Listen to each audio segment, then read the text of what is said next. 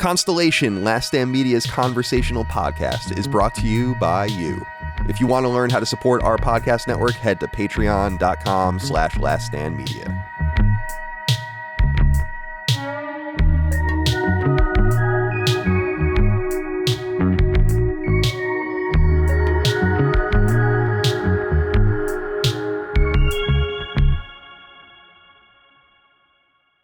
Welcome back, ladies and gents, and everybody, to Constellation, Last Stand Media's conversational podcast. I'm your host, Dagan, Dagster Moriarty.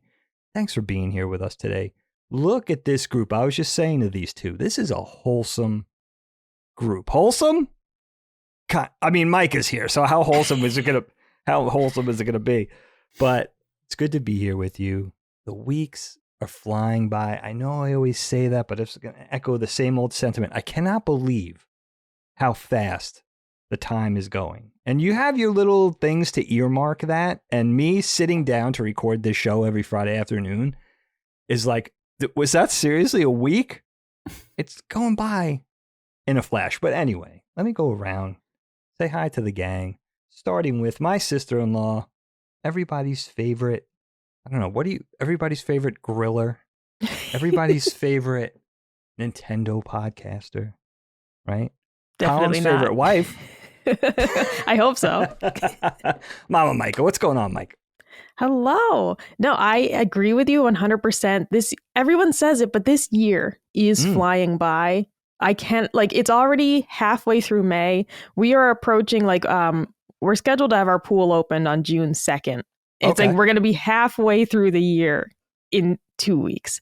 It is just bonkers right now. Everyone says as you get older, the time really starts flying. But I genuinely feel like we just had Christmas and now it's, summer's here and it's 89 degrees. And I really just don't know what happened. I hear that.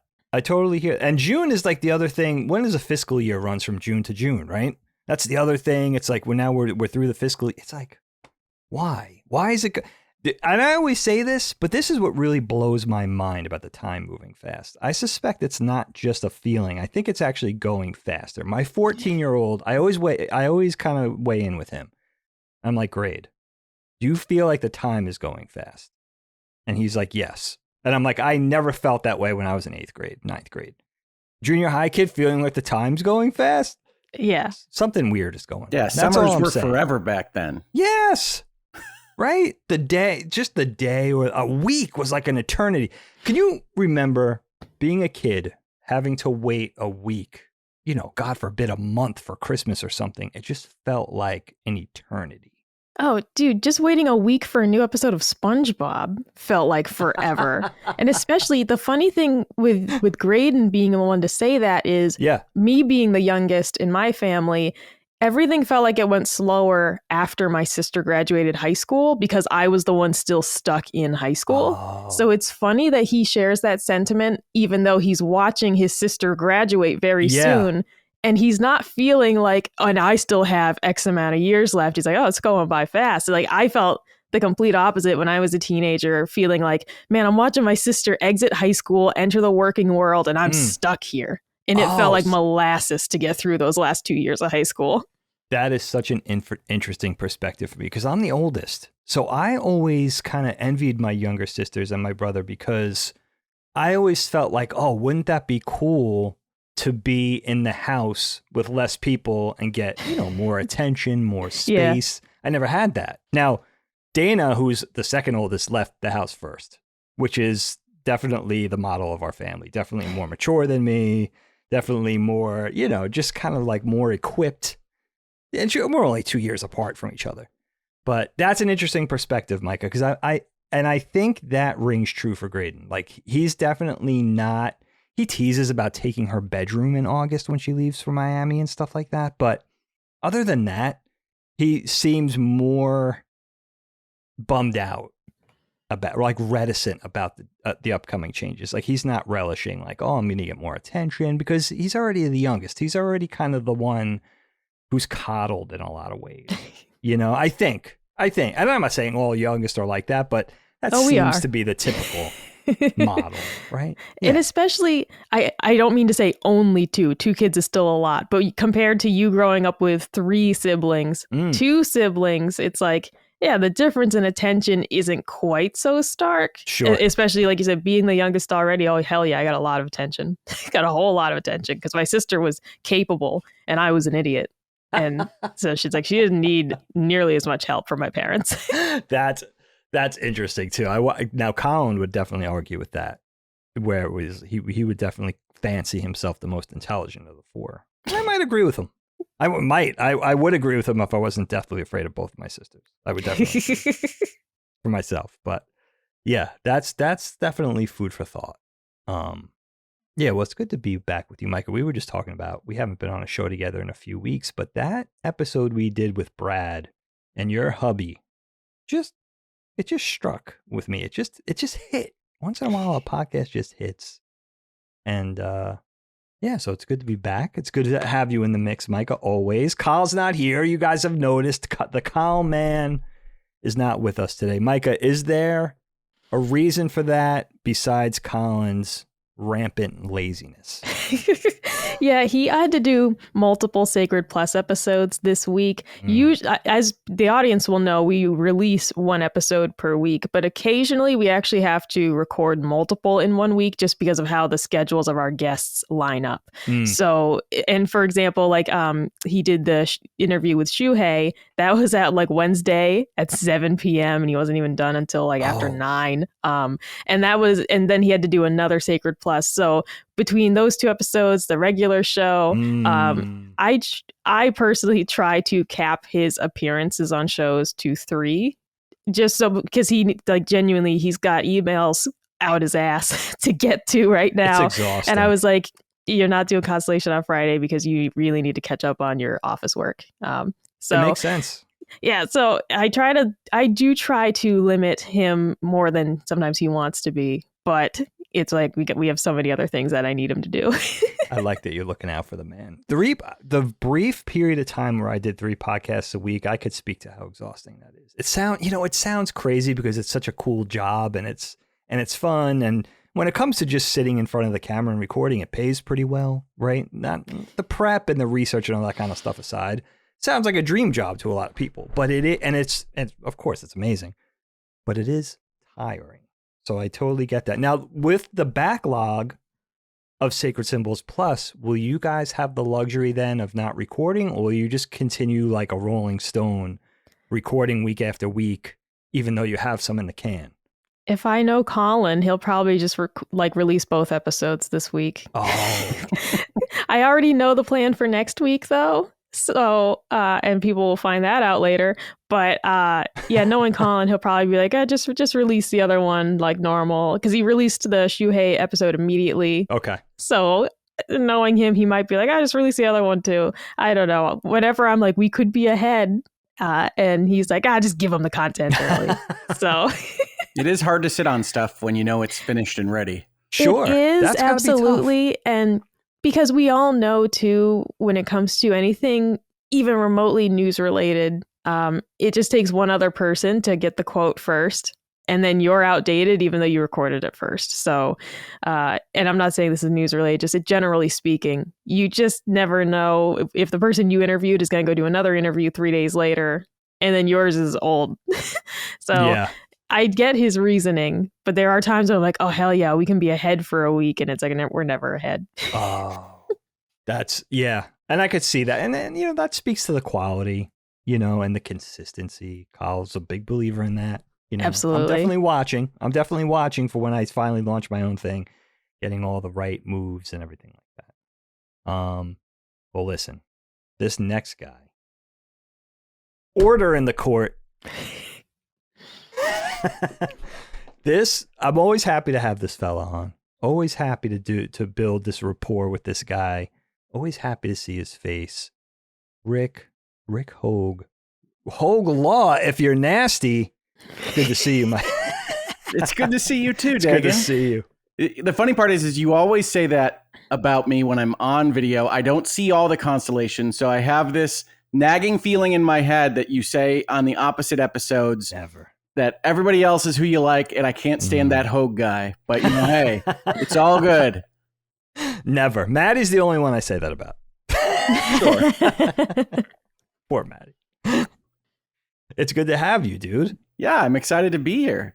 I was hearing Micah talk about Colin's schedule and thinking that I desperately need some kind of office manager because I am always feeling like I'm not doing enough, that I should do another show. I have this weekend alone, like 4 shows lined up that I could do, and I feel terrible about saying to one of them, I think I'm probably going to stretch too far if I take them all, because one, it's wonderful to be invited and to be involved in all these things. Dagan, you're exactly right. It's nice for people to be interested in what you have to say and to get paid either in views or directly in American bucks for these things that we do sitting in front of a camera and talking. And I say this online from time to time, and people give crap to like Twitch streamers who complain about the exhaustion and the level of effort it takes. But I really do finish these shows, especially a Constellation, which is one of the longer shows, and have to go nap and potentially knock myself out for a day or more because these things take a lot. And honestly, I've been apologizing in my community notes on my channel because I've loved doing more stuff here at Last Stand. But one of the things that has happened with my work at the law firm and doing more videos over here is that I have not been able to get up the creative hill to putting a Virtual Legality out or Hangouts and Headlines or any of my other shows on my channel, just because I have to try to pay attention to where my energy is at and make sure I can meet all my other obligations. So no small feat. It's hard.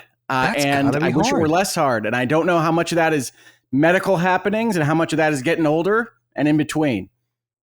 You're doing a bang up job. That's what I was going to ask you though, Hogue, is that you have this juggling act, right? You have the podcast, you have the podcast appearances, and then you have the day job, of course. When it comes to, and I'm just trying to get a glimpse behind the curtain for my own self. Sure. As somebody who wants to endeavor into their own podcast. And, I have a lot to say, and that's building a head of steam with everything that's happening in animation. I'm like, I want to do it tomorrow. But I wonder, from your perspective, how often does it feel... Now, obviously, what you do is a labor of love, right? It's not even your day job, right? But how often does it feel like a burden rather than something that you're genuinely relishing doing, In 2022, which is when Dep v. Herd happened, when I was doing 12 or 14 episodes a week of various things, holy cow, it started to feel like I had to reach for what I wanted to talk about and that maybe I was getting a little bit ahead of myself. And then, of course, had a medical event to end that year. So re-examine, say, okay, maybe I can get my will to do these things, but my physical being is not so happy about it, and try to reimagine what that could look like. The problem I have, and without going too far into like therapy talk or therapy sessions, is that I tend to all or nothing my analysis of what I can do and what I can't do. And so I'll turn it off and say, all right, I'm going to give myself a break and not do videos on this. And I'll see them come in with the topics that I'm looking at online or otherwise. And then I'll build a backlog of possible videos. And then, as Micah said, with respect to the things that Colin is doing and interviews over here, you get to a place in even discussing something like a legal filing or a business news item that you say, okay, that would make a good video. I don't have the space right now. I have to give myself this grace and maybe do it on Thursday. But then on Thursday, the prep is different from what you would have prepped on Monday because there's new news items. There's new changes in that story. You don't want to be out there just yelling and making more outrage for the outrage mob. That's really what gives me so much pause right now, is that I've watched my videos, I've watched my commentary and my quotes go out there and be used for nefarious ends, when really what I want to do is hopefully get more and better information, more accurate information out to people. I don't want to be a part of that internet mob scene. And so I hold myself to a relatively high standard to prep the videos properly. And so I can't really do that with too much lag time between prep and recording. And that's been part of the push and pull for getting something done. I don't mean this as like an apologia for everything on my channel, but I know it comes out that way a lot because I really do feel legitimately guilty about not covering a lot of the things that I have even made note of. This would make a good virtual legality in my little notebook. Yeah. I mean, it boils down to brass tacks, the notion of there's only so many hours in the day as well. And you need time for yourself and for family and for rest and for, God forbid, hobbies and leisure time. Like, that balancing act that we could all relate to. But what I give you guys the most credit for, as having your own shows and everything like that, is just showing up week in, week out, and the consistency and the commitment.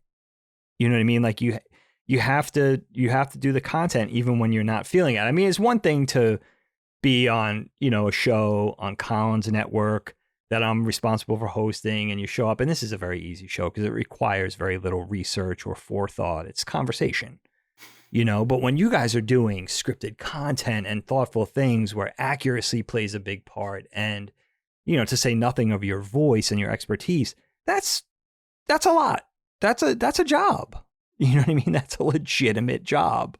It is. It became a second job. It really didn't start that way for me. And I want to get back to it. You even complimenting my consistency is entirely unearned right now. I haven't made a formal video for my channel since the start of March. Okay. So I want to get back to that. But you've been there. You've done that. Yeah, I have like 1,100 videos on my channel right now. Holy cow. But again, I got really high volume for a period there that may or may not have contributed to my medical situation. So I don't recommend it. One thing I have found about myself, especially from 2022, is it's very difficult when you have a platform, a content creation outlet like a YouTube or anything else, when it really starts popping, to say, okay, I need rest right now, even though I know if I went out and talked about this thing, I could potentially feed my family for another week. Like it's hard to get that right. And the law firm pays better than my content creation, but it demands different things of my time and energy than all of this. So it's balancing even there, which is to say, I don't know what I'm doing. I don't know that anybody that content creates knows exactly what they're doing. This is all so new. And I feel very blessed. And we'll talk about this, I think, a little bit more as one of our topics. Yeah. In the people that I have got to talk to about the various things and trials and tribulations that go along with this really weird new 21st century job. Yeah. You know what? That is a good point. We'll put a pin in it because I think a lot of this is going to apply to your topic specifically, Hogue. But yeah, I mean, as content creators, yeah, I'm fascinated by it. And you make a good point. It is the Wild West. Like there's not that many people to model yourself off of yet in terms of, I mean, there's the Howard Sterns of the world and now the Joe Rogans of the world. And you could even, go back to radio and the Ira Glasses of the NPRs and all that kind of thing. And, those people, every example I just named is great for building something off of for yourself. But it is true that, this is a very new thing and a rapidly growing thing, which makes it even more interesting because we're kind of learning. We hit the ground running, we're learning as we go. And that's interesting, I mean, I feel like a little bit, this is weird, but, and inaccurate in a lot of ways, but I feel like a veteran of podcasting in a lot of ways, the fact that I've been doing it since 2017. I mean, that's how new it is. Now, of course, it's a lot older than that, but, I'm just saying as an example, 7 or 8 years into this thing when, it's so new is really interesting. But I could see people wanting to do it. Like if you have something to say, or a passion, an area of expertise, something you want to share with people, whatever it is, it could be anything. The spectrum is so broad, and you enjoy conversation, you enjoy that dialogue. I could totally see doing it. So I feel like eventually everybody who has the desire to be that way or that personality, I think they're going to try to endeavor at some point. Like you think there's a lot to choose from now? Wait another 2 years.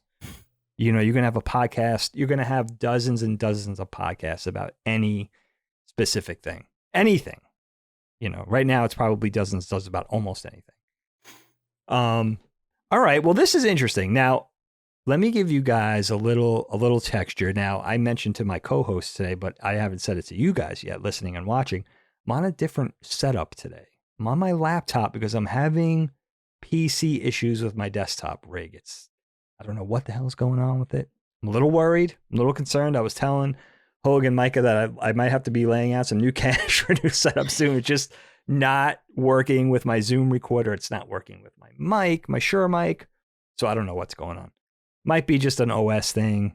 I'll sort it out. But I'm on my laptop today, so that's why I look and hopefully don't sound a little different. And also, it's been a wild morning, and I haven't seen Micah's topic.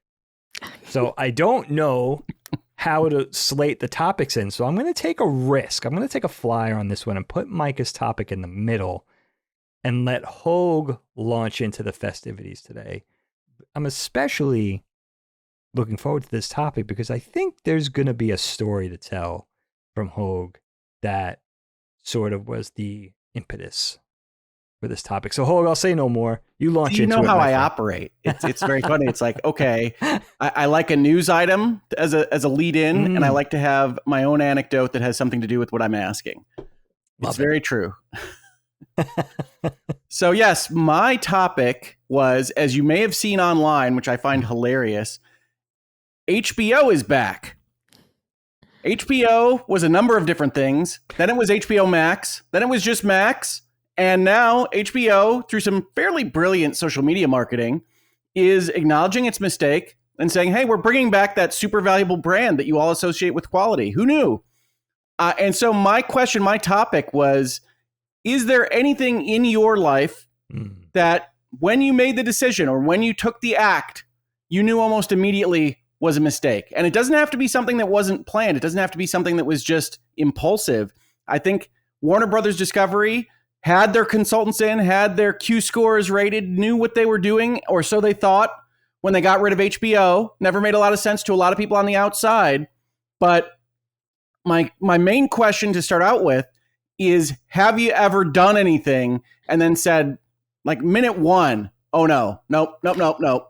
We're going to have to roll that back. And yes, Dagan, as you rightly assumed, I had an anecdote. I had a story ready for this because Hogue Law was not my original spinoff from the land of big law firms. So for folks that don't know my history, I started doing mergers and acquisitions and venture capital at some of the biggest law firms in Michigan. I became an equity partner at the biggest law firm in Michigan, and then almost immediately decided that I wanted to go out on my own, which is its own kind of analysis here. Is that a mistake? No, I wanted to hit that goal and then do something else. But where the mistake comes in, and I think I've referenced this obliquely in various places, is that I left with a partner. Me and a partner at this firm had decided that it was an appropriate time to leave. Okay. And basically from day two, maybe day one of our leaving, it was clear that the partner who had been part of the impetus behind this whole endeavor really wasn't that comfortable with the entrepreneurial lifestyle. And by that, I mean, wanted more of the safety net of getting a salaried paycheck every couple weeks. And that's entirely understandable. It is crazy to just go from, all right, the big law firm is paying me a not insubstantial amount of money every 2 weeks, and I'm going to do what I'm asked to do and hopefully bring in new clients. But otherwise, that number isn't changing and budget around it and everything else to, all right, this whole thing is just us and just what we can bring in. And we don't have any other kind of protective cushion around us. And so it is in my opinion, exhilarating feeling, but it is unusual. I tell people, you live in mild terror at all times that, okay, we closed this deal, we finished this job for this client, and what's the next thing? What are the next two things? What am I doing next quarter? What am I doing next week? And my partner almost immediately said, I don't think this is going to work for me, Rick, and I don't hold a grudge on this. That's okay. At that moment in time, it went from mild terror to extreme terror. It's like, what do you mean? This whole plan revolved around us both having different practice groups and kind of working with each other. So, okay, you want to go back to big law? That's fine. They did. And he's very happy now, I think. But out of that came Hogue Law because I was just then out on my own. And so it was very, very quickly apparent that even though we'd planned, even though we'd done everything possible that we could think of to be ready for this, and we took a year leaving our firm and getting the new firm ready and getting a space ready and having everything ready to go, it was still not enough. And so Max became HBO Max very quickly in the form of Hogue Law. Wow, that is absolutely fascinating. Yeah, and that, what you did too, to me, just takes so much courage. Just to kind of leave the money on the table, not to sound inhuman about it, but that's just a fact of life. You say courage, some days I say stupidity. It really depends on how my mood is. I get it. It's like, what was that salary, Rick? What are you doing? Dude, what are you doing with your life, man? I totally get it. Now, do you have a preference on which way you launch this topic to either Micah or myself, with any added texture as well? Who should pick up the baton here?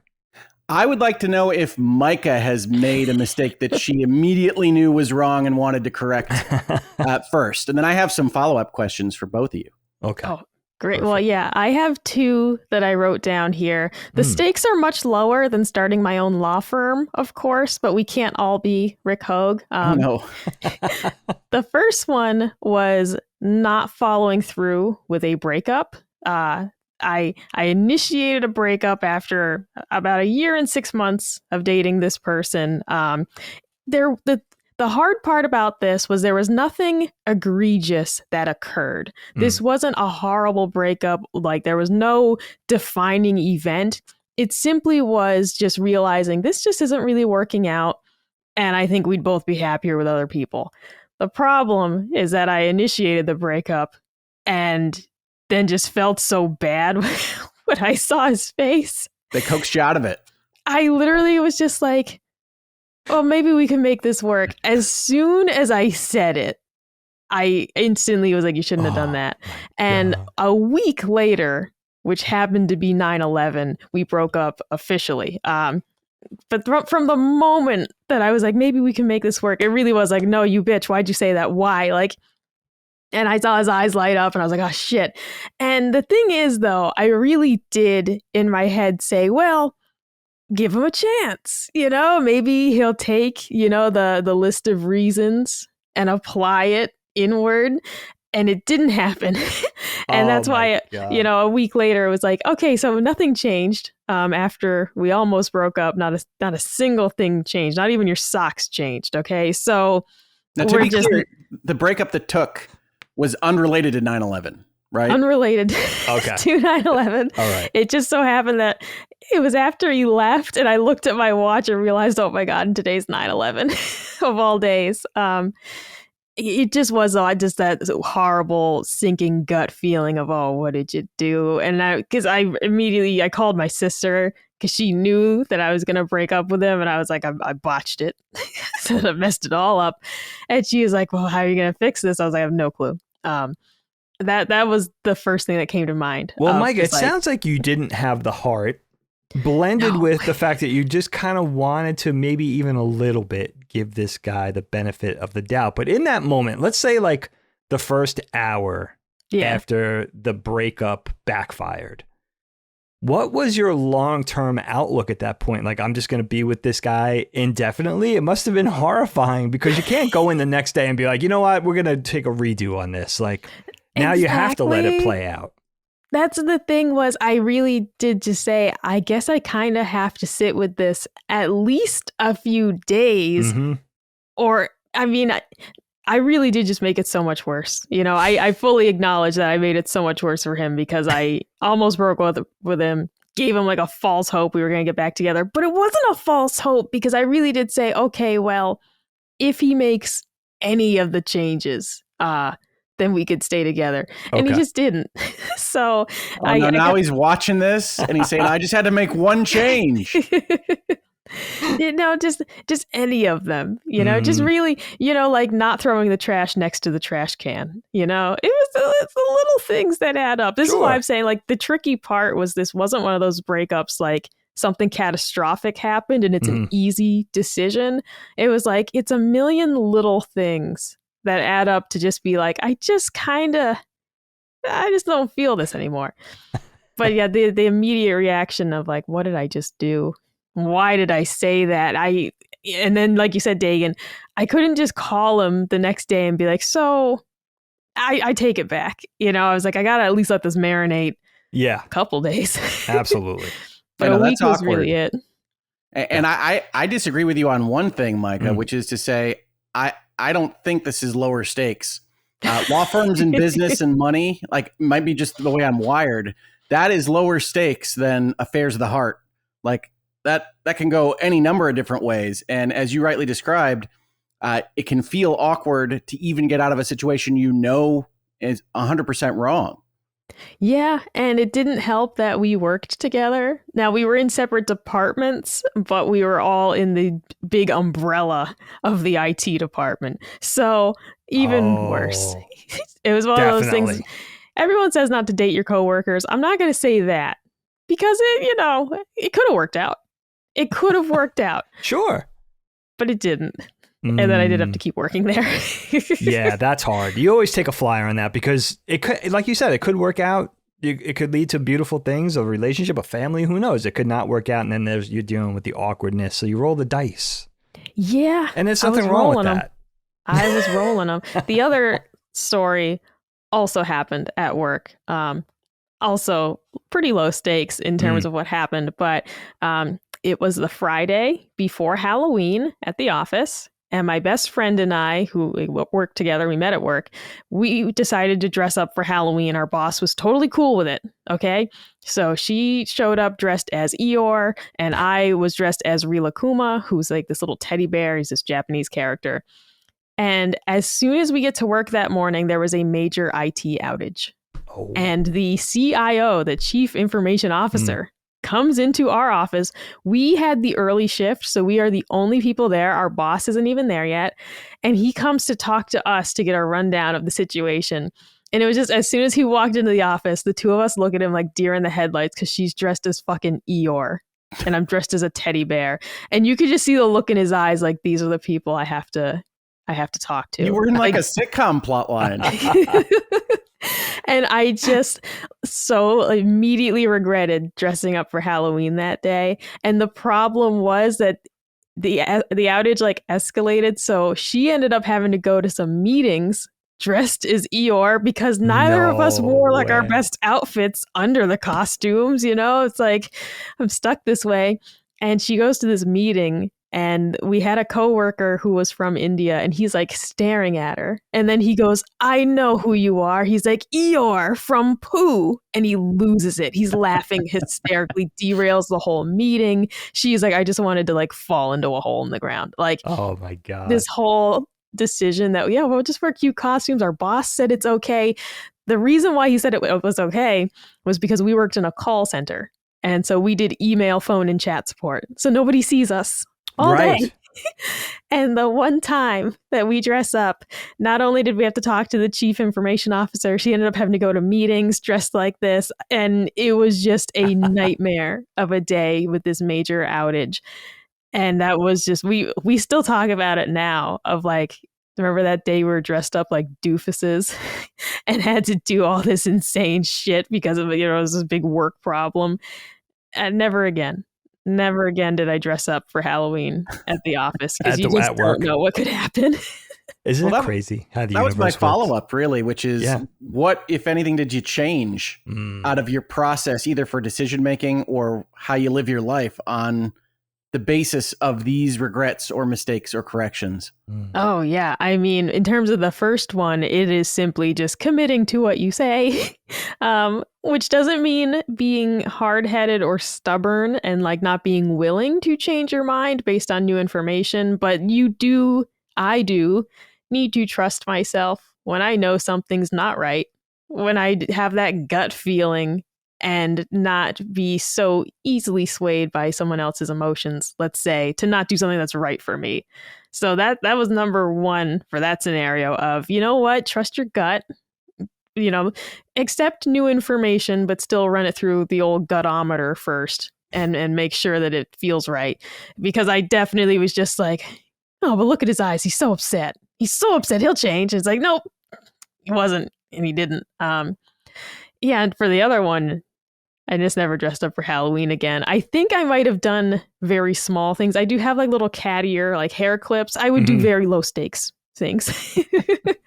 But never again did I show up dressed as a teddy bear for the whole day and be stuck that way. You're traumatized. I mean, you weren't expecting to see anybody on any given day, let alone somebody that high up the totem pole. I worked in that office. So I started working there in 2017. Obviously, in 2020, things shut down and we were sent home. But I had met this man, the CIO, in the 3 years on site that I was there. I might have met this guy 3 or 4 times. Wow. All right. I'm there full time, 5 days a week. I saw that guy a handful of times, including the Halloween incident. So it really was like, no, the people who would usually pop into the office, it would be like the lower level managers who might need something from my boss, like, or they might pop in to just be like, oh, is your boss in here? But oh, he's, in this room. I was definitely not expecting to see essentially the second ranking guy in the whole department, second only to like the president of the IT office. Like I really wasn't expecting it that day. Yeah, maybe an odd rando, but definitely not somebody who was of any importance. You know what though, Micah? You have too much trauma over it. You have to let the trauma go. You have to go back to dressing for Halloween to just say, so be it, Corporate, CEOs and CIOs and CCOs and everything else, like, be damned. Like, I'm going to dress the way I want. Now it's not an issue, but here's the good news. Now your job is right from your little office, right? I'm looking at right now. You could just do whatever the hell you want. It doesn't even have to be Halloween. Absolutely. Right? Oh, no. The best part of working from home is the, business on the top, pajama pants on the bottom type deal. Like that's the absolute best part. You guys have no idea what's going on down here right now. I could be completely nude, and maybe I am. You could be. That's the truth. I hesitated to ever make this joke because there's no one I can direct it at. Like, and you guys are familiar with what was that guy, Jeffrey Toobin, the like news anchor who? Oh yes. Oh yeah. And it was just like, if that ever happened on Last Stand Media, who would be most likely? But we can't answer that. We can't say, Rick, I know legally I can't answer that, but it's one of those questions I'm not going to say I've never considered. Oh man, what if that happened? But we're not live. So for that to happen, it'd have to get by the people around you. It'd have to get by Dustin editing it. It would expose a bit of the process, not just on camera. I say objection overruled. I want to know who. No. If I may approach the bench and other lawyerly things like I could say, I think I know in my heart who I think it could do that. I gotta tell you, all things being equal, I'm thinking of the entire crew of Last Stand Media. I give even odds on just about anybody in this company. Just strictly doing it for the meme of it. Yeah. I will tell my wife. That's a beautiful thing. Yeah, Mike, I want you to get over that trauma. That's so unfortunate because it's like one of those things of the universe. Just, it's when you feel like there's a sense of humor out there. Like, what were the odds of that?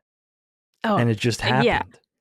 Well, especially because we're just sitting at our cubicles and so like we have like kind of high walled cubicles and like, so he pops his head in and he's like, hello. And then we both stand up and that's what we're wearing. And it really was just like, and you just showed up at the daycare center. You thought you were showing up to see your employees and this is what you walk into. I love it. Do you have a photo of this? I feel like it should be the thumbnail.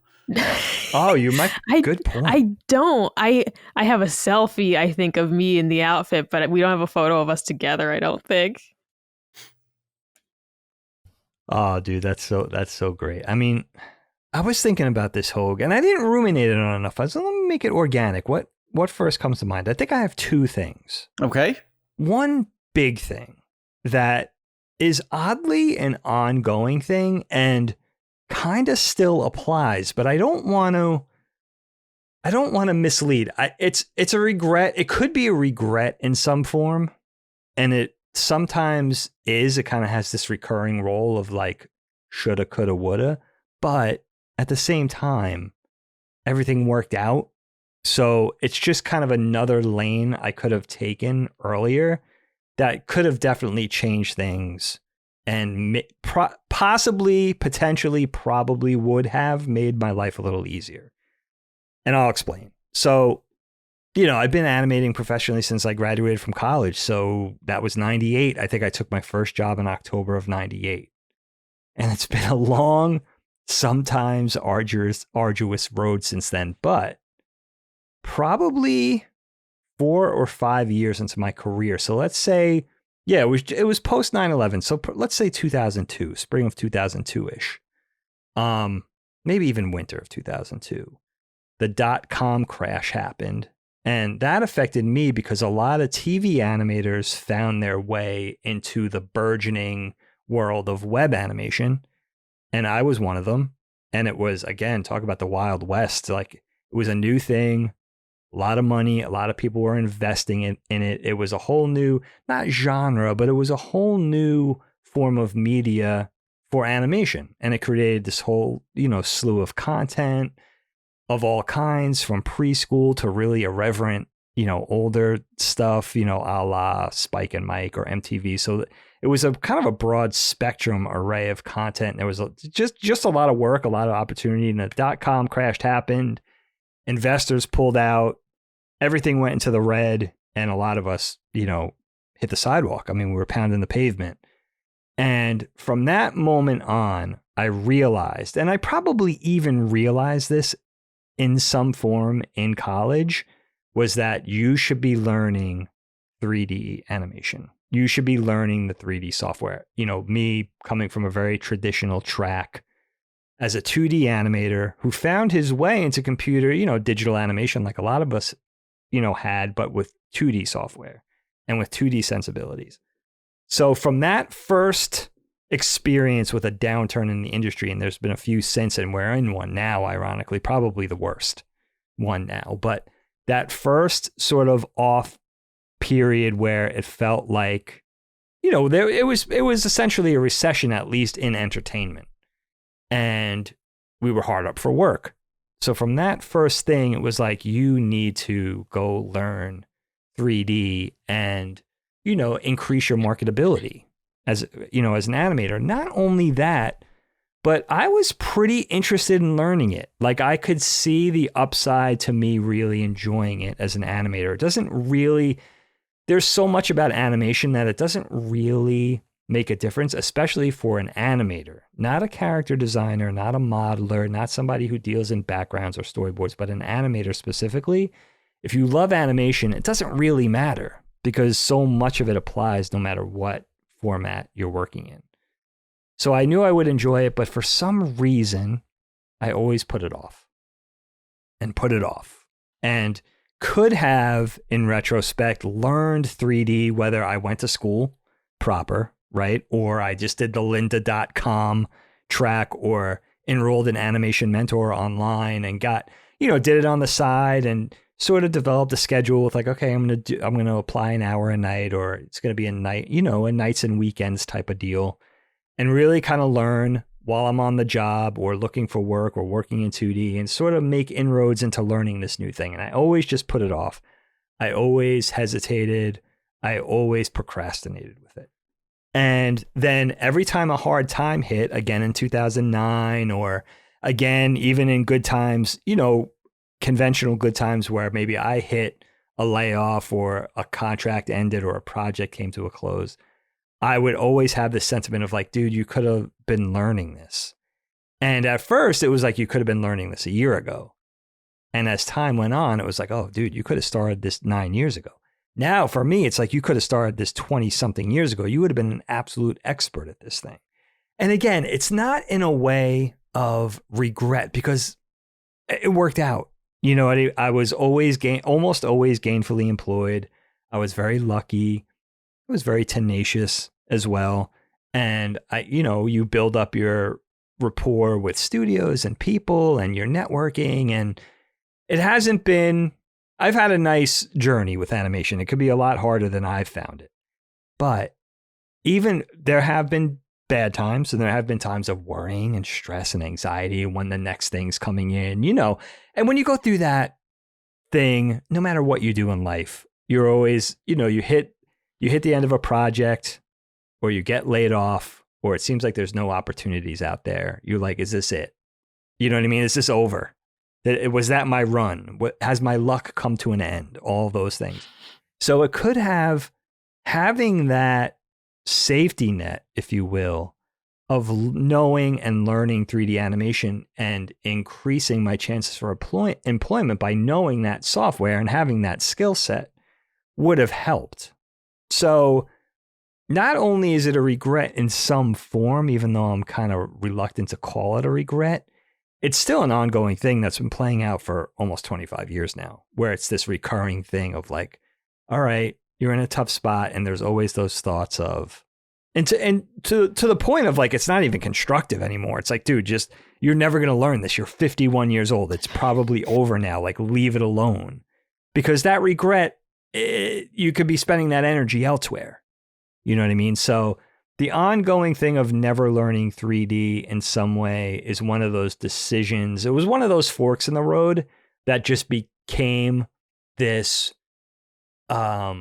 occasional fork in the road that just kept happening from time to time that I just never committed to. I just never saw it through. And there were times where I was like, I would just be like, all right, we're doing this.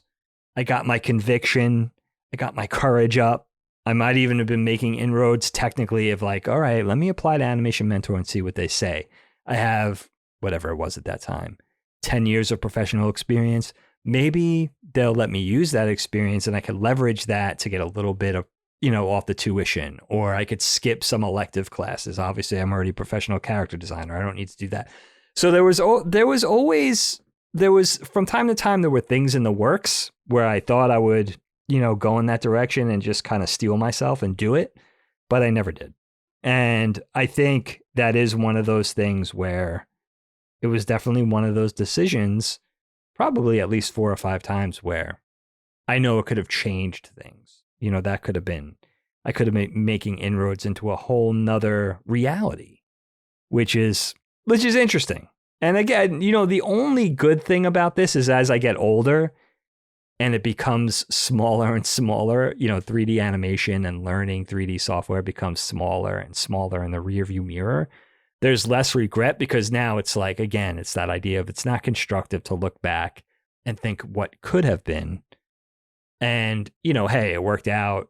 You helped support the family. You managed to pay the mortgage. There was always a project. There was always somebody thinking of you. Very fortunate in a lot of ways with that. But, it is interesting to think, like anything in life with any of us, no matter what we do, whatever we're dealing with, is like, wow, I wonder what that could have been had that scenario played out.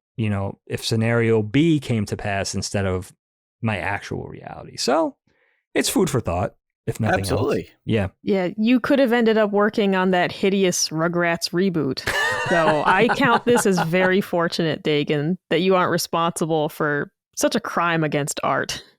There was that like very telltale, not positively looked at era, like the VeggieTales era, where it was still 3D was still in its infancy.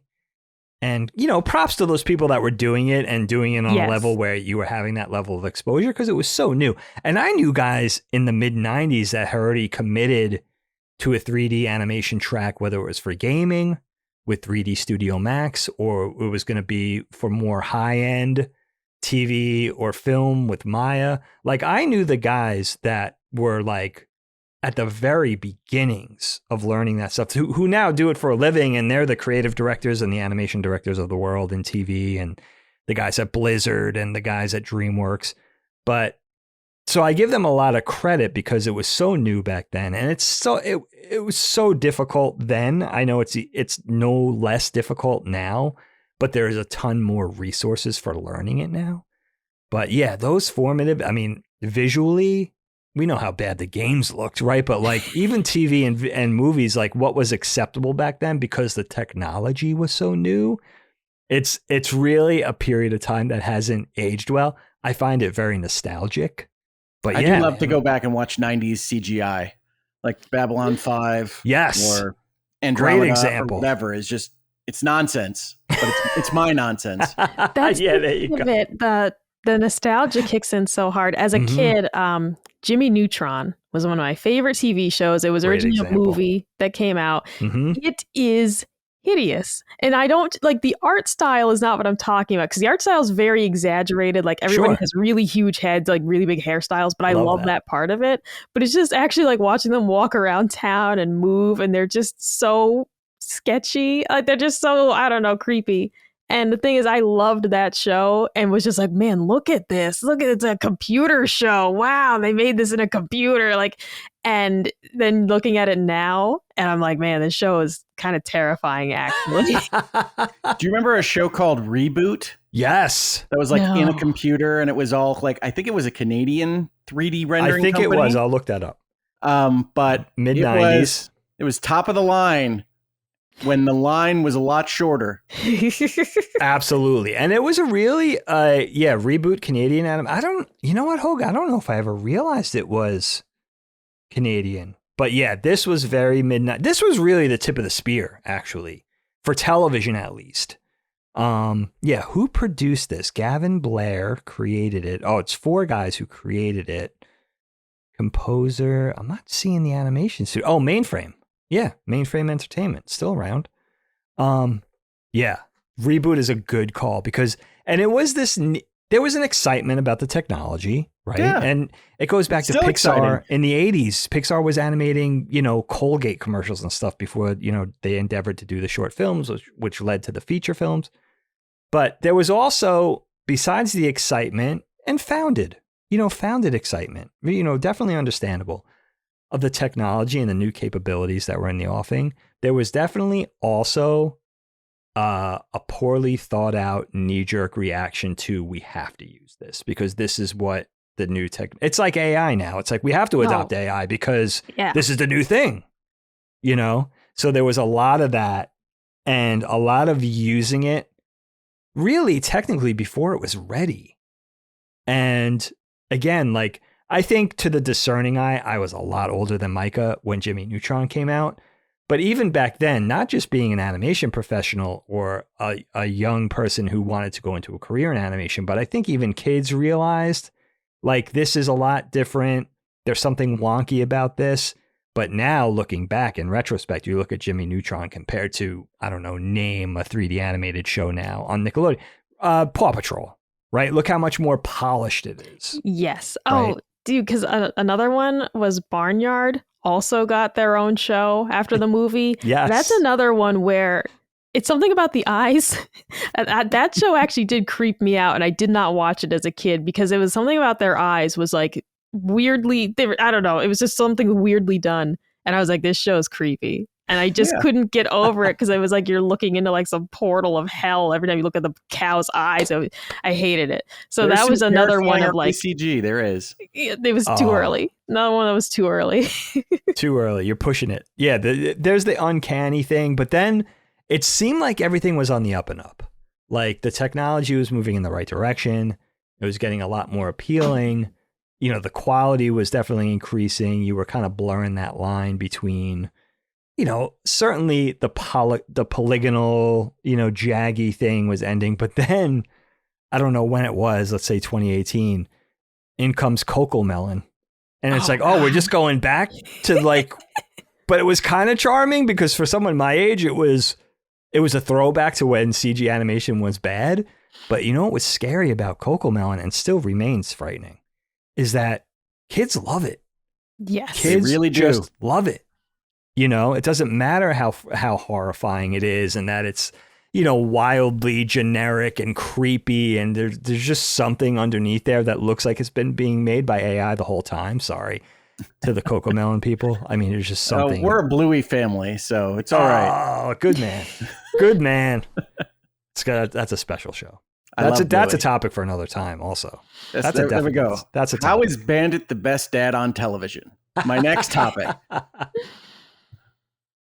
I mean, the other thing, again, related to 3D animation that's been interesting for me is that there were probably also opportunities where I could have left television specifically and veered into not so much feature animation, because that's a really tough racket. Not only do you have to be the best of the best, I feel, to get into feature animation, because you're dealing with the biggest budgets, you're dealing with the most high profile projects, you're dealing with the best teams generally, right? But there was probably a point of time where I could have veered into gaming and stayed there, and I didn't. I chose not to. And that's more of a regret to me, because again, that's a whole nother discipline. Creating content for gaming, I don't even care if it's 2D, 3D, platform, PC, mobile. It doesn't eat slot machines. It doesn't even matter. There's an inherent challenge with creating art and animation, content, although I hate that word. Creating content for gaming, it operates on a whole nother level of thoughtfulness, where you're dealing with the interactivity, you're dealing with everything playing into itself and coming full circle. Like, when you animate a character, it's got to work with every other set of animation that you create for that character in a cyclical fashion. It's all got to resolve back to the same default idle. And there's a whole level of complexity dealing with gaming, especially with animation, which is the language I really speak, where I really give it a lot of credit, because there's a inherent luxury with creating stuff for television and films and even web content, where you're not beholden to any of those rules. You could just do things as a one-off. Nothing has to resolve back into itself. It doesn't have to play into the whole picture as far as working, where everything has to work. You're just creating a film or a TV show where you're playing out a story. It doesn't have to come full circle back to this environment or, this set of rules that are going to lead to the interactivity and how the game plays with the physics and all of that sort of thing. And I think I would have really enjoyed that. I think that would have enjoyed to the other. I think that would have kind of played to the other side of my brain, which I do like engaging from time to time, believe it or not. So again, two not overly compelling things about my career, but things that have definitely applied, and especially, the first thing that I went into, which has been sort of an ongoing theme, not just for me, but a lot of guys and girls that came up in my generation, like the Gen X specific people that broke into animation, just as CD-ROM games were getting really popular. So it wasn't just television anymore. Our mentors, our younger mentors, were the ones creating the stuff in the early to mid 90s, Animaniacs, Tiny Toons, that sort of thing. And as I was coming in, CD-ROMs and video games were becoming the big thing. So we had a whole nother avenue of employment, basically, because this whole nother technology was blossoming. But that was, I always decided to stay with TV, which of course became now we call it the subscription services. It's essentially TV, right? We're doing things for the Netflixes and Apples and Hulus of the world, Disney, all that sort of thing. But yeah, I think for me, that was the first thing I thought of when you sent the email, Hogue. And it's been an interesting journey, because there's still regret, but the regret isn't really monetary or career based for me anymore. It's more the fact that it's something that I could have enjoyed, that for whatever reason, I don't want to say I robbed myself of it, but for whatever reason, it just didn't work out, or ultimately it didn't go in that direction. Yeah. No, I like your answer. It is not what I was thinking of, which is this kind of road not taken kind of concept. I am very empathetic to the story about not having necessarily the right skill set, or not going into the road that would lead to more possibilities with a different skill set, because I so often get emails and client requests and solicitations that are outside my practice area. And I say, oh, I really should have learned X better, so that I could say, yes, I can do that. Absolutely. I can take care of you right now. And part of my job is to know what I can learn on the fly and what I can't. And that's a tricky thing as it is. But yeah, when I look back and say, well, maybe I should have learned more about registering intellectual property, because I still have to refer that out to a colleague when I could keep that in-house. I could maybe say, yes, I can handle that for you, Mr. or Mrs. Client, a little bit better. And I think that's something that you always kind of concept out in your head for whatever career path you're on is could I have done something differently here? Could I have learned something else here? Especially if you start to get that same request over and over again, whether over the course of years or in a rapid fire context. And right now, as you rightly suggested, part of that is AI. Like, what can I do with it? What should I be doing with it, especially as a professional? There's a lot of that figuring out in the offing. It's very interesting, Hogue. I mean, like the way from animation to law, I'm sure that idea could apply to a lot of career paths. But you know what's also something that occurs to me as you're talking is that I don't know if it's more of a personality thing or just my outlook, but I definitely have this embedded notion of I'd rather be, it's that jack of all trades, master of none thing. Like I'd rather specialize and be an expert in a few things rather than have this broad set of knowledge that I'm mediocre at. That was always my outlook with everything. It's like, I know I'm a good character designer. I know I'm a good animator. I don't really want to do storyboards. I don't really want to design backgrounds. I probably can better than the average person, not better than the average professional. But it's like, I just want to, I think that was also the thing that hindered me from 3D. It was like, well, I'm already an expert at these things and I already enjoy it. Like, how broad do I want to make my skill set, and how thin do I want to spread myself and take myself away from those other couple of things? Because again, that idea of there's only so much time in the day, there's only so much time to develop new skills compared to honing existing skills. So that's a I don't envy that challenge. That's a hard decision. I hate this. I hate this transition entirely. I will just put that out there into the world. That transition from you have so much potential and what are you going to do with your life to, okay, it's a little bit solidified and you can only do so much from here. And maybe you've made mistakes and not gone in the right direction, or maybe you had a medical event, whatever it might be. And I don't say that as someone who is a pessimist. I'm still an optimist and I'm still looking forward to the future and all the possibilities that it affords. But there is no question that as you go through your lifespan, that flips over at some point from it's all ahead of you to it's mostly ahead of you. It's really not ahead of you. And I don't love that. Yeah, actually, Colin and I were just discussing this yesterday because we were talking about how back when I worked at the IT office, I was considering finishing my degree. I had an associate's. I was considering doing the final 2 years of a bachelor's. It was going to be for project management. COVID happened literally when I was about to apply to this school. And luckily, I didn't do any of that because it would have just all been for naught. But it is one of those things of, in terms of furthering a career, it was the right move. The reality, though, is it's absolutely not what I would have really wanted to go to school for. But you're looking at it and saying, okay, well, I'm already this old. Do I want to start a brand new 4-year degree? Do I want to start a brand new career at this age? Or do I want to take the safe bet and just stick with what I know, but try to go further? And it's one of those things of like, no, you're never truly too old to learn a new skill. But I said to Colin yesterday, but I am too old at this point to go to medical school.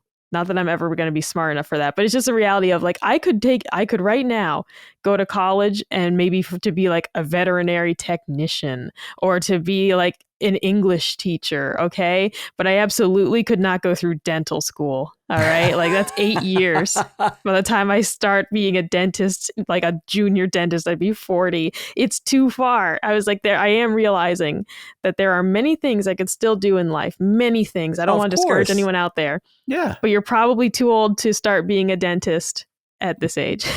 You're just, there are limits to what your, like the plasticity of your brain starts kind of going down a little bit. Like they're just, I realize my limitations.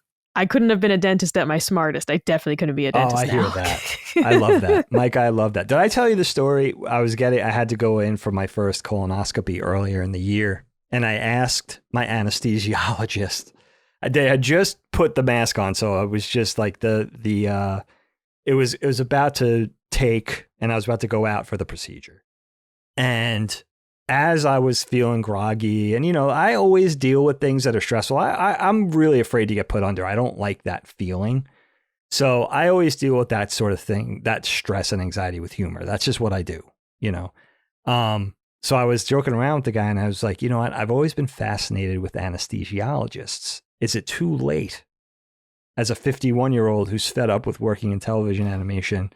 And he was like, it's absolutely too late. Apparently you need more medical school than some doctors with an anesthesiologist.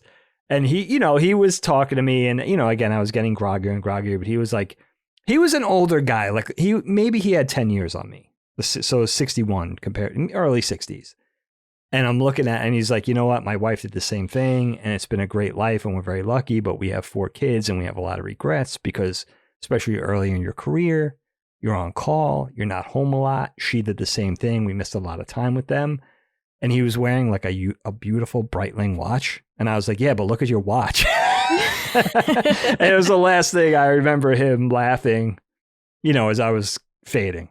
But that's the thing that you're dealing with. There is that notion of it's never too late, but then also reality. That was the big thing with me.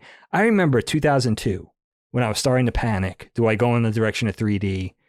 I have to make myself marketable. I have to branch out. I remember being in a Borders bookstore and reading like a Maya for Dummies book and being like, all right, I think I get the hang of this. Interface is really intimidating, but let me see if I could, kind of jump into this world, be brave and not doing it.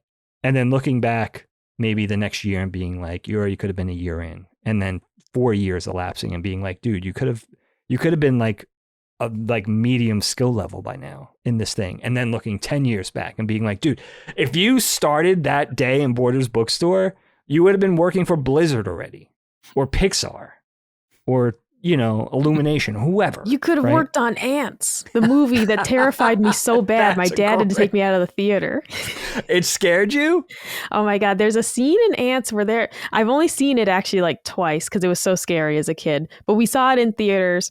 There's a scene, I think, where they're at like war with some termites or something. And it was so intense, largely because of the 3D. And my dad had to take me out of the theater while my mom and sister stayed in. And I don't even remember if we went back to watch the rest of the movie or if we just hung out in the lobby till it was over. I was just like freaking out at what I was seeing on screen. Like it was way too much for my kid brain to handle. I was good because then it's like, did A Bug's Life come out after Ants? Because that movie was phenomenal. No, that's what I wanted to say to you. That was a very, and we'll talk about this on the animation podcast when I finally do it. That was a very regrettable period where, Pixar, for instance, would have A Bug's Life coming out. And then DreamWorks would retaliate with Ants. So it'll be, we'll do a movie about a bug. We'll do a movie about a bug. We'll do Monsters, Inc. and we'll do our monster movie. But the thing is, it's so insidious because you don't create these things in 2 weeks. No. Like you have to have the background knowledge years out to know your competitor's working on this. So we're going to work on this and then we're going to compete. We're going to have them in the movie theater at roughly the same time. It was such a shit, and nobody thinks about it that way. Like it was such a dark period for creativity where they were just trying to outdo each other on the same front rather than just saying, we're going to do a great movie organically. Doesn't matter what our competitor is doing, and thank you, Jeffrey Katzenberg, who just launched an all AI animation studio or invested in it with the goal of replacing 90% of the animation workforce. Before DreamWorks was even formed, animators were making this guy a billionaire at Disney when he was partnered with Eisner. So now he's just abandoning all that. Fuck loyalty.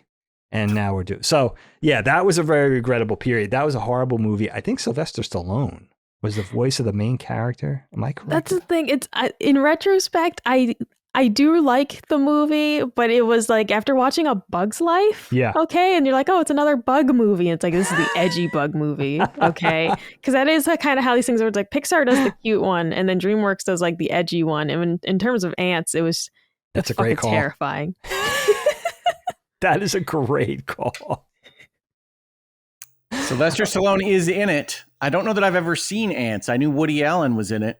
Yes, it was another. Yes, the thing that's right. was, I mean, I do remember distinctly my parents being excited for a lot of these kids' movies because of the cast. I think it's the movie We're Back with the dinosaurs in it. And I remember them being really excited because of who had the lead in that. And now I'm blanking on if it was like John Goodman or something. Okay. But, okay. Oh, yeah. It might have been John Goodman. Should I look that up? Yeah, it was John Goodman. Jay Leno was in it. Martin Short, Rhea Perlman. Like, Walter Cronkite was in it. These are the movies I remember my parents being excited to watch with us because it was like this star-studded cast. Julia Child was in it. My mom loved Julia Child, and she's in that movie.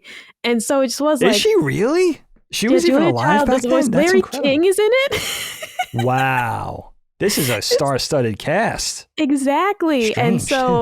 And so, kind of similar with Ants, because We're Back came out the year I was born. So we had the VHS, and I remember my parents really liked watching it with us, but that's not when we saw in theaters. Ants, we actually got to see in theaters. And I remember them being just as excited for it as we were, really. But this was when, like, we got kids' movies, and we're like loading them up with actors, and it is very different. That's incredible. Wow. Yeah, that's such a regrettable time. I felt I was very early in my career at that time. So, I was paying very close attention to what was going on in the world of animation. And I remember being so frustrated with the general consensus of like people just not paying attention to that. It's like, why are the big studios copying each other like this? And then people not realizing how labor intensive animation, like those movies take years to make. From inception through visual development and all that. I mean, you're talking years, many years. I mean, production is years, let alone pre-production. So yeah, that's a great call up though, because it's exactly what we're talking about. The counter programming has always struck me as weird in movies. I usually think about it as Armageddon and Deep Impact. Mm-hmm. Yes. It's like, why? Don't do that. Why? But yeah. And in terms of voices, I totally understand what you're saying, Micah, about people actually going to see animated movies for those voices. I personally have always disliked being able to put a face to the voice of whatever character I'm watching. I really just want it to be the character. And so I don't love that top end. And even in video games where I have learned from public appearances what Nolan North and Troy Baker look like. And you can see it in their mocap and you can see them actually performing the roles. Yeah. I don't love that as much. Yeah, it depends on the person. There are some voice actors I get so excited when I hear them and I'm like, oh my God, it's him. Because sometimes they just have like a twinge that it's like the voice is different, but you can hear it. It's like, no, that's definitely this guy. But it does at sometimes break you out of it. Like I definitely playing Claire Obscure right now and not recognizing any of these voices. And it's nice though, because they truly are. These are just the characters as themselves. I love that. I don't know what any of them look like. They're just themselves here. But absolutely, when you're playing a Troy Baker game and it's like, well, we all know what he looks like because he's very, very famous. And we've all seen him at award shows and numerous things and podcasts. And it doesn't detract from his work, but it still does bring you out of it just a little bit. He's incredibly talented. You can tell that from Indiana Jones. I don't want to take away from him. It's just when he's using that Joel voice, which he uses in a number of games. Sure. You're like, okay, it's a Troy Baker joint. Let's go. But I can sometimes see your face in the cinemas. Yes. Oh no, it's the voice of Krillin from Dragon Ball Z is also does a voice on One Piece, and he does change the intonation's different, but it's just obviously him. And it's just kind of like, that's his voice. Like that's the voice modulated a little differently, but like that's that guy's voice that he does. Excellent characters in both shows, but it does just immediately come through of like, that's him. Now, Micah, I have to say I'm immediately amused by you using Expedition 33 as your example of voices you don't recognize. Because that's got freaking Gollum in it. It's got Clive from Final Fantasy 16. It's got freaking Daredevil in it. So I have not played Final Fantasy 16. I do know who that is, but I've not played it, so I have no idea what he sounds like. It's fair. And I've never seen Daredevil, so I don't know who that is either. Gustav is Daredevil. Mael is Shadowheart from Baldur's Gate 3, but if you didn't play that, that wouldn't jump out at you. I did not. Yeah, for me, these are all new people for the most part of like, yeah, I didn't recognize any of them. Wow. And it is just like, oh, this is quaint because we do for the most part. And it's good. It's good to see people continue to get work. But we do see a lot of repeat. When you look at somebody on like, there's a great website that's just all voice actors. And like you look at their like filmography and it's like, this guy's done 1,000 things. And he is just like schoolboy number 3 in this show. And he's the lead in this show. But like you hear that voice in pretty much every anime available on Funimation, let's say. Right. Like every single anime on Crunchyroll, this guy's in it. I love it when they break out and it's like, okay, there's the star role and you can see him in everything else. But before that, it's all assorted voices. Yeah. Oh, yeah, exactly. Mailman number 4.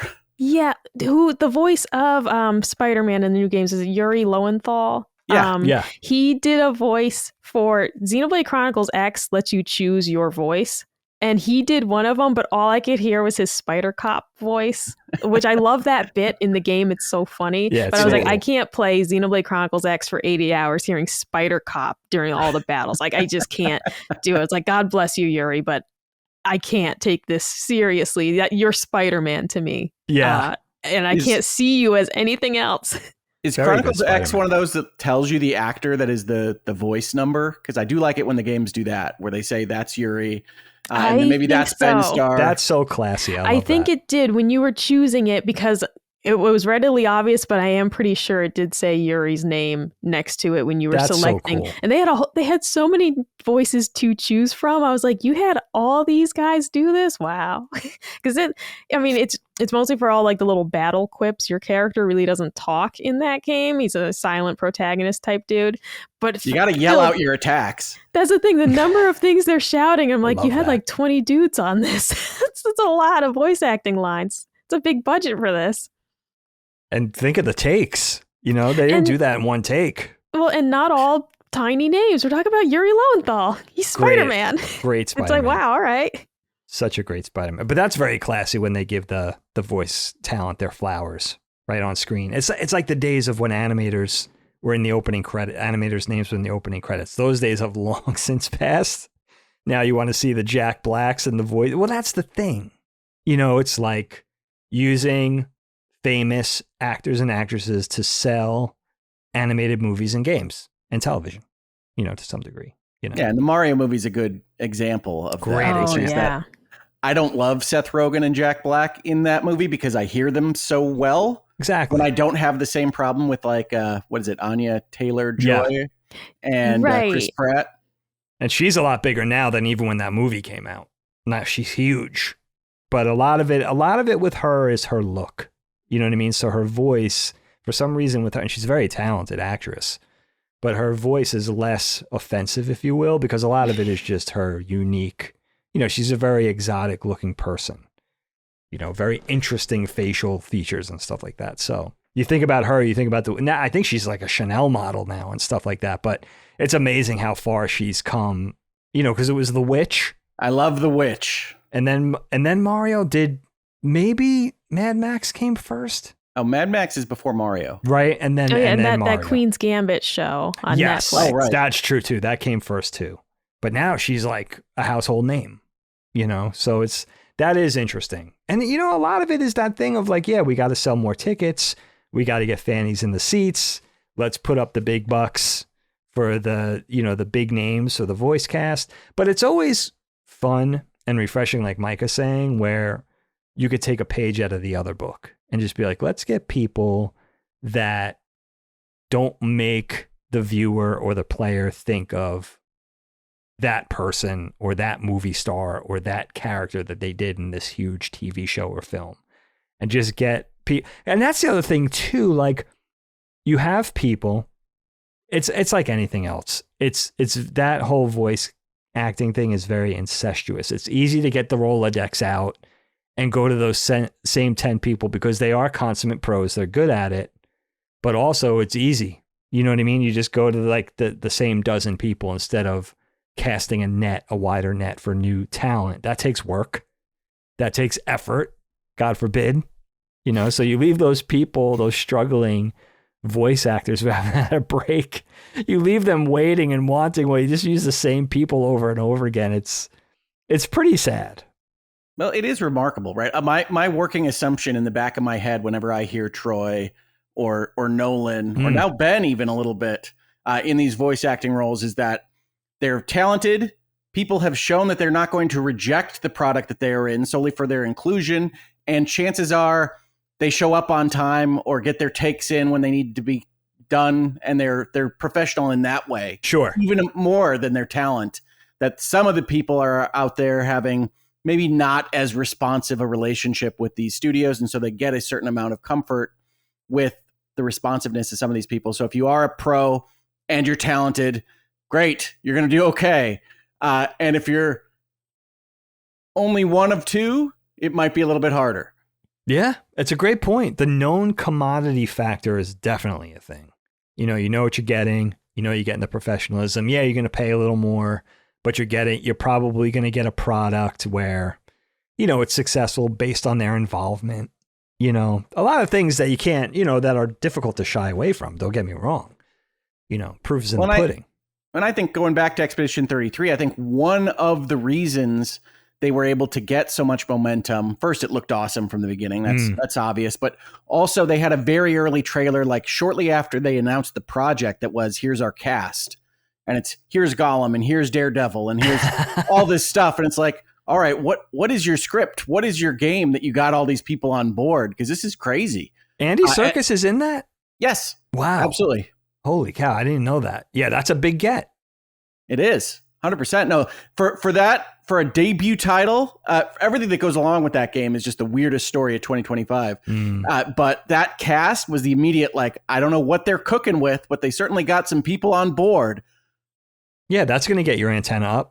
It's like Andy Serkis is involved. Like, this guy is like one of the most famous mocap people. If the project must be good, if he wants to be involved with it, there's that thing. This is someone who never has to work again. Presumably, maybe he has a horrible gambling problem, and I don't know that. Because it's what happened with that Bruno Mars guy, and it's like, what do you mean this guy's like $80 million in debt? Or gambling. Poor Wesley Snipes. Yeah.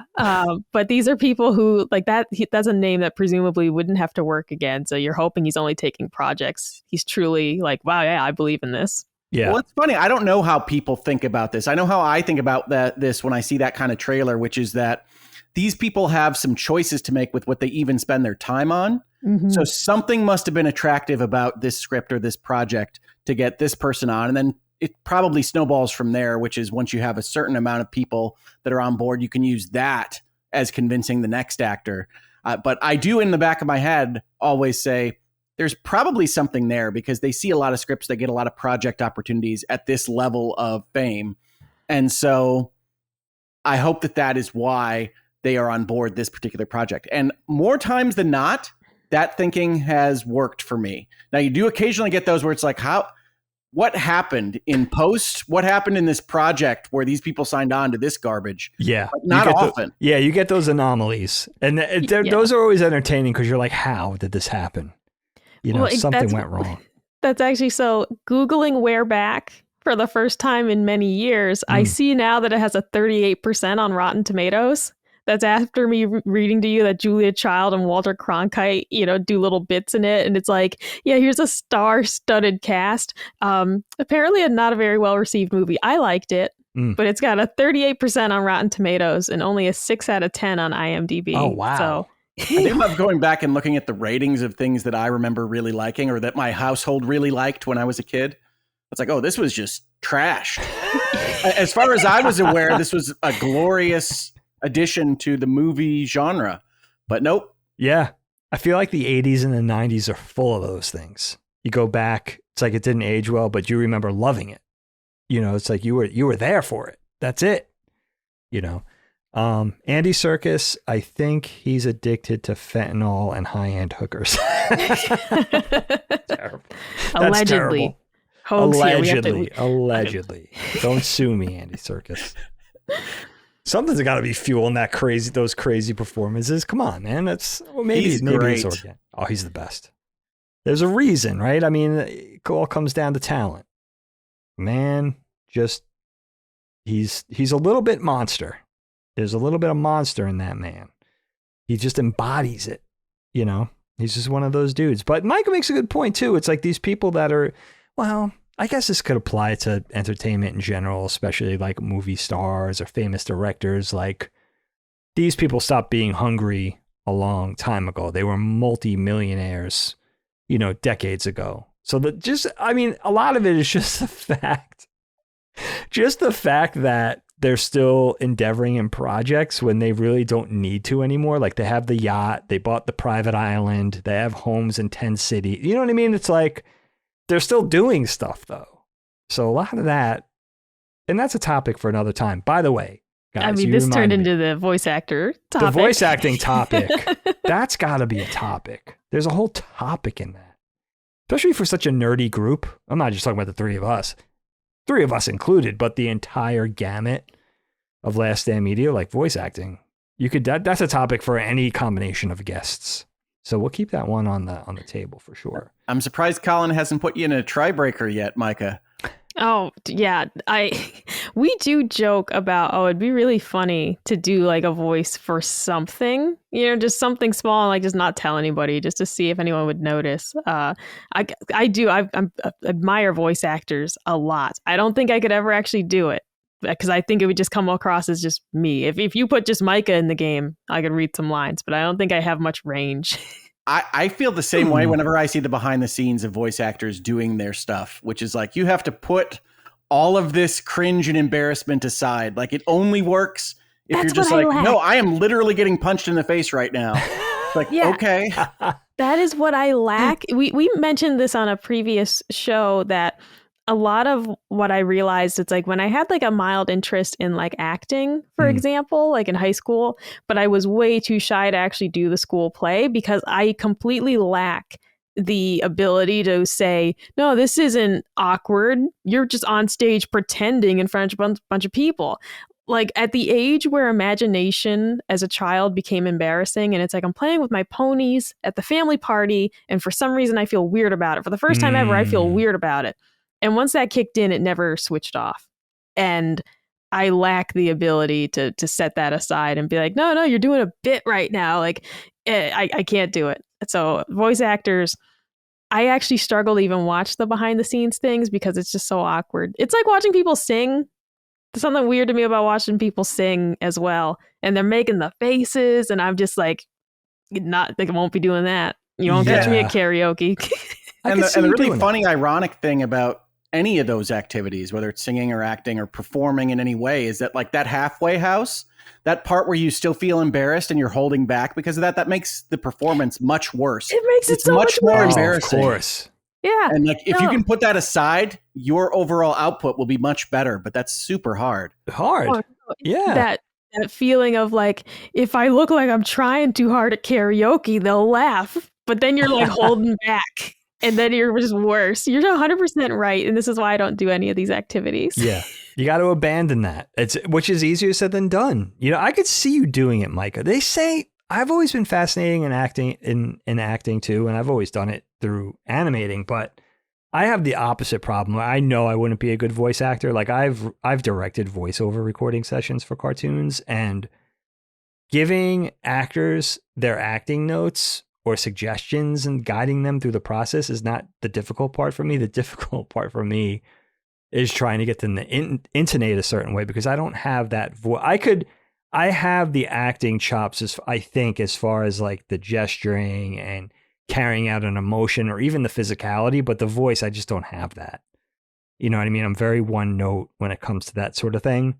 So that's been hard to direct voice acting sessions for cartoons because you have to lead them in like tone, the range, the volume, the accent. I can't do an accent.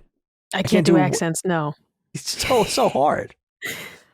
So I don't have that, but I could see you doing it because you have a thing where I know you're a shy person generally, but you don't come across as shy on the podcast. Like you put that that part of you aside for 2 or 3 or 4 hours. You're able to do that, which I think a good actor does. Like they say actors and actresses are often shy, but they have to abandon that part of themselves just while they're doing their thing. You do see a lot of stories about how unwilling they are to watch or listen to their own stuff. That's true. Yeah, I think that's true. I remember because as a youth, this meant a lot to me. Tobey Maguire did an interview where he said he was so shy. In high school, he used to throw up every day before class. Wow. Because he was just such a shy, nervous kid. And as a, teen at the time, I was like, wow, even Spider-Man gets scared, and it like did make me feel better. But it's true of like, I mean, to think that person who was so shy, they'd get, physically ill before school every day, a place that you go 5 days a week. That's insane. Still feeling that level of discomfort. Yeah. And then went on to be one of the biggest names because he was fucking Spider-Man. Wow. And that is just crazy to be able to set that aside and have the determination to still do it. Yeah, that says a lot. That's really. And I don't have that, so I'm just gonna stay in my little room here. Look, you're sitting here. You are in front of. You're not live in front of a bunch of people, but you have been live. Neither was Tobey Maguire. It's true. That did not actually happen as depicted. No, that's very true. The Sandman did not come screaming out of the subway tunnels in real time. I forgot about the Sandman. Oh, that's amazing. Now, Hogue, do you want to follow up with us in any way with this topic before we move on? No, I think that I got more than I bargained for on this one. So I'm really appreciative of your answers. Thank you. I love it. I love when a topic leads to other topics and it just gets all kinds of organic. I'm here for it. But the voice acting topic, man, that's definitely, I wrote that down. We'll bring it back around the horn. I love it. I absolutely love it. Now, Micah, we're going to move over to your topic. Now, I'm running some risks because I don't know what you have this week. You usually have pretty lighthearted, whimsical selections, but I don't know. It could be a totally serious topic. I don't often put in the middle, but this time we're going to take a chance. Let's do it, my friend. We're going lighthearted first, if I may. I'm going to present a mini topic, which is what I mentioned to you guys off air because I just want to know what you would do. I have tweeted about this for anyone who follows me on Twitter. Our local BJ's wholesale club, it stinks in there. It smells really bad. And this started a year ago. Okay. But the problem is it's getting worse. It used to smell like you walk in the door and there was a garbagey smell. Yesterday I went and before the automatic doors even opened, you could smell it. What? But it's the only thing wrong with the store is the smell. And I wanted to bring this to you guys because I said to Colin, Dagan is one of the cleanest people I know. So I want to know like his gut reaction to, would you keep shopping here if the only thing wrong with the store is that it smells bad? Because the store's clean. I'm not like, there's not a big mess on the floor. There's not a cooler that's broken and food's thawing out. Like the store's clean. It's well stocked. It's well kept. It just really stinks in there to the point that I did leave items behind on one shopping trip because I realized I'd have to double back like 2 aisles to get foil. And I was like, I'm not walking back through the smell again. And so I ended up just leaving without it. And Hogue, I want to know legally, what is my right as a customer to a store that doesn't stink? Legal recourse.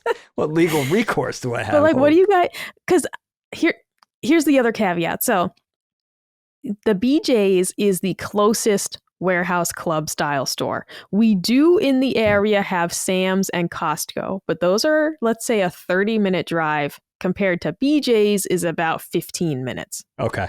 The other thing that I learned is that Costco only takes Visa cards or debit cards. I have neither. So if I want to switch to Costco, I have to go get a new payment method. It's a short-term hurdle. But I'd have to either apply for a new credit card or go to the bank and get a new debit card. That's a pain in the ass. That's a huge corporation. That's inexcusable to me. Well, yeah, they have an agreement with Visa. I'm sure they get like astronomically low rates on the merchant fees. But, great point. But and Costco is way busier. One of the perks of going to BJ's is that even when it's somewhat busy, it's nowhere near as busy as Costco. Now, the Sam's Club I have not checked out personally yet. And I've heard decent things about Sam's Club. But I want to know from you guys, would you keep shopping at a grocery store if the only thing wrong with it was it smelled really bad inside? We got to get to the bottom of this, Micah. I did email them, by the way. I did email them. I'm waiting to hear back if they ever reply, if they ever get back to me. And I also got one of the customer like surveys that's like, how was your visit? And I did put a note that the store smelled really bad. So we'll see if anything comes of this. But as of now, I have not heard back from anyone. Okay, that's interesting bit of context. We'll see what that sort of produces. But yeah, man, we gotta investigate. All right. So let me. I know I'm no stranger to BJ's. In fact, it's the only big box store, package store that I go to. And I agree, Costco is just like I look at the Costco parking lot, there's just no way. It's a madhouse, especially where not all locations do this apparently, but some of them check your membership card at the door. Oh, you were compare the photo to your face. Yeah, they do this now. And it's not all locations, but so I was on the Costco subreddit and I saw someone said they're like, I waited 4 minutes in line just to get into the store. I waited 4 minutes at checkout to get my stuff rung up. Okay. I waited 5 minutes to have their guy check my receipt. He's like, just going to Costco added on, X amount of minutes just for the experience, the privilege of shopping at Costco. That's unbearable. Plus finding a parking spot, walking from, whatever adjacent parking spot you found a spot in to get to the store. I mean, who wants that? I don't, but not efficient. But the alternative is the store smells awful. Yeah, that's all right. So we got the hot garbage smell. It is distinctly a garbage smell. It's like distinctly a dumpster smell. Okay. And it's definitely coming from the store. It is, as far as you could tell, potent inside the store. And so someone who works at a other BJ's replied to my tweet and said that every store has a trash compactor and that it can really start to stink in summer. But he's like, but it's usually only at the back of the store. And I said, you literally smell it as soon as you walk in. And yesterday you smelled it from outside. As soon as the automatic doors opened, it got worse. But you got a whiff of it before the doors even opened. And there's services that clean and sterilize those things too. That has to be a regular thing in any supermarket, let alone a huge store like that. Definitely. And there's they have all the employees are in there. I don't know how they stand it. Yeah, that's a lot. I don't know how the employees stand being in there all day. Like it's. You figure they bring that home with them? If you work at certain places in the mall, you smell in certain ways. Yes. Do you bring that home with you if you work in this store? I absolutely wonder if they smell like it when they leave, because I was there, 20 minutes to grab all my stuff, check out. And as I'm walking to the car, I was just like, I hope I don't stink. I had other things to do today, but it's just getting so bad. It's getting worse is the problem of the smell. Kind of was like, okay, it's there, it's apparent, but now it's like reached its zenith, I feel, of now I don't know what to do. Let me ask you this. Let's go back to the beginning for a second. You sent this email. Was that to somebody at the store or was that to corporate? I used so on their website, you can use the contact us and it has you type in like the address of the exact store you're talking about. Okay. So you're submitting feedback directly to this store, and this form specifically requests a reply back. It's not just a comment form. Gotcha. You're actually submitting it to get a reply, but it is to just it's the corporate website. Okay. I couldn't find the manager of the store, and everyone's gonna be like, why don't you just talk to him while you're there? The Google reviews for this particular store said the manager's a real mean guy, so I was not looking to get. So you weren't going there, and I don't think I've ever seen a manager on the floor in BJ's. I don't think I know. That's the thing, as people described him, and it's like, I don't think I've seen this guy. I think I'd have to go to a customer service desk and ask for him. Yeah, they're up in the office. Want to do that. They're at the eye in the sky, that type of thing. All right, so it sounds like this email is going to go to the manager. So that'll be interesting to see what the response is. I think for my overarching thoughts, two things. A lot of BJ's, I understand, prepackaged groceries, sanitary, the stench can't, infiltrate all the packaged goods. Yeah. My frosted mini wheats are safe. Right. So that's perfect. I want you to avoid the deli counter, the bakery, the rotisserie chickens, any kind of those prepared foods, because that sounds disgusting. Like if it smells like a landfill in there, it's not a good. That's a place that carries a lot of food. I did buy the bagels. We love the bagels. Yeah, that's okay. They're really, we bought those. Yeah, I can't stop buying those bagels. But it's true. The convenience. This is probably, and the other fascinating aspect is this has been going on for an extended amount of time. So a lot of people have noticed this, and in that group of people, I'm sure there have been other formal complaints. I hope so. So when I checked the Google reviews, I was checking to see if anyone mentioned the smell. No one mentioned the smell. They all just mentioned how mean the manager was. Not a single person said, by the way, it also stinks in here. That's amazing. This guy must really be brutal. Oh, yeah. The reviews are actually really funny because he's just incredibly rude. You'd be angry, too, if you had to deal with that all day, though. In all honesty, right? It smells like a garbage dump in there. Unless he's using the trash compactor for the body disposal. Right. Oh, and the other thing to note, this is a brand new building. They started construction, I believe, in 2022. So this is not a building that is 30 years old and the system's outdated, like the HVAC is outdated. Like this is a new construction. Yeah. The place only opened, I believe, in 2024. What? It might have been late 2020. I think they might have opened November 2023. It was very, very late. So like we're talking about a store that's only been open like, a year and a half. This is a new place. This building's whole existence has smelled like this? It started smelling. Oh. It didn't smell immediately, but I noticed it. So I went back to look at my tweets. Yeah. Because in my head, it's only been a couple months, and it was April of 2024 when I made the tweet saying like, it smells like BJ himself died in there. Because I was like, it just reeks in there today. And I realized it's never gone away. The smell has just continued on this whole time. Oh, man. It's really concern. That makes it even more interesting to me. It's like, wow, holy cow. Oh, wait, hold on 1 second, guys. Talk amongst yourselves. We gotta get Hoag's legal opinion. Hold on 1 second. Hoag, what's my legal recourse if I may approach the bench? Yeah, I think I have bad news in terms of legal recourse. For the most part, until you get to actual damage to your person in some way, you're otherwise voluntarily going into this store. I'm entering the mustard gas on my own accord here. Yeah, no. So there can be regulations. There can be things, obviously, in the health code and whatnot that you might be able to say they could be in violation of. But those are for the benefit of the state. They're for the benefit of the regulatory body in most cases. There are some exceptions in statutes that say you get a personal right to sue on behalf of the state for these kinds of things. But those probably are not implicated in what you describe. Now, it's just a bad smell. Outside of legal recourse, I do think I was not familiar with the BJ's brand, but you've described groceries and prepackaged and prepared groceries. So I'm thinking of it like a Kroger or something along those lines. It is like Costco. It's a warehouse club. You pay the membership fee every year and you're buying stuff in bulk. See, Costco is just where I go to get cheap TVs and muffins. I don't know. But yeah, that's bad. Like you asked to start off with, would I shop there? I get concerned with foodstuffs.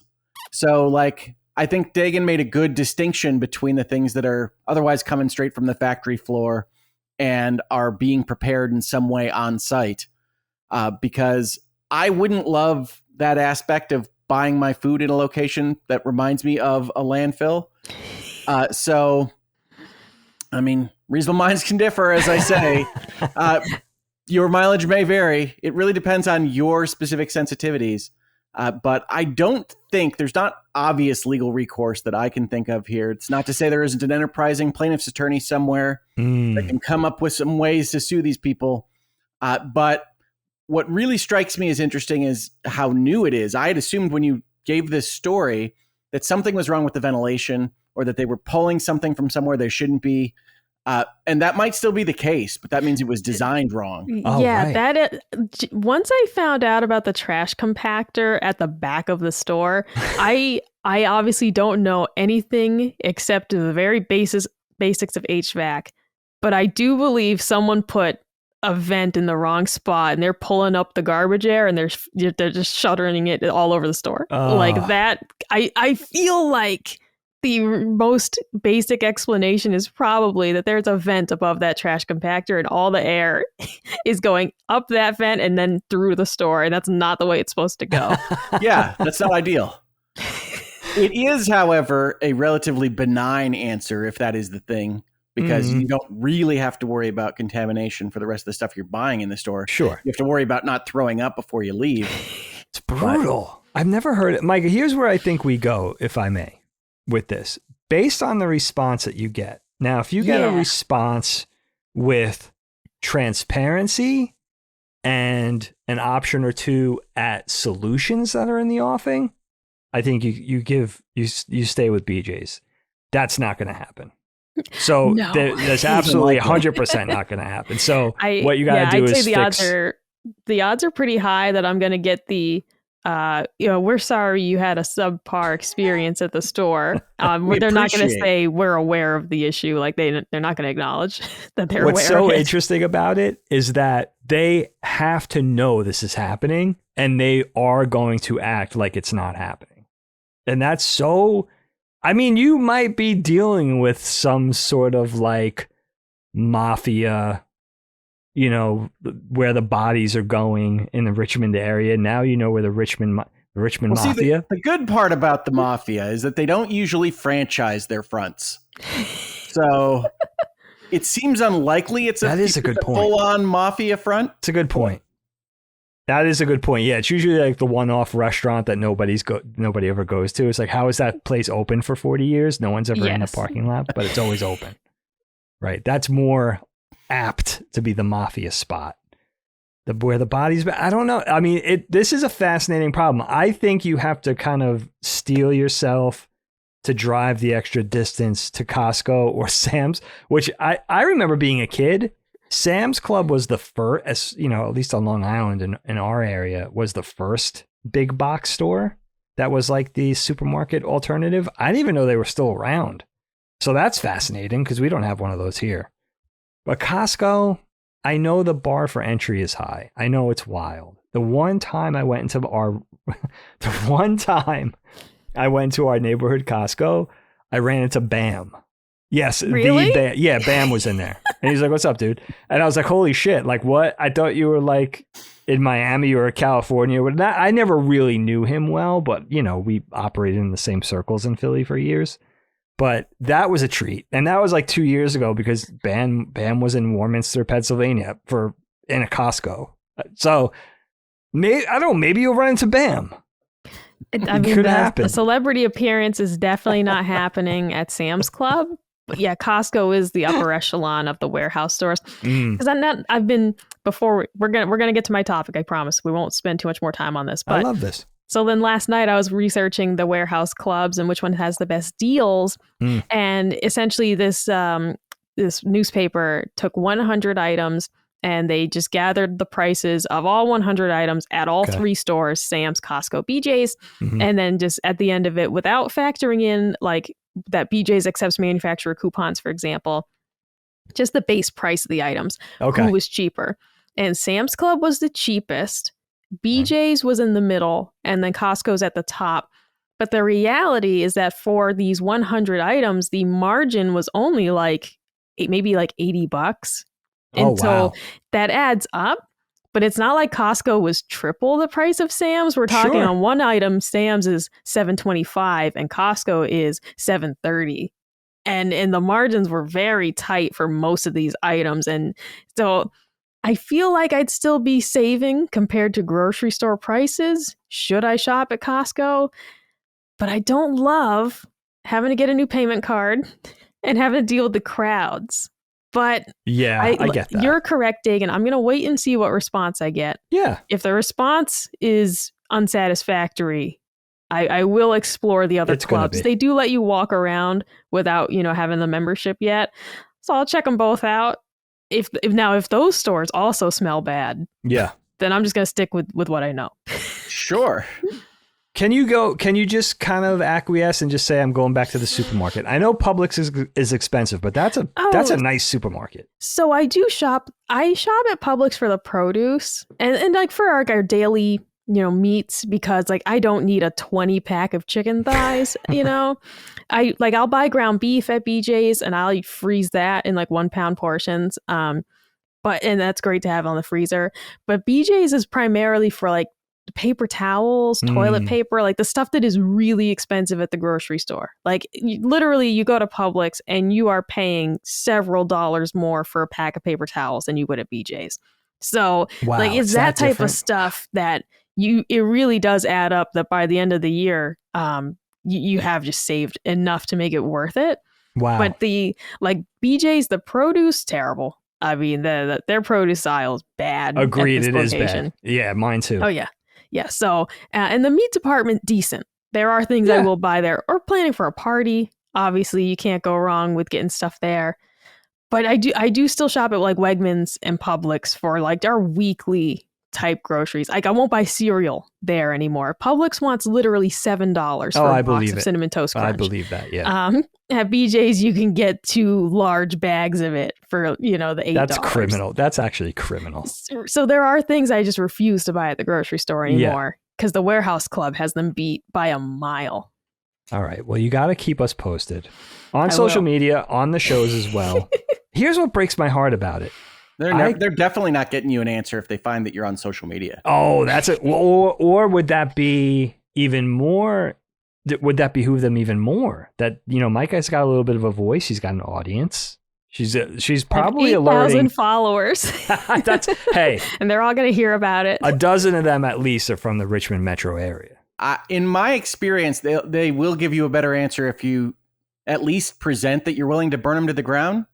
I haven't heard that from you yet, Micah. No, actually, I even wrote in the email, I don't want anyone to get in trouble, but the store smells awful.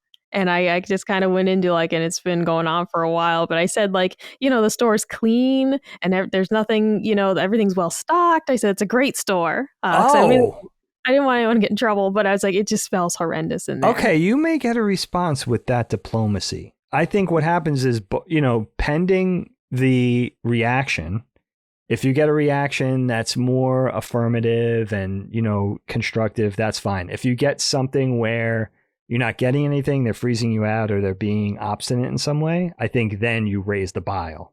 Then it's then you come, you know what I mean? Then you come for them a little bit. It's like, all right, we got to take this to the next level. I'm not saying threaten legal action. We already heard Hogue on this one.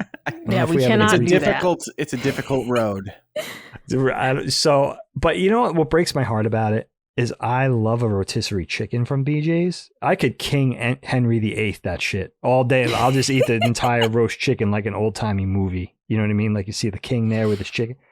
So, but now you got to stay away from that kind of stuff. I can't endorse eating the prepared foods. And that's heartbreaking. And they're cold cuts. I don't know. I'm not a really big cold cuts guy from there. I'd rather go to the Italian market, but they're not bad. It's serviceable. Now you can't do it. So, and the meat, I don't know about even the prepackaged meat because I don't know what they're getting in terms of their meat versus their meat packers, meat wrappers, whatever, in-house processing the meat. I'm not sure how that works. If it works like a traditional supermarket where they're doing a lot of that stuff in the back room, I don't know. Yeah, no, you gotta be wary of that. You gotta be wary. This is one of those things that when you say it out loud, it sounds crazy.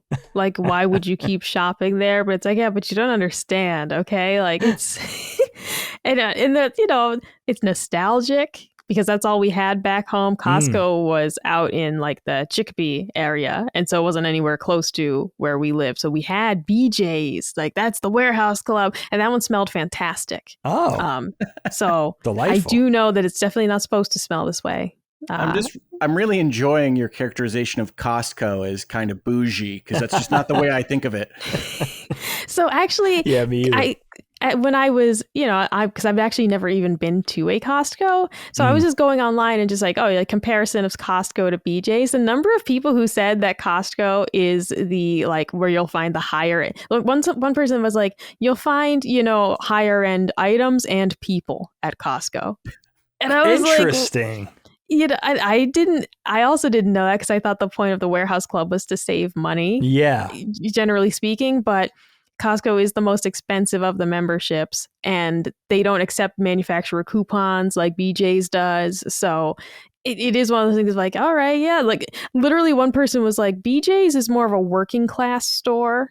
And Costco's a little more. I've just never heard this. I never got that either. Whoa. I was like, now you're judging me by my grocery store choices. It's okay, yes, we have a Costco membership. We are a lawyer's family, I suppose. But I can vouch for the Costco experience in Southeast Michigan. I suspect it varies by location, like everything else that's big. I think that's probably true. I'm going to check it out. If I don't get a response from BJ's, or if their response is horrible, I'm going to go to that Costco. I'm going to say, hey, can I look around? And we're going to see what it's like. And, see how the other half lives. Where does a lawyer shop?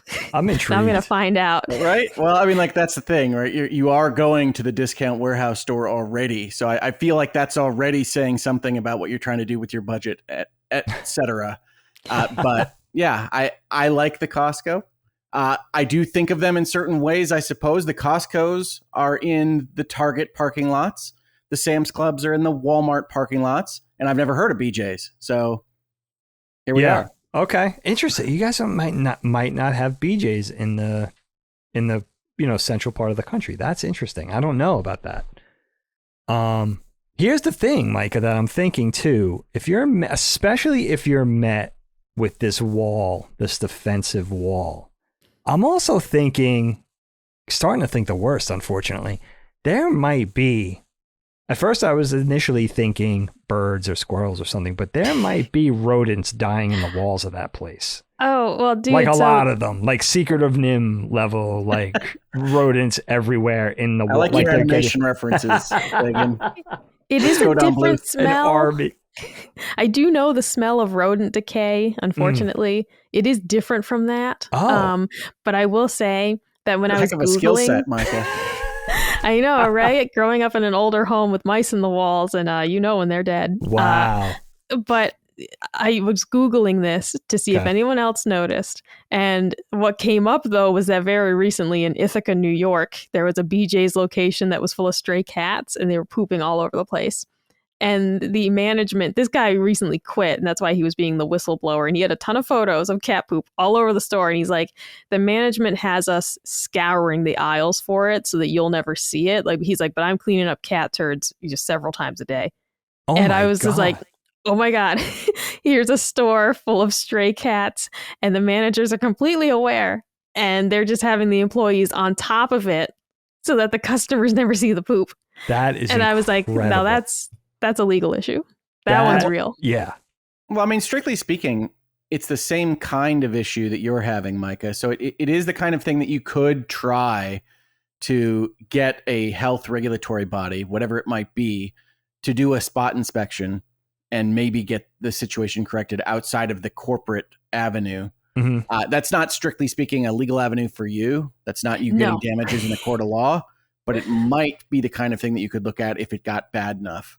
I should just call the health inspector, and a lot of jurisdictions have essentially not even a whistleblower, because that's really from the inside, but a kind of, I think you should check this out tip line. You're saying I should work there. I should get a job at BJ's. I should start sleuthing, find the source of the smell. Then I get to be the whistleblower. There you go. And it's going to be something stupid, like somebody left a chicken pot pie, in the back room, and it's just been reeking. I do like one of the construction workers. Yeah, really. Exactly, I mean, something's buried in the floor here, or up in the vent. Somebody left a Red Bull in the vent and it spilled, and it's just been. Sounds beyond that, Micah, but I like your optimism. I'd like to think that it's just something very, oh no, it's not a big deal at all. It's just unpleasant. And if that's the case, I would keep shopping there. It's hopeful it's just a smell. A smell can't hurt me. Right, well, visibly to your eye, right? Everything's clean. Right? It's something behind the scenes. It's something in the back room or behind the walls. We know that. We don't know much, but we know that. We're pretty sure that's what's going on. It's nothing in the purview of the average customer. It's something going on behind the curtain. So it's fascinating, because what the hell can this be that the stench is so bad that you could smell it from outside and it gets stronger in the store. And the fact that this has been an ongoing thing for the better part of a year. Yeah. Oh, it's fascinating. I'm intrigued. Well, I'll hopefully have an update for you soon. The Wizard of Oz just died behind the curtain, and that's what we're all smelling. But it is a mystery. He was old. All right. But, the topic I wanted to bring to you guys was yard sales, garage sales, or as we call them back home, tag sales. which I never knew was a regional thing until I said it to Colin. And he was like, what are you talking about? It was like a tag sale, you know, stuff out in your yard. It's $1. He's like, oh, a yard sale. So yeah, we've always called them tag sales. I guess it's a Massachusetts thing. Maybe it's only a Western Mass thing. If there's any Bostonians, let me know if you call them tag sales. This is on my mind because one of my favorite YouTubers, his channel is called CJR, SEEJAYARE. And he went on a hiatus for like 2 years after he had a divorce. Unfortunate to observe just as a fan of the show. Of course, we get attached to our favorite content creators. Yeah. But he did these garage sale videos just showing what he would find. Sometimes he wouldn't find much. Sometimes he'd hit the lottery and find like, oh, I got a GameCube and 20 games and the guy only wanted $5, you know? And I just loved watching these videos of his garage sale finds, largely because we never found anything remotely cool when we would go tag sailing.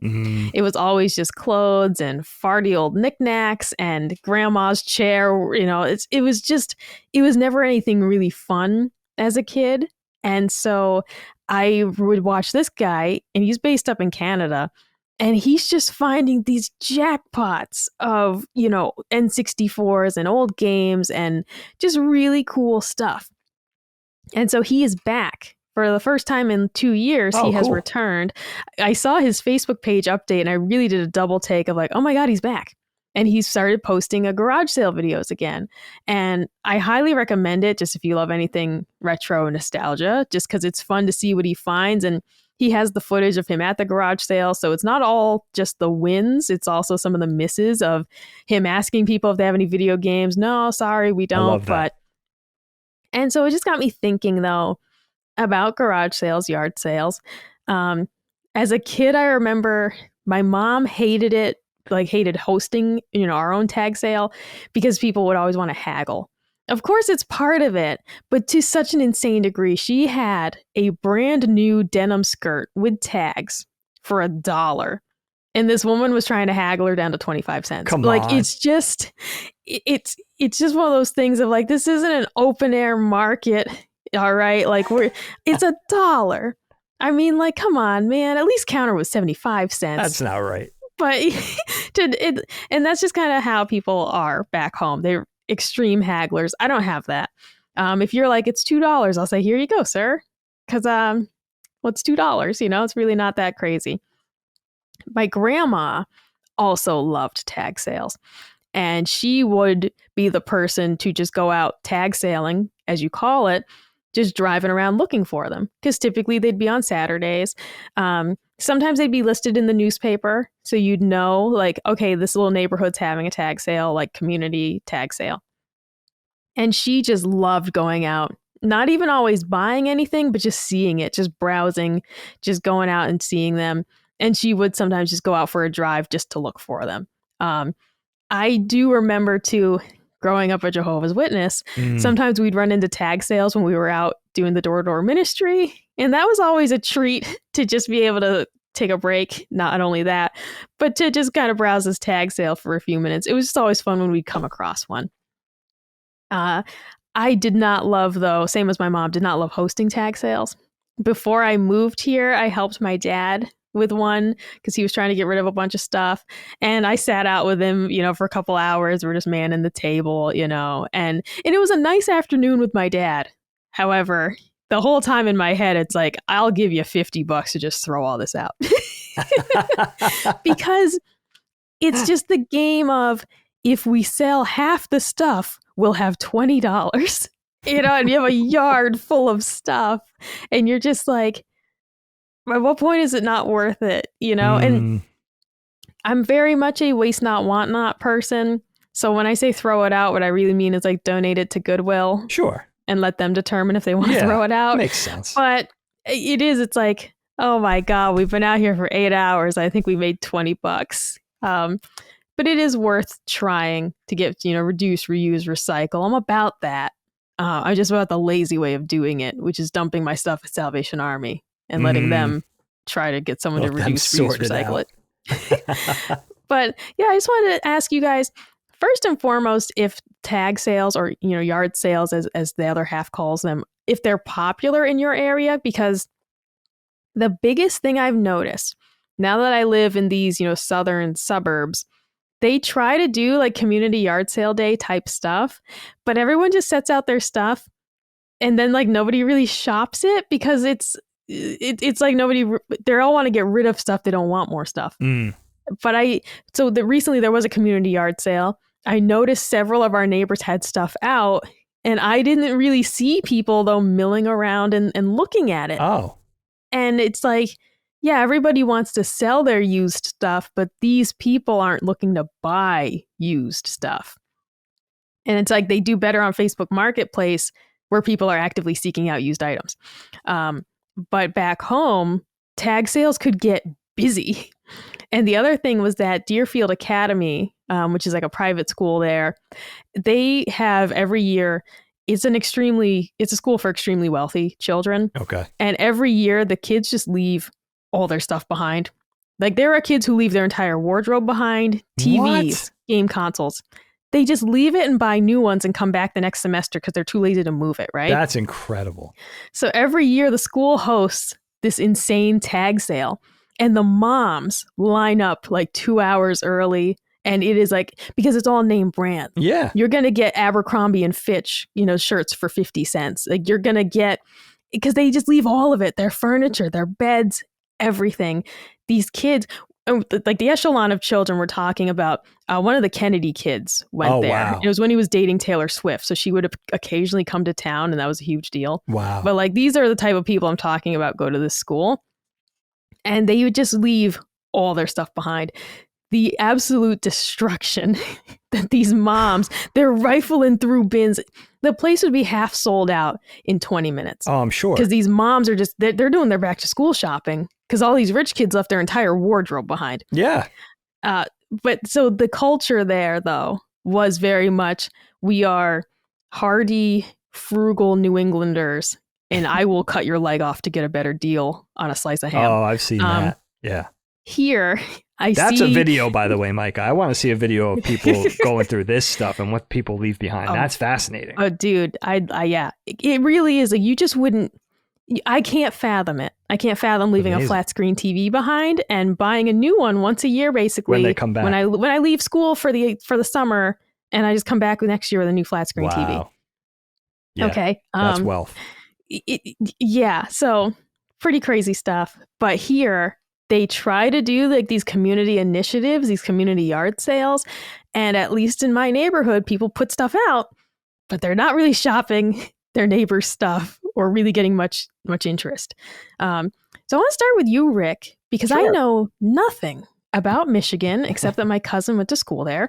Oh. And so tell me, firstly, let me start, Rick, with when you were a young sprout even. But were yard sales things that like your parents were into, or you? I remember getting dragged to tag sales as well. Like when my mom did want to go searching through them, it's like, I don't want to go today, but we got to go to the tag sales because mom wants to go.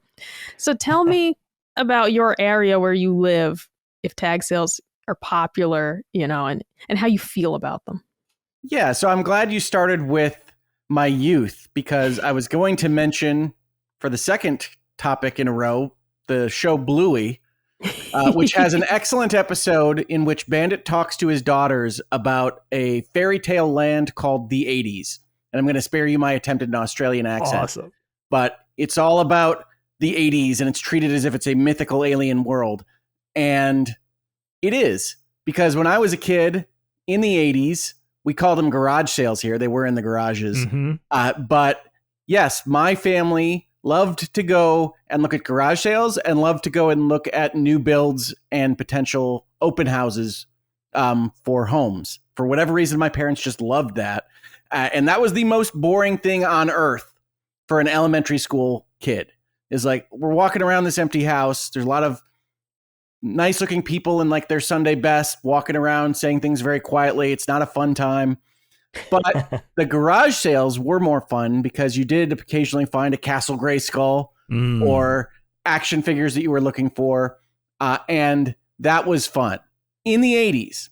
Now, fast forward to 2025, And I don't know if it's just my neighborhood, my homeowners association, everybody around me, my neighborhood's overall well-being, but basically no one has a yard, garage, or tag sale.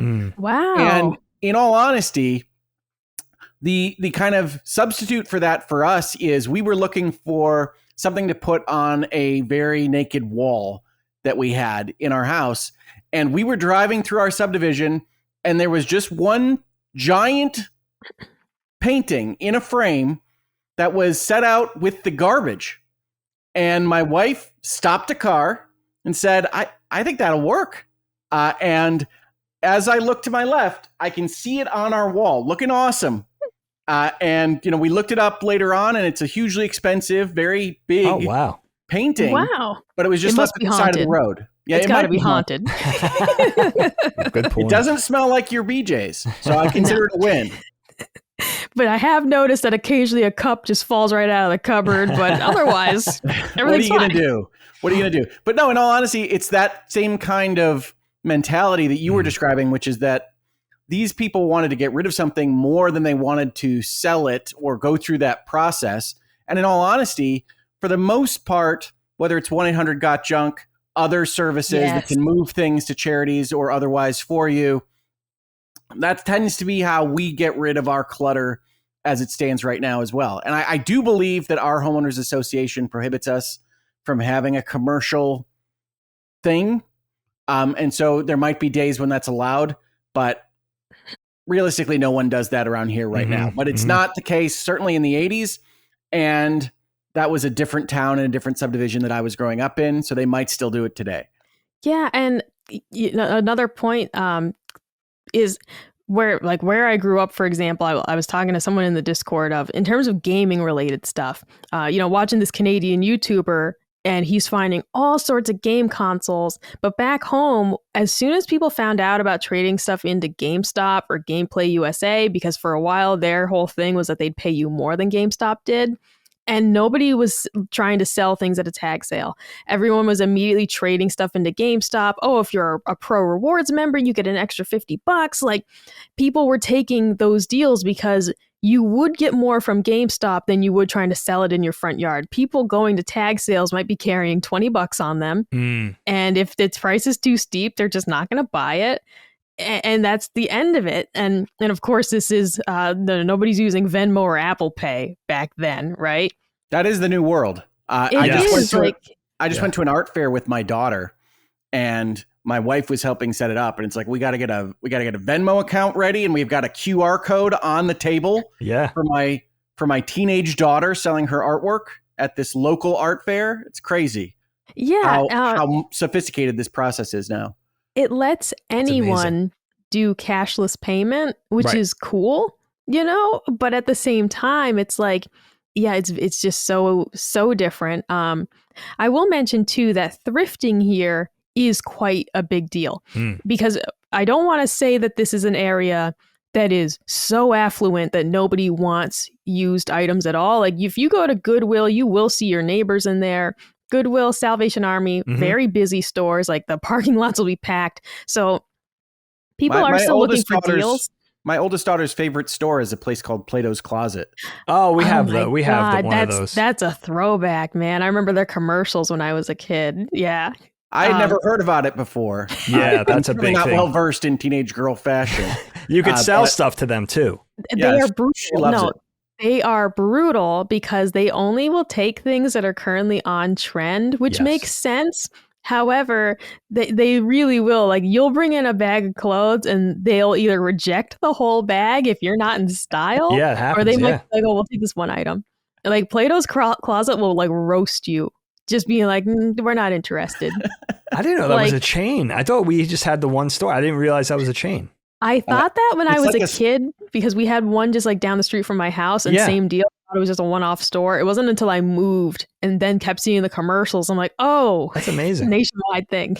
Cool. It's like my oldest daughter's favorite, like, special occasion shopping treat. And it's really neat. Cool because they will take vintage cool items. I don't want to say that they're only taking the latest fashions. Like, right now, the 90s are very much back in style. I've seen. I don't believe it, but yeah. Yeah, sure. Oh my God. Oh, yeah, very much so. It is so weird to see the teens wearing like baggy jeans again. And I'm like, I'm over that, man. I'm wearing skinny jeans till I die. Been there, done that. Well, I got both of my daughters are wearing like flannel overshirts and various things like that. And it's like, wow, okay. But yeah, she loves it. It's back. And I'm all for it. It's using clothes. Now she's in that age group right now where she likes to wear things ironically. So she goes to Plato's Closet and she tries to collect things like graduation sweatshirts that couldn't possibly apply to her of places she's never been, that kind of thing. I don't fully understand it, but she loves that stuff. And yeah, it's cool to have something that's working in an economy that allows these clothes to be reused, even if it's done by ironic teenagers.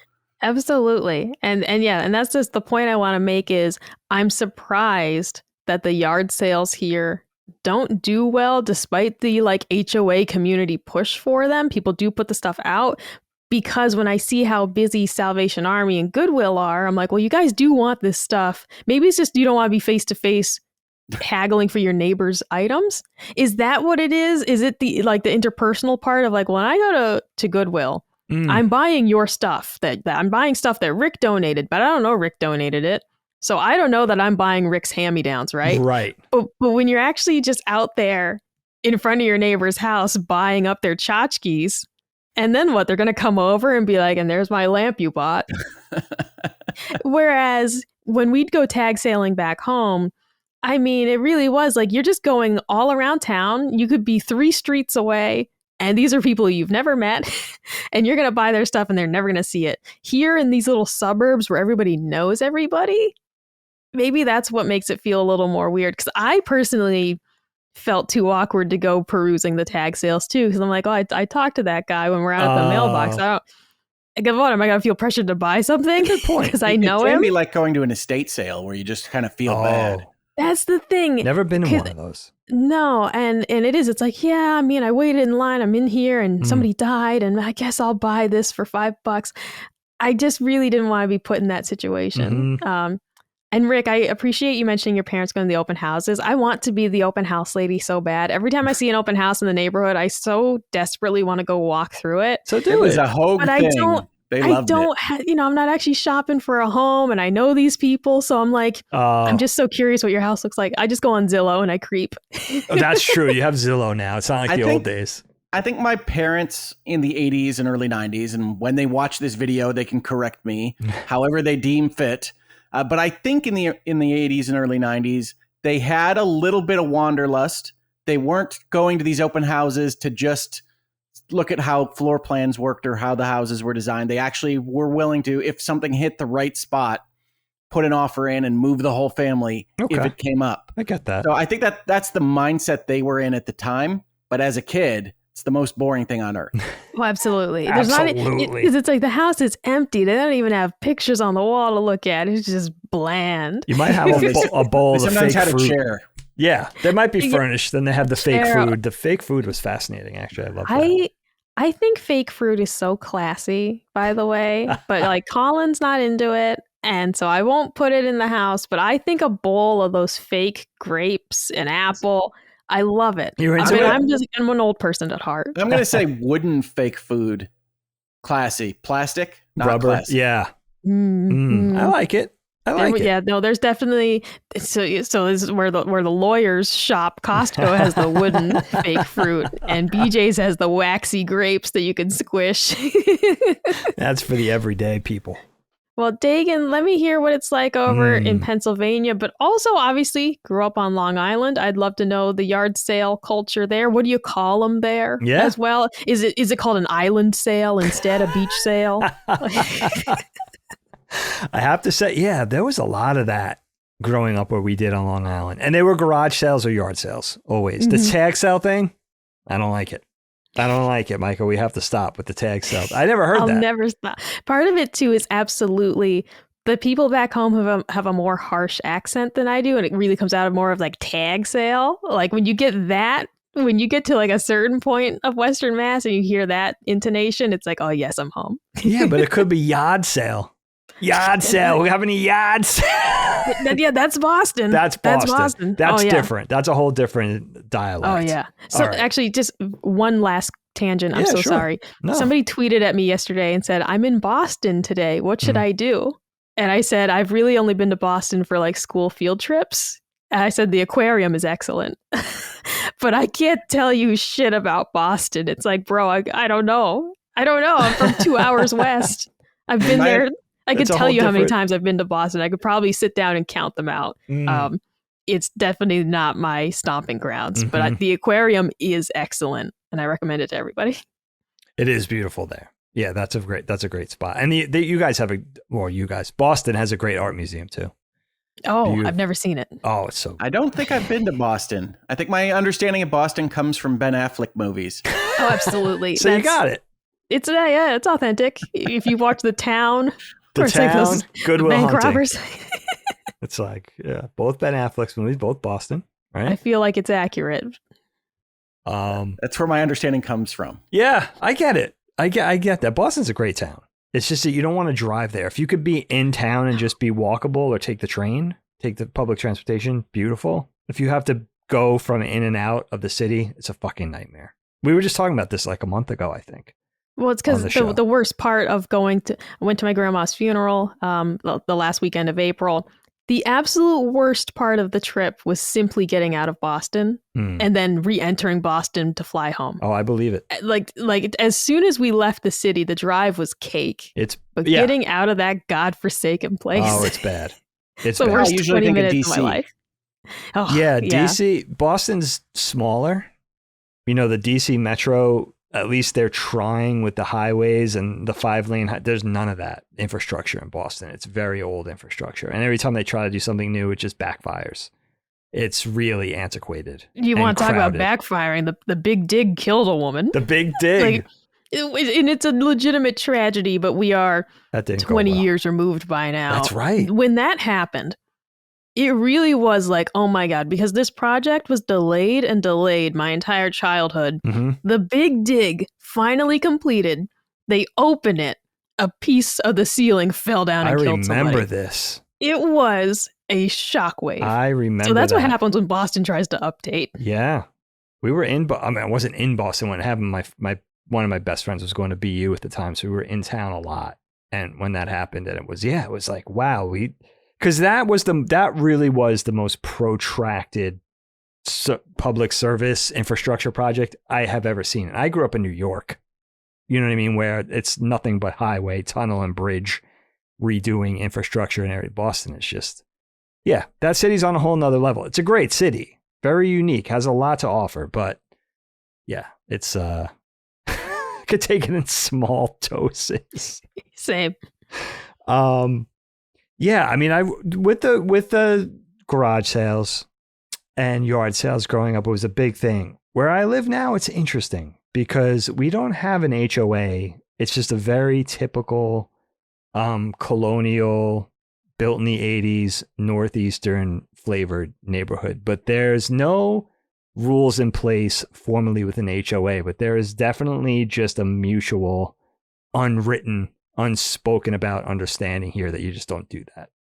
Nobody has yard sales on their lawn. Like, it's definitely frowned upon. Nobody talks. It's just like everything else in outside of big cities. Nobody talks about it. You're just expected to understand that we don't do that here.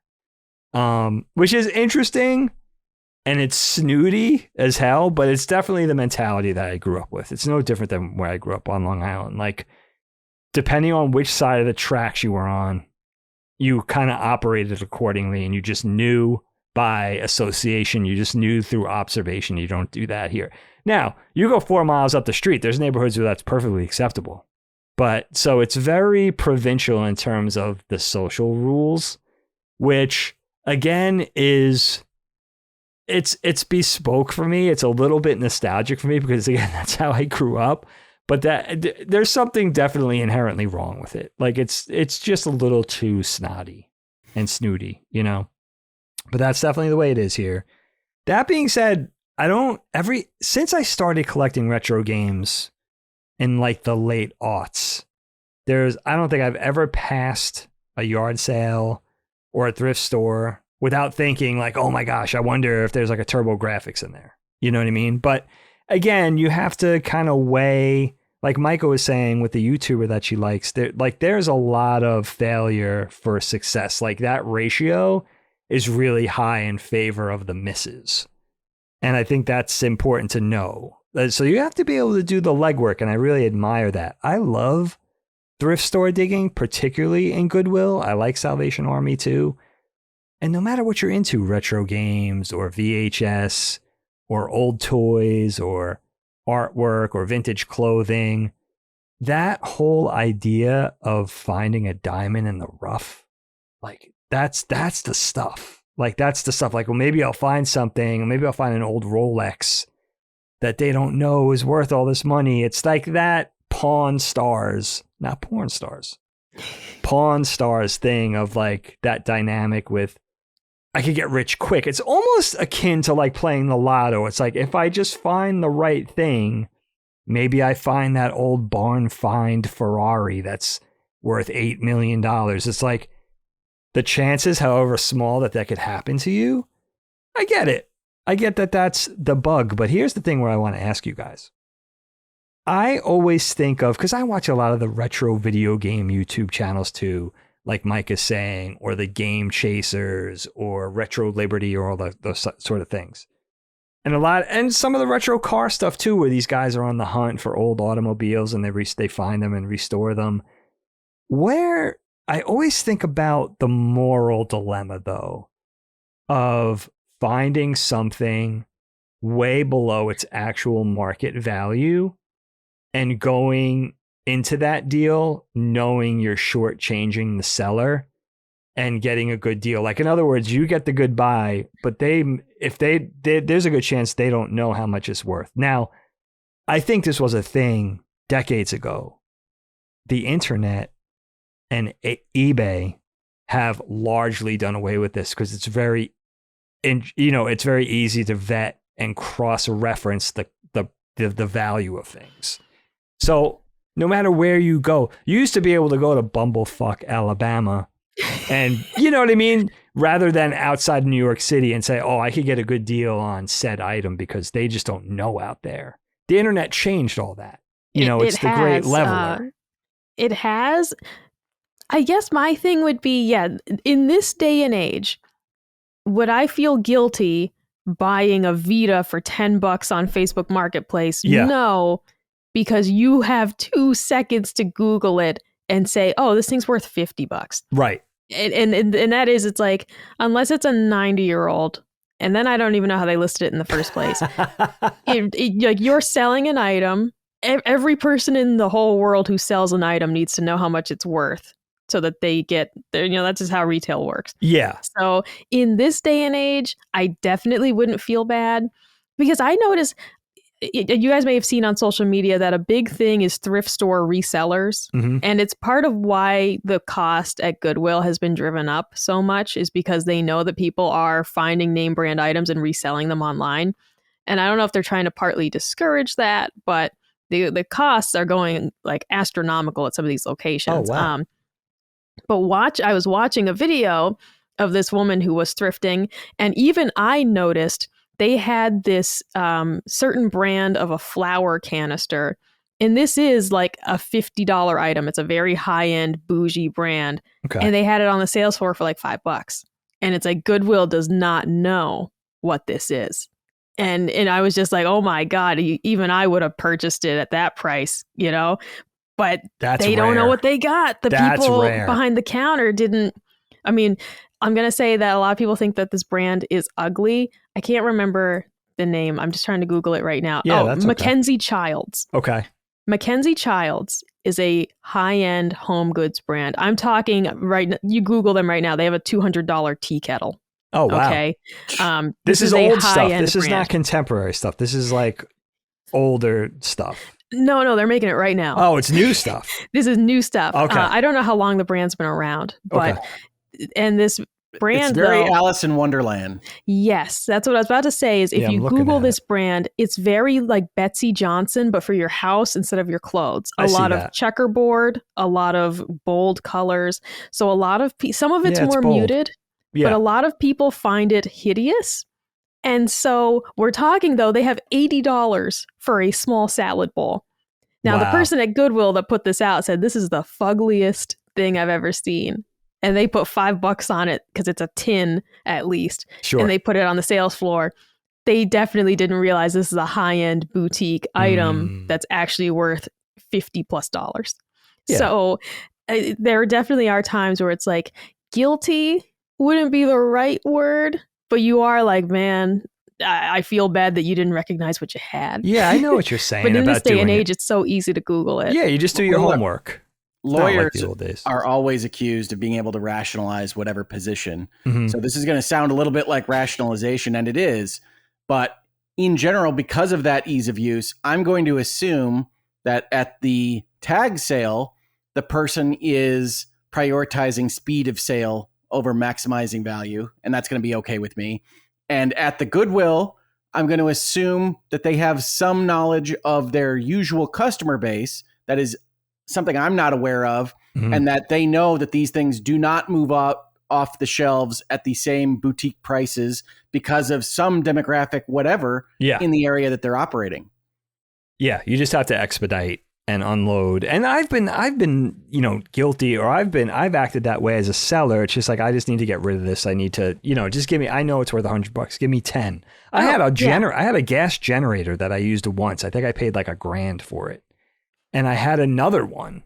Like for some reason, I just had two that were relatively the same age. I don't know how it happened. I actually don't remember.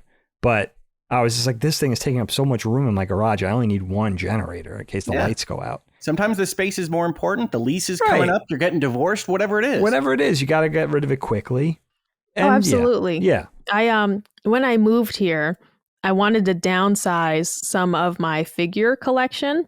And so Colin, is friends with a guy who runs a toy store. And he gave me an excellent price. That's not what I'm saying. He gave me an excellent fair price. But I could have made more if I'd been willing myself to list the items on eBay and do it this way, instead of essentially doing like consignment of, I'm going to sell them to you. You're going to sell them later to make money off it.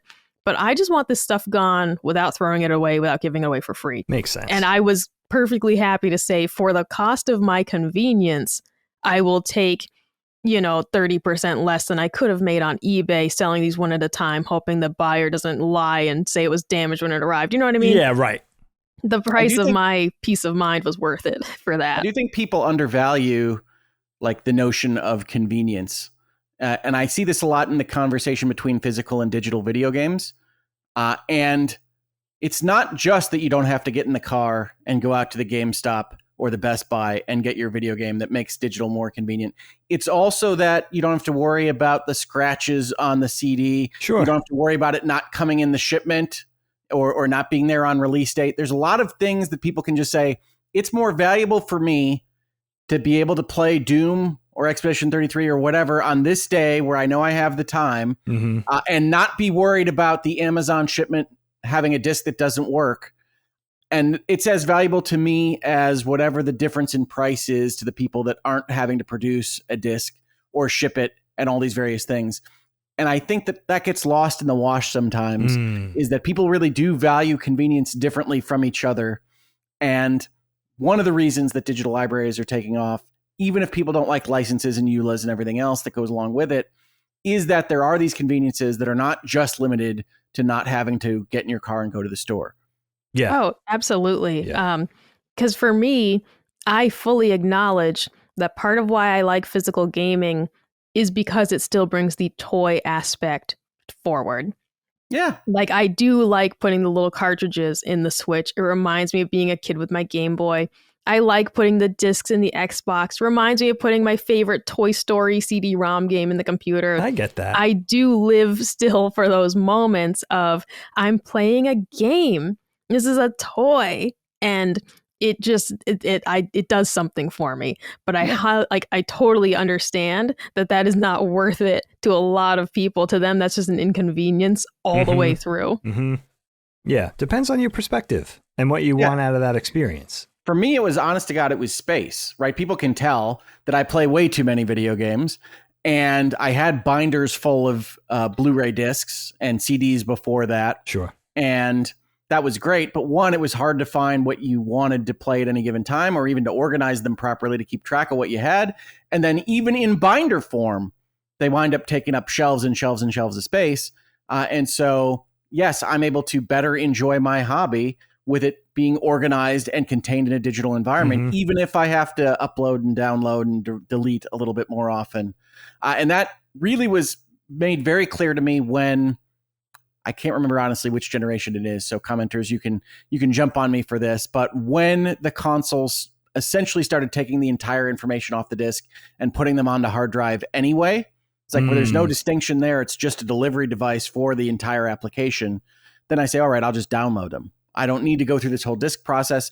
I don't need to be yelled at is too strong, but looked sternly at by my wife for yet another binder full of discs. Where am I going to put these? Now I can get looked at sternly for the number of board games I have shipped to the house. So it's always something with you. It's always something with you, Hogue. It is. Well, my wife makes fun of me, and it's very funny because a lot of the things that come in, especially in 2025, are Kickstarter board games from like however many years ago. Oh, yeah. And she'll just be like, what did you buy? It's like, okay, so we paid for this in 2023. Oh, there you go. But I don't even have any idea what's in this box. So let's find out together.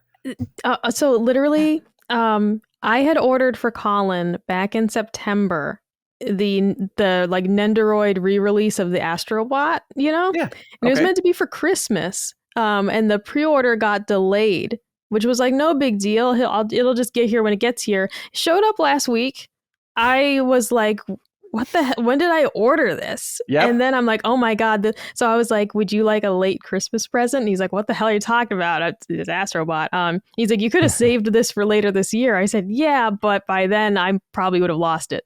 I probably would have put it in the closet and you never would have seen it until we perished. So here you go. Yeah, no, I have absolutely no memory of half of these. It's if somebody were to hack my Kickstarter account and just break in and change the addresses, I probably wouldn't notice for a long, long time. But as it stands right now, there'll just be a giant box on the porch, and it'll be like, where are we going to put this? Is the question from my wife. I say, well, we'll figure it out. You know what we have in this neighborhood? Hogue did mention this a little earlier, but we have this mini yard sale thing that goes on where people do put usually very acceptable items out at trash because our sanitation company won't take things that are outside the can if they're over a certain size. So if somebody has a nice coffee table or some patio furniture or a gently used bike that they don't want anymore, they'll just put it out the trash, oftentimes with a free sign just saying, take it. And when we first moved to this neighborhood, I noticed, I see it less now, but there was definitely guys that came around on a Sunday night with their pickup trucks and just took all the shit. Like they knew. My dad used to call those guys Mungo. I don't know what that, he was like, here comes Mungo. And there were guys like in a beat up pickup truck that just came around and took the trash, basically. Anything that they looked like they could salvage for scrap or resell or whatever. So that definitely goes on. But I know the attitude in the neighborhood is such that, and we're guilty of this, where we'll see something really good and we won't take it because we're embarrassed to. Like my neighbor put out patio furniture the other day. Like a bunch of patio furniture, like steel patio furniture that looked like it wasn't even used. And Helene's like, what is going on? That's like thousands of dollars worth of patio furniture he's giving away. He's a lawyer. He's a really cool guy, but he's eccentric as fuck. Lawyers are taking strays on this. He's an eccentric dude. This guy's really weird. We're just in awe of them and the way they live. But first of all, I was like, we have a patio set. Where are we going to put it? Type of thing. But it was the type of thing where, so it still goes on. Like people still find a way, you know, to have their little mini garage sale dynamic without calling it a garage sale. If you had taken his patio set and then you put your patio set out for free, and it'd be like the hermit crabs, the way that they kind of all line up and they switch shells. Now you tell me, that's a great idea. Could have done that. I don't think anybody would have been sad about that. That's a great idea, Micah. Next time. There'll be a next time. Yeah, you see full on like bikes. It's just like the kid probably used that bike 3 times. They just outgrew it. Well, I can tell you the Hogue family was not embarrassed to take that giant painting in a multi-$100 frame. You did the right thing. You gave it a home. Put it out there. We needed it. gave it a good home. Right. You did the right thing. I see constantly on the barbecue subreddit, for example, people will put like barely used grills out for free. And I'm not just talking a charcoal grill, which can still be expensive, but like, fewer moving parts. I'm talking like somebody was like, there was a Traeger, which is an electric pellet grill, out for free on the curb. And he's like, and it just needed a $10 part to get it working again. But the person, as we talk about like the cost of your convenience, this guy was willing to just either buy a new one or just say to hell with it. And he just put this thing out there for free. Traegers are expensive. Yeah. And he just put it out. He didn't even try to sell it as like broken but fixable. He could have gotten $50 for the thing just to say like it definitely needs work, but I think you could fix it. The man just put it out with the trash. Facebook Marketplace. That changed everything. I mean, even Helene, it's not like we're super hard up for money. I mean, a little extra money is nice. $20 goes a long way. Don't get me wrong at all. We're not wealthy by any means, but it's like Facebook Marketplace, you could put something on there. People, first of all, two things about Facebook Marketplace. Make a little extra spending cash. Somebody is out there who wants your thing. It doesn't matter what it is. There's somebody out there that will buy it, whether they need it or whether they just feel like they're getting a bargain. Either way, putting stuff out, putting something out for $50, $100 in the trash can is basically telling me that you don't want that cash.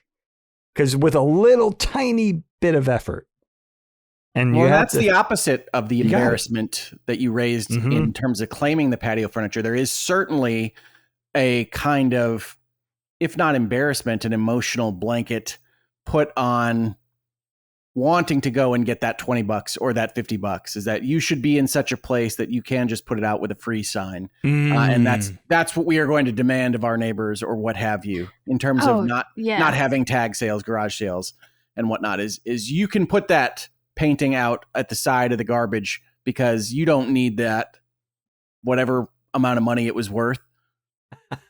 I mean, there is nothing more annoying than I don't know if you guys have observed this.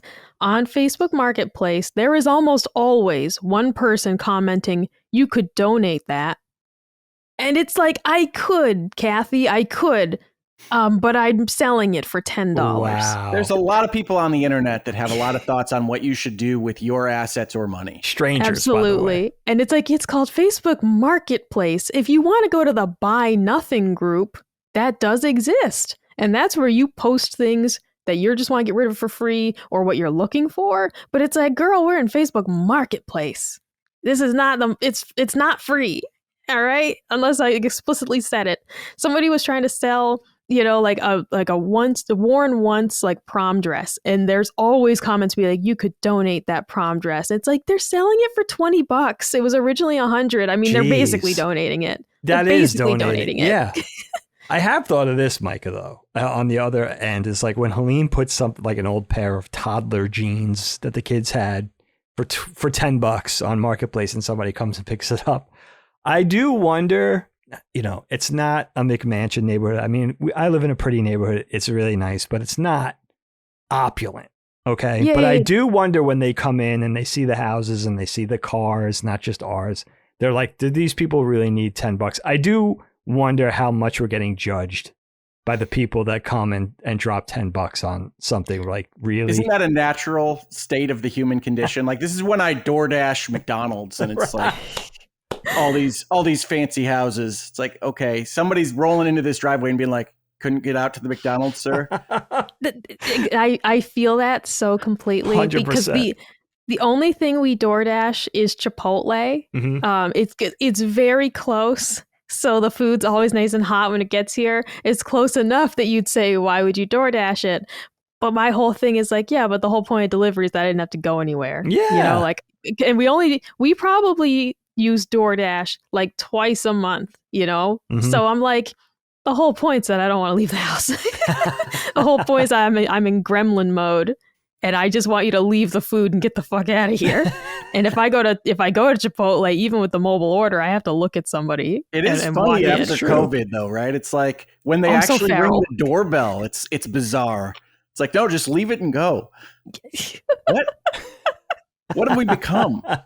No, oh my God, we are though. It's true. Like, when Colin and I say that we've gone feral, It really does feel that way, though. Like, it really does feel like we've been holed up in this house too long. And when we go out in public, we're like, all right, remember what it was like before. Remember being people. You got to balance I think the lockdown and all of the mechanisms we have to get things like DoorDash has made maybe everyone in my family like just a little bit agoraphobic.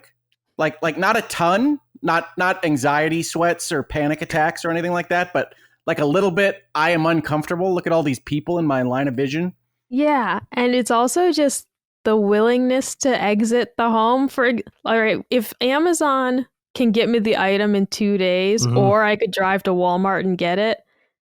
Unless it's urgent, I'll be like, Amazon will bring it in 2 days. 2 days fast. Why drive to Walmart and walk through that whole store? Amazon's just going to bring it here. And if you told me that 10 years ago, I'd be like, just go to Walmart. It's right there. But now, post-COVID world, I am just so content to just wait. I mean, it taught me patience. Patience is a virtue. That's an upside. Yeah. It is bizarre, though. It does feel like you really accomplished something. I went out, I met with a client, I went to a Walmart, got my own food. I am just the pinnacle of the human experience. Look at me. I'm at Subway. I'm dictating the sandwich. I'm not doing this through an app. All right. I'm looking a human in the eyes. Salami, yes. It definitely lowered the bar. It's so funny, like how the rules changed, but they have, and it's universal. So the rules change for everybody. So it's fair. Right. I mean, it's weird. Yeah. It's a new world order. It really is. Micah, what do you think? Did we serve this topic justice or what? Absolutely. I think our tangent into thrifting was very relevant because it kind of is not the new garage sale, because thrift stores have existed forever. I just mean it's where people have pivoted these days. So I think Goodwill is where you're going to go find deals instead of scouring your neighborhood for a table of stuff and a guy sitting behind it. Yeah. And every neighborhood, every city, every area has the mom and pop thrift stores too. It's not just the big Salvation Armies. Yeah. Goodwills. Oh, yeah. Shout out to Savers. That's not like a mom and pop one, but Savers is my all-time favorite thrift store. Oh, excellent. Excellent store. I don't know how many there were, but it was my favorite of the thrift stores, mainly because they did a thing where they had holiday decor out year round. And so it was just like you're good there in the middle of summer and they have Christmas stuff out in a little holiday section. Okay. And I love Christmas. So I would be like, yo, check this out. It's like a gingerbread man shaped bowl. And I'm like, this is the good shit. Okay. And it's July. So I just adored their kind of approach of there's a little section for holiday decor and it's out all the time. And it just set them apart in my eyes as the best thrift store. Yeah, I have to check them out. I do love a thrift store. There is something kind of comfy about it. And there's a little bit of something for everybody. The only problem I have with thrifting, particularly at Goodwill, is our local Goodwill. Now, for a little context and reminder, I have 2 now teenagers and a basement full of toys from every age just that piled up down there. Right. So it's like it would be nice to donate a lot of that stuff. And Goodwill has this hard line that they will not take toys. But I walk into Goodwill and it's a quarter of the building is filled with toys. That's true. So yeah, Goodwill yeah. just When they doesn't get want filled my up toys. on something. It's like, come on. I mean, you clearly take toys. So what I've been doing is, sorry, Goodwill, I've been hiding toys in the bottom of the clothes bags. Because I need to get rid of this stuff and I know you take it. So I tip my hat. I tip my sleeve a little bit there. I showed you behind the curtain. I have been illegally dumping toys on Goodwill. I mean, I think you've confused them. I'm not sure you got paid for them. You might just be giving it straight to them. Yeah, there's no pay. Now, they might be making money off it, so it's working out for them. But that hard line, and I've tried different people that take the donations, the drop-offs, and they're just like, we don't take toys. And I was like, all right, you're getting these toys. You're getting them one way or the other. Those toys are getting in that building. It's a series of really clunky socks. We have the unmanned donation bin. So it's a drive up. So you drive up and there's an automatic door with a big bin behind it. Okay. And so Sometimes there's a guy there. Ours right now, though, has no restrictions. They have a sign out front that says we are accepting, and they'll cross things off. Like if they're not accepting clothes right now, for example. That's cool. But normally it's just unmanned and you just put your stuff in the bin and drive off. So you would love that. I can't imagine. Because nobody's going to be like, sir, stop. You can't leave these here. I can't imagine what people get up to with that. It's not good if it's unmanned. Like people are definitely dumping their garbage in there and stuff. Just want to unload their stuff. Oh, no, absolutely. I mean, I got bags right now that I'm going to take to Goodwill. And they're not garbage. They're not garbage, but it's garbage to me. And I just want it gone. But yeah, this was a fun discussion. This definitely was. Now, I need to provide an update. I got an email back. You Real did time. Now? Come on. I got an email. This is a dream. At 3:30. What? So, okay. Thank you for contacting BJ's Wholesale Club. They do a whole thing about I apologize for the inconvenience. We value our members, blah, blah, blah. Okay. I will be escalating your feedback to the management team at that club, detailing the specific issue you encountered. They will be addressed with urgency to ensure that appropriate measures are implemented, preventing similar situations in the future. So you got a formal response from corporate. Yeah. But here's the worst thing. Well, they at least said that they're going to escalate it, because here's what I expected. When you look at, for example, the Google reviews and people have complaints and it literally just said, we're sorry, please give us a call. Like they don't say we're passing this along. Yeah. Like they don't even fucking bother they don't even lie about that. So that's a shame. At least with this, they said they're going to send it to the store manager. Okay. We'll see. Maybe I'll go back there next month. I usually shop there about once a month. Maybe it won't stink. Maybe they'll figure it out. Maybe literally no one has ever complained about it. I don't know. And this is just the first one. It could be, Mike. I like the optimism. I like it too. I say believe. The thing is, the number one thing for me is that when I see the same employees month after month, it implies to me that there isn't a high turnover. And that means that the employees are okay sitting in that stink 20 hours a week. Oh, that's interesting. That's where I'm at with this of like, okay, look, I see the same lady every single time I go. Sure. So she's cool with it. Why are you cool with it, man? I should have asked this before, but do you have any kind of heightened smell sensitivity? Oh. Now, as a child, it's funny you asked that, Rick. As a child, I did used to say I had a super sniffy nose. However, I find my nose to be average these days, especially post-COVID.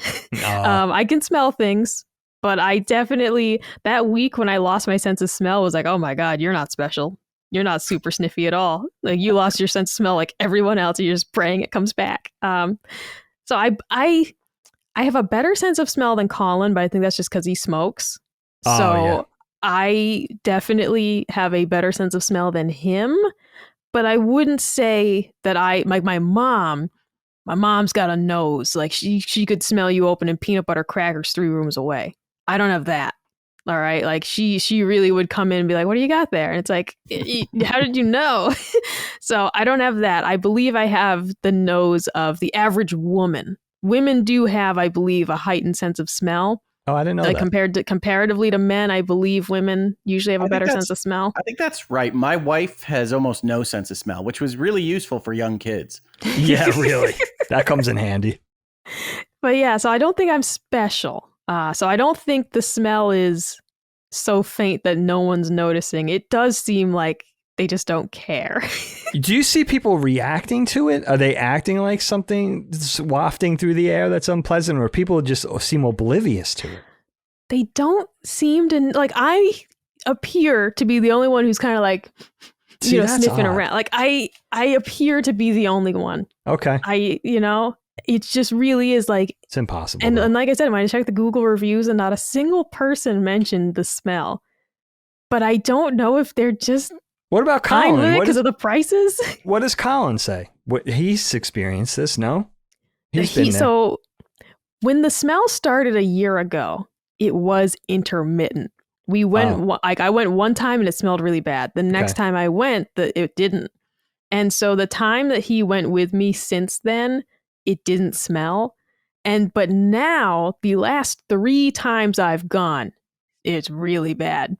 And it's been going on for a couple months now, but he has not been to that store with me in a long time. Okay. I usually go on Thursdays when he's doing his show. Mm-hmm. So I need to go on like a Wednesday when he's free so we can go together and fingers crossed it'll reek in there. But no, he has not experienced it. Yeah, I like the setup of hopefully we can take him to a really smelly place. Somebody's got to confirm this. It is the equivalent of like, hey, babe, smell this. And it's like the worst thing you've smelled all day. That's a thing. Now, Micah, this email, was it signed by an actual person? Yes, this is from Vivian. Oh. BJ's member care team. Is it her email address? Don't read the email address, obviously, but is it from her email address or is it just like an HR sort of or public relations email address? It is just from the support, at BJ's account. Okay. But this is an actual email that you can reply to. Many times you get those emails where it says do not reply, like submit a new form. Yeah. This is a real email. Like I have a ticket number at the top. Oh. Like I actually have a ticket number. And so they are using a legitimate system here. And so it's like, okay, yeah, I have a ticket number and I could reply to this if I wanted. Like if I don't hear back, I could reply in 2 weeks, hopefully. Vivian was just the name the AI selected to be the most personable. That's BJ's. I mean, more than likely it's the name that a very nice woman in India chose. But, regardless, because I have heard that BJ's has moved most of their customer service overseas. And that's another reason people are switching to Costco. Whole thing I wasn't aware of. Micah, guess I previously never needed help. I feel like I have to check out these subreddits of the God, the class warfare between the warehouse memberships. Dude, if you go on the Costco subreddit and say that you like Sam's Club, get ready. You're getting downvoted into oblivion. Oh my God. People are the Costco. They call it the Costco cultists. All right. If you go on like the BJ's subreddit, which is much smaller, and the people are like the Costco cultists over there. You can't say anything anti-Costco. Interesting. And it's kind of true. If you're going the Costco page, even if you're like the produce was lackluster, like downvoted. Oh. They do not want to hear anything about King Costco. What? That's real. Oh, that's something. Now, Micah, you may know this. BJ's headquartered in Massachusetts. Yes, it's part of why I do like it, because when you get the circular in the mail and everything's like, copyrighted to Marlborough, Mass. And I'm like, yeah, it's a local company. So I'd like to keep shopping there. I just need them to resolve this issue. All right. Well, we're off to the races. I mean, we might be making some headway here. We got to see. We may. Maybe they do just need to pull down the vent and be like, oh, somebody left a bottle of chocolate milk in here from the construction. Problem solved. Yeah, of course, that is a warehouse. It's probably it's a giant warehouse. But Viv is on the case. Aunt Viv is on the case. You got to contact. I mean, that's a step in the right direction. We're doing that. No, I didn't even expect them to reply. I love it. So, and I sent this email last night at 8 p.m. So that's pretty timely. Yeah. If I heard back, I thought I'd hear back like Monday. So that's another plus. They're winning me over again. Props. That is a good turnaround. I just love the form letter language. Whatever it is you complained about, we're going to take care of it. The corporate speak. What was the word that they were doing? Tell me the word again. What was the word that they used? Oh, what? Like they're going to escalate it? Escalate. They're escalating it. Oh, yes. No. They know. They're at DEFCON 5. This is very lawyerly, this letter. It's like that one tweet meme that's like, whatever you said right now, I'm very excited for it or very sad for you. I don't know. Exactly. I love that we got progress right here in person on the podcast. This is breaking news. That's good stuff. I love it. Now, what do you guys think, my brave companions? Do we go in for another topic? Do we call it a day? Sometimes we take a waiver on the third topic if things are going a little long. We're at 3 hours ish. How are you guys feeling? I want to take your temperature. Be honest with me. I'm going to yield to the host. I can definitely do another topic. Yeah, it's up to you. All right, we could do another hour. I mean, it's Helene's birthday. We got to go out, but we got time. We got a little time. Okay, and this topic isn't super complex. This is my topic today. If you guys don't mind, Mike, are you cool with it as well? Oh, yeah, especially because I have an answer for your topic. Oh, good. But not a lot to say. Okay, good. I'll be the quicker portion of this because Well, you'll get into it, but we'll see. I'll see why. I won't Based even. on our track record, we're going to wind up talking about favorite theme parks. Oh, you never know. No, you never know. Could all never over the happen. place I today. hate the theme parks. That's every time. That's every time, Hogue. It's definitely not just you. It's that's the way, the meandering nature of the conversation. I love it. It's the conversational podcast. Come on. Yeah, this is to be expected. I mean, I could bring it up at any time. I have chocolate all over my hands, and you guys didn't know that, but now we do. Now you know. That could be a whole topic. It could be, and it might be. You never know. Why does Micah have chocolate on her hand? See, I was eating this kind bar stealthily. Oh, that's while we were while we were podcasting. Hey, I got to have little snacks here and there. I had no idea you were even doing that. I would have never known that. I'm quite good. That was amazing. But I got chocolate all over my hands. I'm trying to wipe it off on this. I got this blanket here, and it's not coming off of my hands. So now I have some of it on the blanket, but most of it's still on my hands. That's a skill, by the way. You're eating, and no one's even your co-hosts aren't even realizing it. That's pretty stealthy. Colin said it couldn't be done. He's like, "You're eating snacks during the show." I was like, "They've never noticed." I swear to God. I had no idea in my life. No idea. No clue. That's incredible. Now I want to go back and watch the footage to see if I could get. I just don't believe it. I just ate a whole granola bar over here. Because I mean, shout out to like Maddie, like ripping off a hunk of bread. Like he's like muted so nobody hears it, but just like, whereas I am just very shy about it. So I break off tiny pieces. I kind of hide them behind the microphone. That's I just hilarious. move over slightly so that you can't really see me chewing. Oh, that's amazing. And Jaffe, I respect it. Hey, listen, and Jaffe just eats. I don't think he'll just eat, drink. He hasn't done it often, but I've seen him do it. Oh, no, you'll catch him and be like, "What do you think about this?" And it's like, I love the unapologetic nature of it. It's just like, that's a conversational podcast as if we're at a cafe together. See, that's something. These are marathons with us. These are marathons. You get hungry, you get thirsty, you got to go potty. This is the thing. This happens, all right, well, for my topic, and I'm not even sure what brought this on. I don't even know if this adds any context to my topic, but this, I have to say, since I've been doing Constellation, I could not think of a topic for this week. And I try to curate the topics to who's going to be on the show. I do that. And I thought of a couple that might be more appropriate for other people. I want to kind of tailor it to who I have that Friday. But yeah, man, I was really struggling. Hence, I sent it today, which I never do. I always send it at least a day early. But I finally arrived on this little gem of the way I sold it to you guys, the way I kind of put it to you guys was dream mentor. If you could choose a single person, living or dead, by the way, to take you under their wing and teach you, who would that person be? And maybe this guru is instructing you in the way of like your interests or your hobbies or your career path or whatever. Or maybe they're more of just like a spiritual general guide to life that could impart their wisdom, that sort of thing. Tips and tricks for living. And so if you had the opportunity to learn from one person who you could, operate in this mentor student capacity, who would that person be? Who would you want to learn from?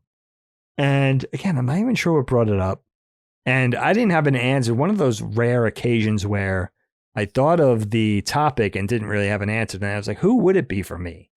And the first person that comes to mind for me, and maybe it's on brand, is Walt Disney. And it's Uncle Walt because I think he's a fascinating dude.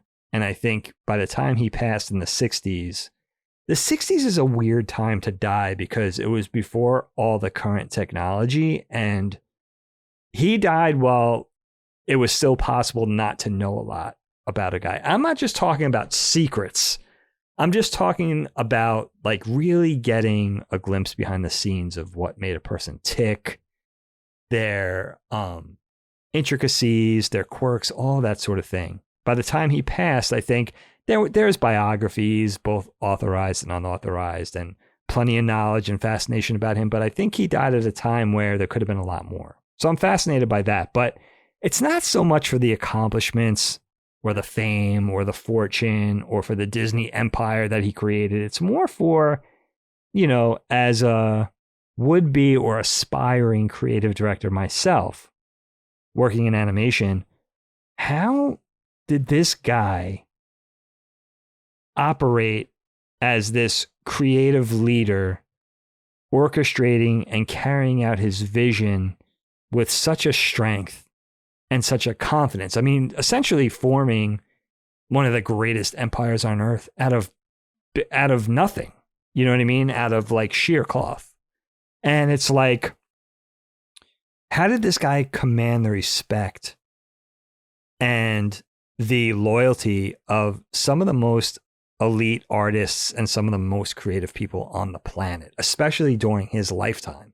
Not only in animation and film, and as the Disney Empire grew, all the different facets, but in Imagineering with engineers that worked on the theme parks and the technology. Like those guys were so loyal to him and hung on his every word. And I think I could relate to Walt in a way because, you know, when he started out in the Midwest before Disney and he was an animator and had his own little operation, I think he was one of those professionals as a cartoonist, an animator, an illustrator who was definitely good enough skill-wise to do it professionally, but he surrounded himself later on with the best.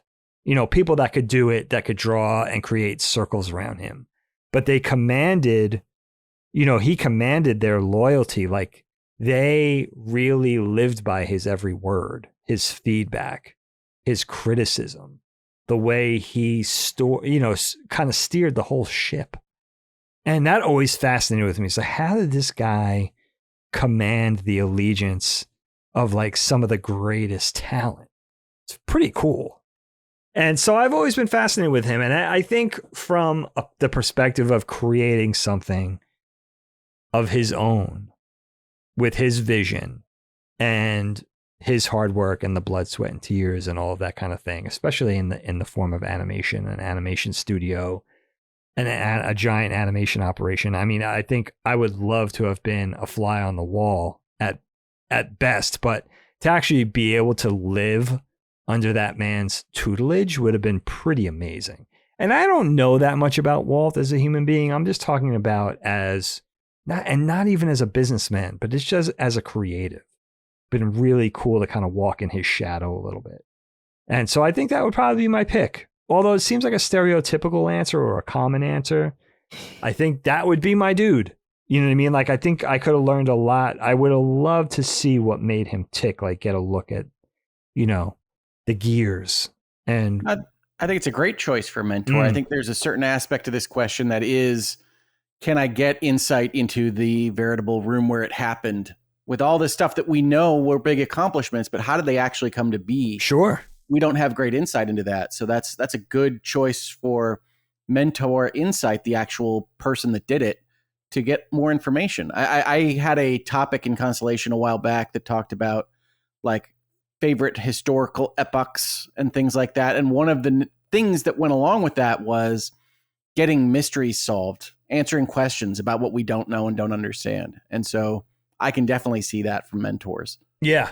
Yeah. That's well said, Hogue. And, you know, just something about Walt.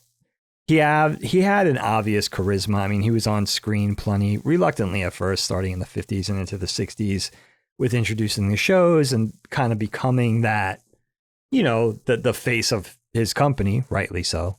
But the charisma and the conviction and the commitment to quality, like there was just the character of, you know, the character in terms of not a cartoon character, but in terms of leadership and, you know, creating something that is, you know, was and is massive, and the legacy that he created. So, I'll go to you first. If you had that one person, again, somebody contemporary or somebody who passed, if you could just take a page out of that one person's book, who would that person be? I'm going to cheat on this, honestly. First of all, as a lawyer, I've got like 5 answers, but it was when in your question you mentioned spiritual advisor that it was clear to me that my choice would have to be Jesus Christ.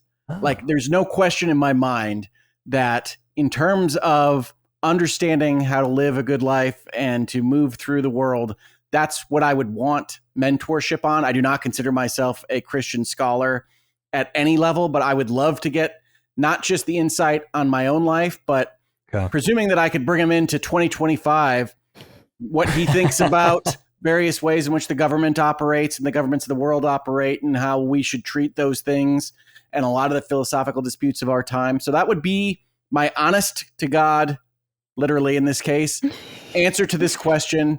And I know some people are going to find that to be a little bit of a cheat. So I'll throw that out there. Totally fair. If we're going for non-sons of God, I think my answer would be Plato. I have a deep interest in philosophy and the governance of philosophy, and Plato is my favorite of the philosophers and idealists from way back. I have some disagreements with some of the things that I've read about what he'd have to say, but I'd be interested in having that conversation with him personally. And so I think that would be super useful. The other, again, I said I have 5 answers here. I like it. The other thing I was thinking when I was first asked the question by you was work mentorship, right? Somebody to help run a law firm or know how to rainmake and get clients maybe a little bit better than I can do, and all the various things that I think I could improve on. But I changed my answer from those kinds of mentors primarily because I realized, and this has been coming for the last couple of years, honestly, that I really do prioritize my family life and trying to live as some kind of holistic best self more than I do as a worker bee, a lawyer or an attorney or otherwise. And so I love that. I would be looking more for that kind of family experience out of a mentor. And I don't know if this is allowed by your question, which is why I also think this answer is cheating, like all my answers are cheating.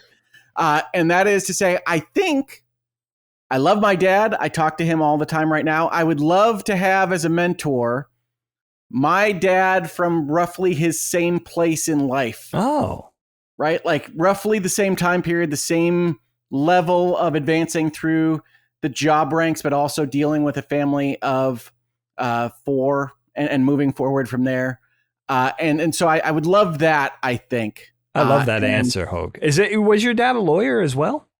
So yes and no. So my dad went to law school, had a law degree. Okay. He was a lawyer for about 5 minutes as a public defender. And then he went into a role that is effectively lobbying for a national insurance trade group. Okay. And then that led him to being a lawyer for one of the insurance companies in that trade group.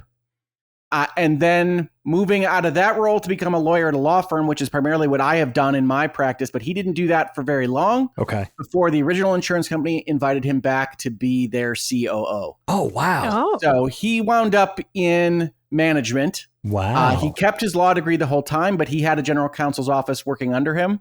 And he was the chief operating officer of a pretty significant insurance company in Michigan. Oh, that's awesome. Wow. What a career path. He bounced around, and he will tell you that he is not a lawyer and hasn't been for decades. But he is still officially barred by the state of Michigan. He still has his license. Oh, wow. And so we can talk a little bit about law stuff. He gets mad at me if we talk a little bit too extensively about something that he feels I know better. But yeah, no, it's great. But I think those are the kinds of things, like, even though I talk to my dad all the time, I have that blessing in my life to have that great relationship right now. It would be interesting to see in real time, in a similar state of his life, how he was dealing with the same kinds of things that I deal with right now. I really like that answer, because people change and people forget, and, perspective shifts as you age and the dynamic of your life shifts. That's interesting. I wonder if I would want my parents' advice from my current age, though. I want for you, I like that it works. For me, I'm not sure I would want that. I hear that too. It is certainly a double-edged sword. But I do think right now, in his state of retirement, and I love my dad to death, but it does tend to be the case that whatever issue I'm dealing with or whatever problem I'm venting to him, it's something that can be easily dealt with and hand waved away, because he's at the end. He got through all the problems. Yeah. And now he's like, it'll be fine, Rick. It's like, great. But 2025 has proven to be a real fun time. And you know what they forget too? Like, they think, I see this, especially with my parents, insofar as being grandparents, like, they honestly convinced themselves that they were always this easygoing. And they definitely weren't. Yeah. You know? I obviously don't have children of my own. However, watching my parents interact with my sister's stepsons, and I'm just like, so now you're like a Zen Buddhist monk when the kids misbehave, and you're like, whoa, whoa, whoa, like let's calm it down. It's like, where the fuck was that? But to them, that's how they reacted. Yeah. Oh, it's like, who are you? And it's all in the name of duping the grandkids, because the grandkids are like, I don't know what you're talking. Like when I tell stories about how, you know, my dad wasn't like abusive or anything, but like how he would get angry and I would be afraid. Like who are you even talking about? I'm like, you don't understand. Spend half my time trying to convince my kids that this is a different human being we're dealing with. Because your dad now is literally Gandalf. Yeah. And so it's very hard to picture Gandalf being angry at the children. Like, it's really hard to picture him screaming at Frodo, you know, the children are Frodo and Sam in this case. It's Balrog Gandalf. You know what I mean? Exactly. It's like, it's in there, but that's not what's coming out. So that, now, Hogue. Yeah. If those are all your answers and you had to boil it down to just one, now listen, I'm all about bending the rules. I don't contest that. I don't fault you for that. But my one answer is Jesus. Yeah, it's a good answer. It's a damn good answer. Because even if you're not religious or spiritual, a lot of people acknowledge that the man existed in some form, right? Bare minimum, very influential. There you go. Well said. Yeah, that's a great answer. I think there's a lot of people in my life who that might have been the answer. Now, am I a bad Catholic for not even thinking of Jesus in this entire thing? No, you're a good Catholic because you're like, well, I'll get to meet him later. If that's how this all works. I like you're like, no, I get to meet Peter at the gates, and I'm pretty sure I'll get to meet him too. So you're just having your faithfulness of like, yeah, I'll get to see him. Okay. I like it. Thanks, Micah. Thanks for that. Well, Disney might confidence. not be there though, so that's a good choice. Well, he's frozen. So he's not. Frozen people don't go to heaven. He's probably dying to get in, but it's like, go and freeze this guy already. What were they hoping to accomplish with freezing that man? I mean, I think they thought, wasn't the Jetsons, wasn't that set in like 2006 or something? I'm going to look this up. I don't know. The Jetsons was set comically early for how far we actually did advance that things. Makes sense. So now, do the Jetsons have a year? Now I'm curious. Canonically, there are some episodes where they say the year, I think. I didn't know this. There is a problem with the Jetsons timeline in which there's one episode where they say how old the mom is, and you're like, wait a minute, the dad is like 30 years older than the mom. Like, there's a couple discrepancies in the show of things that don't make sense, but they do sometimes, I believe, say what year it was. All right, it says it's set in 2062. And that does make sense because the show premiered in 1962. So they just set it 100 years into the future. Oh, yeah. And it's like 2062 to be flying cars. Like in 25 years, we'll be at 2050. Like, I don't think we're getting there. No, I don't think. It is interesting that they space, because a lot of the video games that we play and a lot of the movies from the 80s were set in years past. Like, look at Back to the Future 2, right? What was that, like 2015 or something? It's 2015. It's 30 years either direction, because I remember in 2015, it's like, this is Back to the Future 2's year. Right. And they just weren't far looking enough. But the Jetsons actually was like, let's give it 100 years in the 60s. But yeah, I don't think we're going to be close to. The fact that the Back to the Future 2 future timeline is 10 years ago is frightening to me. I don't understand. I know. I don't like it. I really think that was a mistake. They should have just set it further into the future. You know, I don't know what people thought. It's pretty incredible. I love Back to the Future. That's 1985, 1955, 2015, and then 1885. So they were on there. Oh, right. 1880. Right. Yeah. We got to do those Back to the Future episodes again for Knockback, where we don't talk about them all in the same episode. That's one of the ones we have to piece out and just kind of part out each episode for each unique film, because we didn't do it justice the first time, Rick. We didn't do it justice the first time. All right, Micah, what do you got for me for this one? Yeah, so I had a couple answers like Rick, but so my serious answer would be Stephen King. Not only am I a huge fan of his work, but the primary thing is that I would just love to understand how this person has worked themselves so hard while still maintaining a love of what he does. Now, and this is someone who has battled with addiction and wrestling with sobriety and all these things, and still continually returns to this love of writing and creating.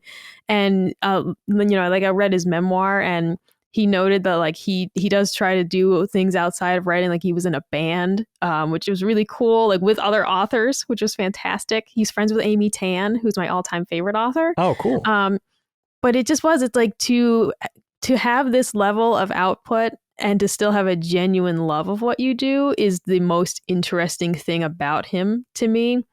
Because I mean, everybody it seems in the world at some point gets burnt out with what they do, and it's where you may move from doing something in a professional capacity to doing it just for fun. Sure. Like, my dad was like a chef for 30 years, and then he eventually was just like, I just don't want to do this for work anymore. My dad still loves to cook. He still cooks several nights a week. He loves it still, but professionally he was done with it. And it is so curious to me.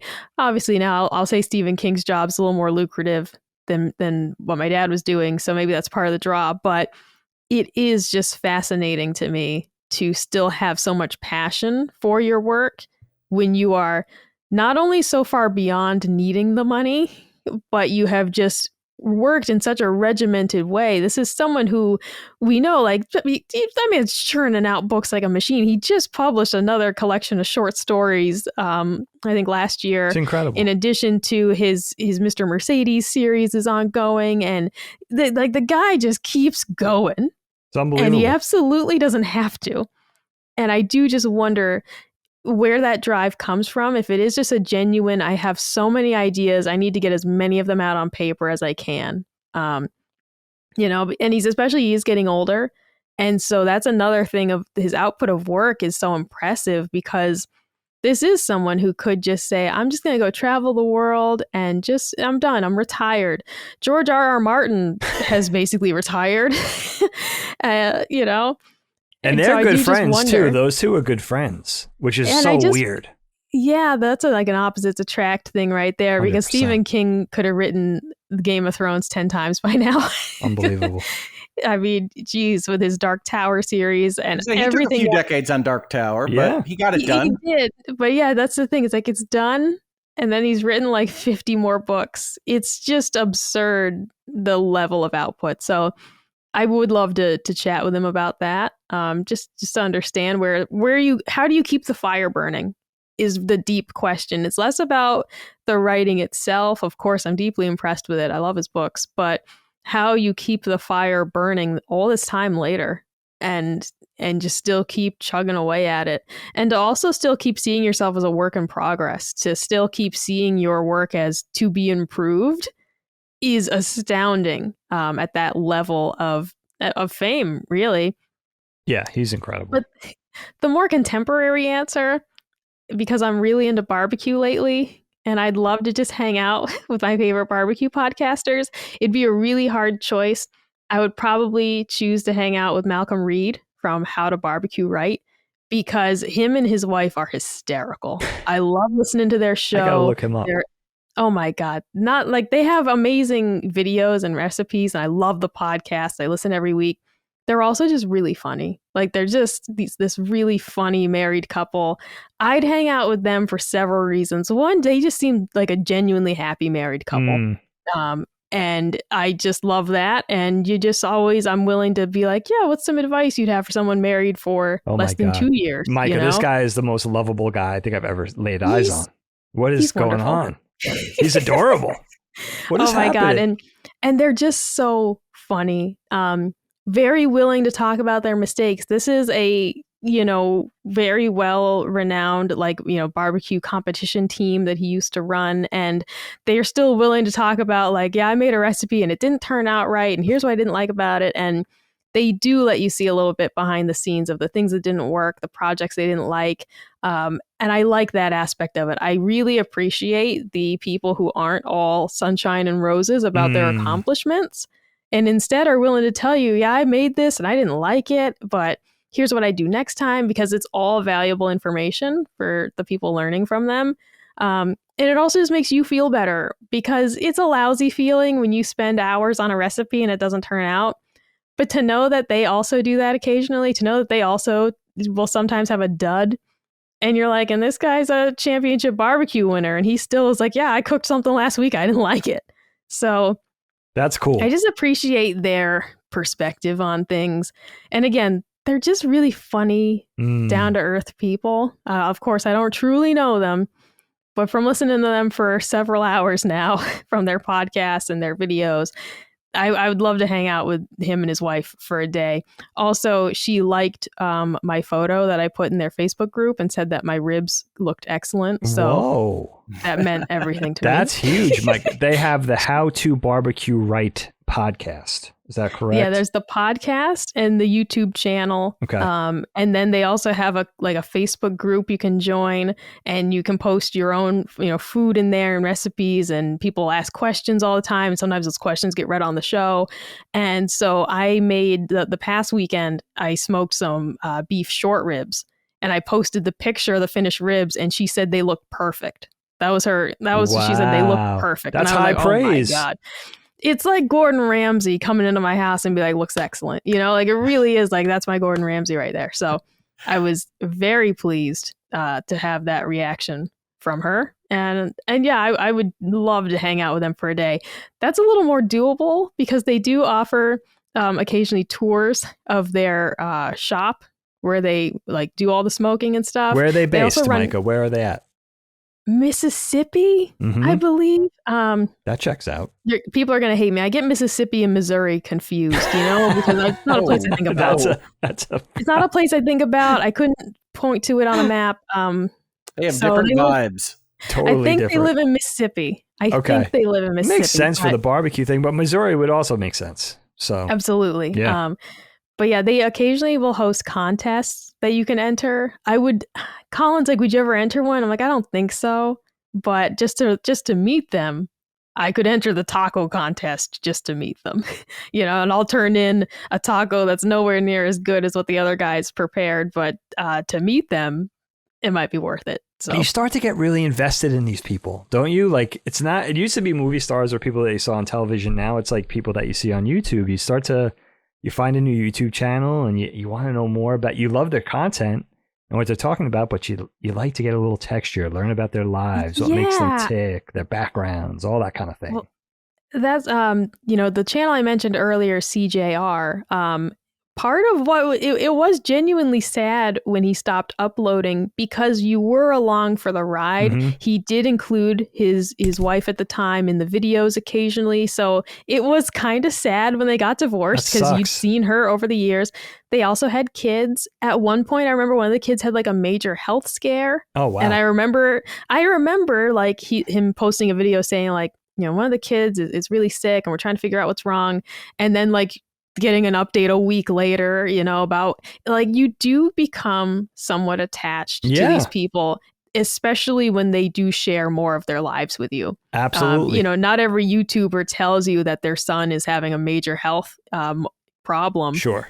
But when they do share that, it's like, well, you'd have to be made of stone to not feel anything. So you definitely get attached to these people. And with with Malcolm and his wife, Shell, it's like, they just seem like just the nicest people ever. They just seem so nice. They so look friendly. awesome. They're a little more personal in terms of their life updates type thing, but they're just they just seem great. They really do. Great. I've never seen a picture from a brief internet search. Yeah, they are from Hernando, Mississippi. Oh, that's where it is. Okay, all right. Which is just south of Memphis, Tennessee. Nice. All okay. Right. Well, that makes sense. Yeah. I know what shape that is on the map. Someone that's kind of like a little rhombus. Now, don't get Micah's Malcolm Reed confused with, apparently there's a very smarmy looking British, I want to say, gentleman named Malcolm Reed who's on Star Trek Starfleet Academy. It's a whole different flavor of Malcolm Reed. It's a whole different guy. Micah's Malcolm Reed looks like the most lovable dude. I mean, he's even more appealing by every picture has him holding up some form of meat. Yeah. Is the last name of Malcolm from Enterprise? from back in the 90s? Yes. Is that him? Yeah, that's okay. But that's actually awesome. And you know what? With these modern day social media, YouTube celebrities, it's not like the conventional celebrities that we grew up with TV and movies. Like, you're getting much more of these people. You're getting much more frequency if they have a weekly show. Some people even daily or every other day. You're getting to know them a lot more. You're getting a lot more content with them. And they're essentially themselves. It's not like we got to know Jennifer Aniston because her character on Friends. Like, these people are themselves. Exactly. And it's where we sometimes run into problems because people assume too much based on them thinking they may have some sort of relationship with you because they listen to your show or they interact with you on Twitter. And that is where the line kind of gets muddy, because it's like, I did reply to your tweet and we did have a little conversation. Right. But that's as far as the relationship goes. That's kind of where the line's gonna end. It's like, we're interacting in a public space. Yeah, boundaries. I guys. may not want to DM with you, but interacting in this public space. But previously, you could never speak to Jennifer Aniston ever. Now you have like a 1 in a million shot that you might see your tweet and actually reply. Maybe 1 in 10,000 even. Whereas before there was zero chance ever, unless maybe you ran into her at a grocery store. You'd also have to be the one living in Bel Air, though, and going to that same grocery store. There you go. Or you could crash your van through her gate like that guy did 2 weeks ago. That's always a possibility.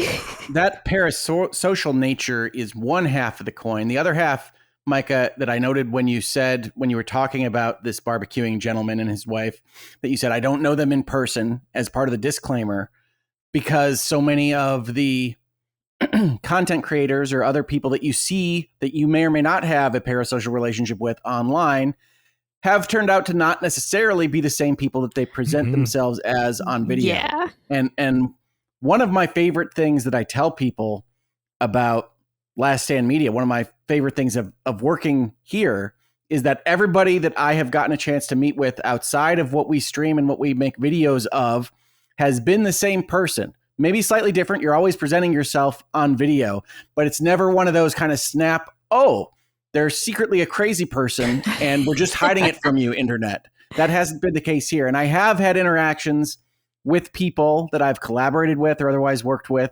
online where it's not anything evil. I'm not trying to hide anything from anybody, but their personalities are sufficiently different off camera that it is a little bit jarring. Wow. When that does happen. And I think it's in some ways a shame that you have to give that disclaimer that says, I don't actually know them, but they seem cool on video. Sure.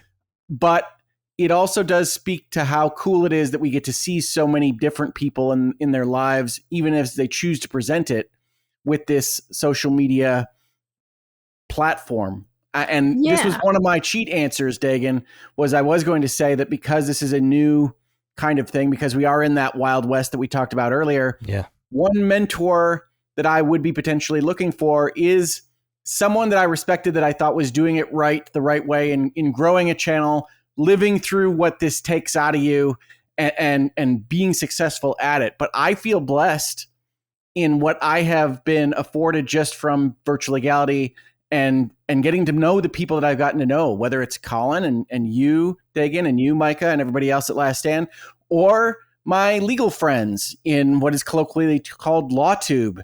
And I have a number of people that I chat with regularly that are just fantastic and that are constantly mentoring or providing a similar role that says, no, it's okay to think these things and it's okay to do these things. And everybody is learning as they go, and all that good mentorship that you think of as somebody that's just out there, massively successful people with millions or close to millions of followers and subscribers and everything else that take time to say, nope, it's okay that you haven't put a video up since March, because everybody understands you're trying to get through something. And it's fine that you feel guilty about it, but you don't have to apologize on your community posts every other day and all these various other things that maybe I shouldn't need to hear, but I do. And so I think in this space, I know, Dagan, you've talked about potentially doing more podcasting, and I would love chat to about it sometimes when I'm on. it is this kind of thing where you don't ever get that feeling like, yes, I'm doing it right now. Yes, I've nailed it. We've got the process. This is the way forward. You might get a certain amount of comfort that, okay, I did that thing and the world didn't cave in, but you're never going to feel that kind of in the pocket. I know I'm advancing up the corporate ladder, or I know that my stock price has gone up, or whatever it might be. You think that you're probably doing it right. You're making the best decisions you can. And it's useful to have a voice that has had some level of success telling you that that insane thing you're thinking isn't so insane. I love it. And that reassurance from your community helps, right? Where it really does. Well, take your time. We'll be here when you get the content made. Life happens. And that, that I like looking at it from your perspective too, because you are involved in not only Last Stand, but in your own endeavors, and that pressure that I don't feel because I am, strictly working for somebody else. I don't have my own YouTube channel at this point. So that pressure, and often undue pressure, I guess, that you could put on yourself, because not only is it, part of your livelihood, but more, you're trying to get that consistency. You're trying to draw a larger audience. You're trying to, kind of tailor that trajectory upward. And that's a lot. Oh, yeah. And the fear of failing is just one of those things of I've mentioned before, I stopped doing my YouTube videos after YouTube changed their monetization requirements, and my channel did not meet the level required. They still ran ads on my videos, but I no longer got my penny, right? Oh, wow. And it's just very demoralizing to be like, you get to make money off my videos and I don't. And I tried, I put in like an earnest effort, but I could not get the viewer numbers. And it's a failure, essentially. But I'm still glad I tried it. I'm still glad I did it. Obviously, I work here now, so it's not really required. But the fear of failure, for once it didn't stop me from trying. I did not succeed in the end, but I was glad I did put it aside because it was worth doing. And I still learned a lot in that process of being comfortable on camera, sort of, and kind of knowing what to do. But just that fear of not succeeding in the first place is so insidious. And I know so many of us deal with that. I do. The entire idea of like, I have a million projects in my head and I'm so scared to even start them because I'm worried that what's going to come out is this ugly creation. And so I just don't bother at all. It's crippling. It's crippling. Right. We all know that's the wrong approach. It'd be better to create something rough around the edges than not create it at all. But it's still just getting that gumption to get going in the first place. Right. Yeah, no, they will be bad. I mean, it sounds trite because writers, like in Stephen King's On Writing book, will tell you first draft is bad, first attempt is bad, 50th is bad. You got to keep rolling through it. But it's like, I feel like I am adding good value when I make a virtual legality and I put that information out there. At the same time, I look at VL1 through, I don't even know, 50 and be like, what was I doing? How did anybody like any of this? And how did anybody take good information from this? Like, yes, I'm hard on myself, but there is no question that you can't just, nobody on earth can just come out and be really good at whatever you want to be really good at. You go, you try your best. And if you try your best every time, that best gets better. Right. But if you go back and look at your first stuff, even if you're proud of what you're doing right now, you say, well, what was I thinking? And if I go another 1,000 videos, I'll probably say the same thing in however many years that takes about the videos I'm putting out right now. It's just the way it is. Well said. Yeah. It's 10,000 bad drawings, the version of 10,000 bad drawings, right? Like every artist it's has hard. It's uncomfortable. It's you feel like it. And when it comes out and it is that garbage monster and you're unhappy with it, and you're like, well, I'm completely worthless. Clearly, I don't have the skill or the talent or the spark to get this thing done. And it's like, that's not true. But I can say that here in this space because I have lived that. I will tell you, same as every other human being on earth, when I have my prep done, I have my thumbnail ready, I'm ready to tape my video, I still have that same beat of, am I going to be able to say these things? When I'm done, will I have communicated what I want to communicate? Will it be understandable? And I do not finish the process every time and say, that was a masterpiece. You go, Hogue. You are just killing it right now. I do not. So, that kind of, and you know what? You make a good point too, though, Hogue. We're our own worst critics, always. No matter how hard you are on yourself, I think everybody is their own worst critic. And yeah, it could be so debilitating to have that pressure of, whether it's the perfectionism or the fear of failure, it's anything that's, and I could speak to this all too well because I suffer from those things. And it could be enough to compel you not to do the things. And I think Micah makes an amazing point. It's better just to put it out there and make inroads, and then you improve. You could be reflective. You could be introspective about, I need to do this better next time. But, just slowly build and give yourself that grace to get better incrementally, no matter what you do in life, podcasting or art or whatever your career is or your hobbies or sports, whatever you're into. I think that's so important. It's actually really refreshing for me to hear other people talk about it. It's so hard. It's definitely hard. I'm criticizing myself as I even say these things because it's like, I know this is good advice. I know this is a good philosophy to take. Right. I know personally that I don't follow that every time. So I feel a little bit hypocritical even saying it in this context because I know how tough it is to get out there and do these things. Sure. Yeah. You've reminded me, this is very silly, but it's on point. Do you remember Wilford Brimley's Liberty Medical commercials? Yeah. Okay, for his diabetic testing supplies and all that. So there's a mashup that someone made where they just have Wilford Brimley saying all the opposite things. And he's like, I don't take my medicine. I don't listen to my doctor. And I do feel better. And it's the reality, though, of, a lot of us would say, I might sound like I have some decent advice. And it is indeed decent advice. But I don't always follow through with it for my own self. And that's what I need to work on is actually saying, you should just spend 15 minutes a day practicing, this hobby you want to do. Or instead of just being, so embarrassed about being bad at it, just spend the 15 minutes and get better. There you go. Or even if you don't get better, just have fun. Well, and you don't always feel it. That's the other thing I would add is that I equate it now so much with my rehabilitation, which I don't know what folks know about what I was rehabilitating, but my entire left side didn't work. And at the end, the second half of my rehabilitation, that really manifested itself mostly, and I couldn't move my shoulder. And so every week, sometimes multiple times a week, I would go to my physical therapist. And they, primarily for insurance reasons, they would go and they would test the full extension of my shoulder. And they do various tests and things. And every single time I would go as far as I could and I would do as best as I possibly could. Okay. But week 6, week 8, week 10, whatever it is, it just feels like you're doing the same thing.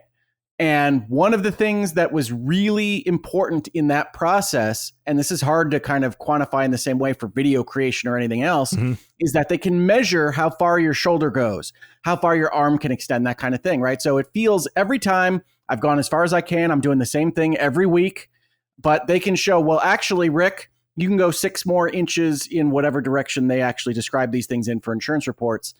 And that would keep happening. And eventually I can move my arm now and yay, great. But I equate that so much to the creation process or even the practice of law, which is that all you can do is your best and really mean it. Don't lie to yourself on that, but you do your best. And even if you can't tell, that best is moving forward. And that was a really big perspective change for me. And it's still hard for me to kind of understand because I constantly say to myself, I could do more, I could do X, I could do Y. But as long as you're out there going for it, you can make things happen. And you might find yourself on Last Stand Media, you might find yourself on LawTube, or who knows. But you can do it.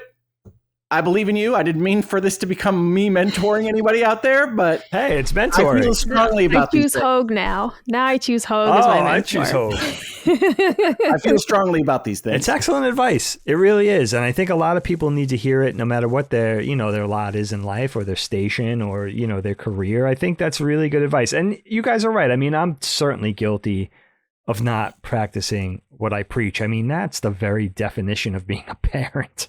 sometimes like you impart advice to your kids, but you're not following it. You know what I mean? For yourself, or at least not all the time consistently. So yeah, it's definitely, it's good to hear those things for sure. And, you know, again, it all does boil down to, you know, I think surrounding ourselves with the right people and people, you know, that encouragement, people that build you up, right? That help you, want you to be, I mean, ultimately it's not really for money. I mean, we all need money and, you know, resources to survive, but it's really in the end, it's for your own happiness and your own contentment, right? So it's like, what do you want to do? You know, what's going to give your life quality? What's going to give your days meaning and ultimately give you happiness? And I think that's where, you know, that's where the rubber meets the road, if you will, with that. But I think that's really well said, Hogan. I think, you know, I definitely need to. I feel like I'm building a head of steam, but it takes a while. I don't know if it's stubbornness. You know, there's that perfectionism there. There's that thing of like, I know it's not going to be what I want it to be, at least initially. I have to build to that. And like you said, that's difficult. That takes patience. That takes stamina. It really isn't your first output. But in order to get to that last output, you got to go through the first. Absolutely. It's a journey. It's a journey. It's growing out a bad haircut, man. And you're going to get back to good hair days, but you got to get through the bad ones. Well, Micah, you know what? I wanted to ask you, now that you're involved with Last Stand Media and you got a larger fan base and you're rocking with Punching Up and you have all these adoring fans, do you ever consider going back to doing your own unboxing podcast or whatever content you want to do? I think about it, but genuinely... So I started the YouTube channel not ever thinking it was really going to go anywhere, but it was strictly because I just wanted to pretend I had my own show. I loved IGN back then. I loved Machinima, and it later turned into Inside Gaming. And I just wanted to have my own little stupid show. And the reality is that working here, it's I just get to interact with our listeners, and like I hang out in the Discord and I get to chat with them about games and chat with you guys about games. The YouTube channel was because I had no one to talk about games with. Like none of my friends really played games. I had, you know, like one or two people, and we a lot of us like to play different things, so we couldn't really mesh on all talking about the same game. And now it's like, oh, I'm playing Kingdom Come Deliverance. I get to talk to Brad about it, and I get to talk to Cog about it, and I get to talk to the listeners about it. So YouTube they just dropped some DLC. Yeah, I gotta get back to it. As if that game weren't long enough. I know. So the YouTube channel, it wasn't ever about the money. The money was just based on principle of it really sucks that Google's making money off this and they won't toss me my 15 cents. Because it is just a lot of work. And the reality is that it was a lot of work because I wanted to create this little community to talk about games. And we did. I had my monthly What I'm Playing videos, and I'd get to chat with the people who would comment, you know. But I just don't need that now because I get to talk to our listeners about what we're playing every single week. And there are times I think about going back to it for the unboxings, for example, but I have largely stopped buying figures, so it would be exclusively games. And even so, it's like I'm not unboxing a game a week. I see what you mean. So then it's like, okay, well, what could I pivot to? And there are other ideas I have, but the reality is a lot of those ideas I save for our own shows. And I save it for Punching Up, or I save it for when I visit Summon Sign. And I just am kind of like, yeah, this is the place where the larger community is that would actually see it and where it can exist and more people can interact with it. But like, I'd be lying to say I never think about going back to it, but I just don't feel like I need that little community space anymore because I'm just part of this one now. Yeah, that scratch has been itched. It makes perfect sense. It is funny you describe it that way because I sometimes think that I have made a virtual legality video just because I'm dissatisfied with the forums I can find or the conversation I can find about a given topic. And that I know if I make a video that I will have a concentrated kind of back and forth of people talking about this thing that I want to talk about. That seems like a great reason to do something though. Not only because there's a lack of content for everybody, but because you want to do it. You want to put it out there for yourself too. Certainly what I've told everybody about the channel or just pursuing content creation as an endeavor at all is that you have to have a desire to learn the skill, the making of the videos. Mm-hmm. You have to be willing to go through the grind of, I think my first virtual legalities are like 6 views and 12 views and that kind of thing, until you get that kind of audience, hopefully at some point down the line. But then, you have to have the real will, the real desire to go and make things, because that grind will kill it out of you if you don't actually want to do this. So you can't, I don't think you can fake it very successfully, or at least not wind up happy at the end of faking it. So there's whole months of, especially my early YouTube career, where I remember prepping a video and getting ready to make something and get it all set and be like, well, I don't know why I'm doing this. I should be billing a client. I should be doing law firm stuff. It pays better. It's more moving in the direction my career should be moving in. Mm-hmm. But I really like this process, and I really think that I can offer some insight. I mean, part of Virtual Legality existed because I was seeing well-meaning gaming journalists just completely miss on business or contract kind of subjects. Right. I was like, okay, so let's at least try to clear this up. And then I think I was a little bit naive 5 years ago, and I thought, all right, I can explain all this stuff. It'll be clear, it'll be concise, and then everybody can understand that the next time they go to make an article on this topic. Didn't pan out that way, because there's a whole lot of other incentives out there, and there's certainly a lot of console warriors out there at the same time. But I continue to have this optimist's perspective of, we can go out there with better information, and I don't come at this from the same place as some other people, even in my own comments and community, that like the journalists are evil and they're deliberately trying to obfuscate or deceive.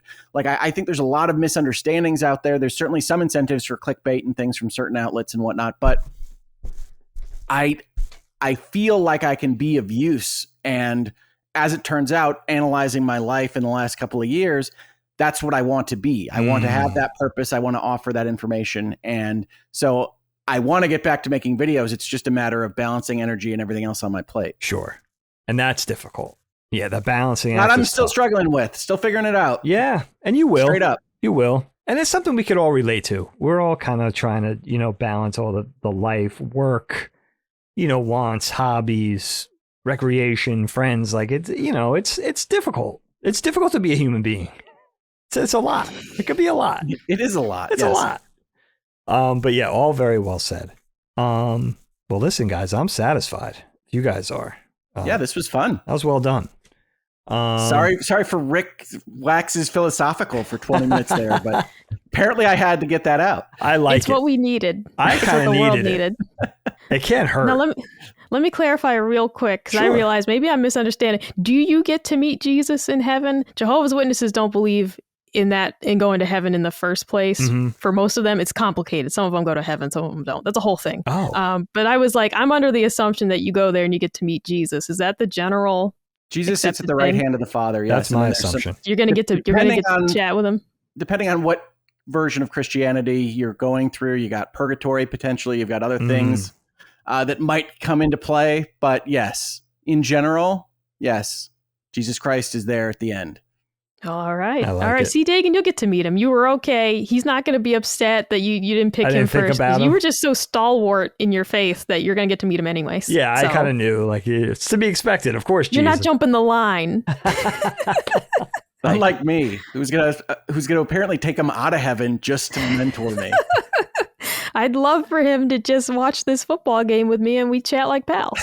I wonder who his team would be. Come on, catching a college football game with Jesus would be cool. Be amazing. It would be pretty cool. All right. As I love to just think maybe he'd have like a wistfulness for his carpentry days and be like, this is a lovely coffee table. Like, I would love to think that maybe he would just have a like, oh, well, Joseph would have made a real nice one like that. I'd like turns to out think he really maybe hates Notre Dame and you don't expect it. Oh. Wow. Yeah, you don't expect that. I thought that might be his team, actually. You just don't expect it. You don't know where Jesus is coming from. That's why I want to have him as a mentor. I'd love to just show him modern food. But then conversely, he'd be like watching Dagan eat sunflower seeds. And it's like, why are you eating those? And she's got Doritos. Yeah, why are you choosing this? He'd be so confused. Well, let me ask you this. Is he drinking beer? I mean, he turned water into wine, right? So it's like, is he drinking? Is he not partaking? I'm not sure about that. Yeah, I don't think there's a universal prohibition on alcohol. Right. But I don't know what Jesus's proclivities would be. See, these are the things that I think just having him as a mentor would be helpful for bringing him into modern society and getting some of these questions answered. I like it. You got the makings of a movie, if nothing else. Why has this been done yet? Pretty good outline, pretty good premise for a film. Coming soon, Jesus Christ, 2025. Now, what better time with Pope Leo in charge? He seems like a pretty laissez-faire dude. Is it not the weirdest thing in the world to see interviews with this like Chicagoan brother talking about the Pope? Love it. It's like the weirdest thing. This is very strange. I have to say, though, I'm still very upset that we didn't get Pope Pizzaballa. I was really pulling for that guy. What was his name? Like Pierre Baptiste Pizzaballa. Like I was like, that's. But then I realized he has to change his name anyways. We're not going to call him that's true. Pope Pizzaballa. He's going to be, Pope whatever he chooses. So I was like, oh, wait a minute. Pope it actually is not as much fun as I would have expected. Yeah, they really thought, Pierre Battista Pizzaballa. They really thought this was the guy. This was the front runner. That's a name, okay? That's a name. That's a name. And that's a name that you should get to be Pope with. I don't recommend Twitter for your sanity in most cases, but I did really enjoy reading a kind of behind the scenes thread on the conclave and the various political moves that were happening there. I thought that was really interesting. I have no idea whether it's true or not, just like everything else on Twitter, but it was compelling to read. So check it out if you see it. I liked the meme of them grilling hamburgers, and that's where the smoke was coming from outside the building. And then there was like, oh, whoops, everyone thinks we chose a pope. We got to pick one now. So Micah. We were just having burger night in here. So Micah. Or the Snoop Dogg one. That definitely gave me fits of like, I should have thought of that. That was the best memeing I've seen in a while with the Pope. I really liked all the Chicago sports Pope stuff. Yes, they did. So good. Yes, yeah. Coach Ditka as the Pope.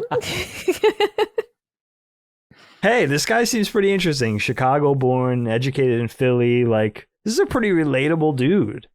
I like it. Like, I kind of like where this is going. It should be interesting. I don't know how old the man he is. Let me look that up. I think he's only in his 60s, and I say only because people were saying he's too young to be Pope. They're like, he could be Pope for 30 years. And it's like, well, I'm sorry. I thought longevity wasn't necessarily a bad thing. I don't really think we want to be swapping him out so often. Yeah, he's 69. We also have precedent now of the previous man who stepped down due to his poor health. So right, it's not to say he would still be Pope when he's 90. We never know what could happen. He's got a good he'll be 70 this year. He can have a good 15-year run, right?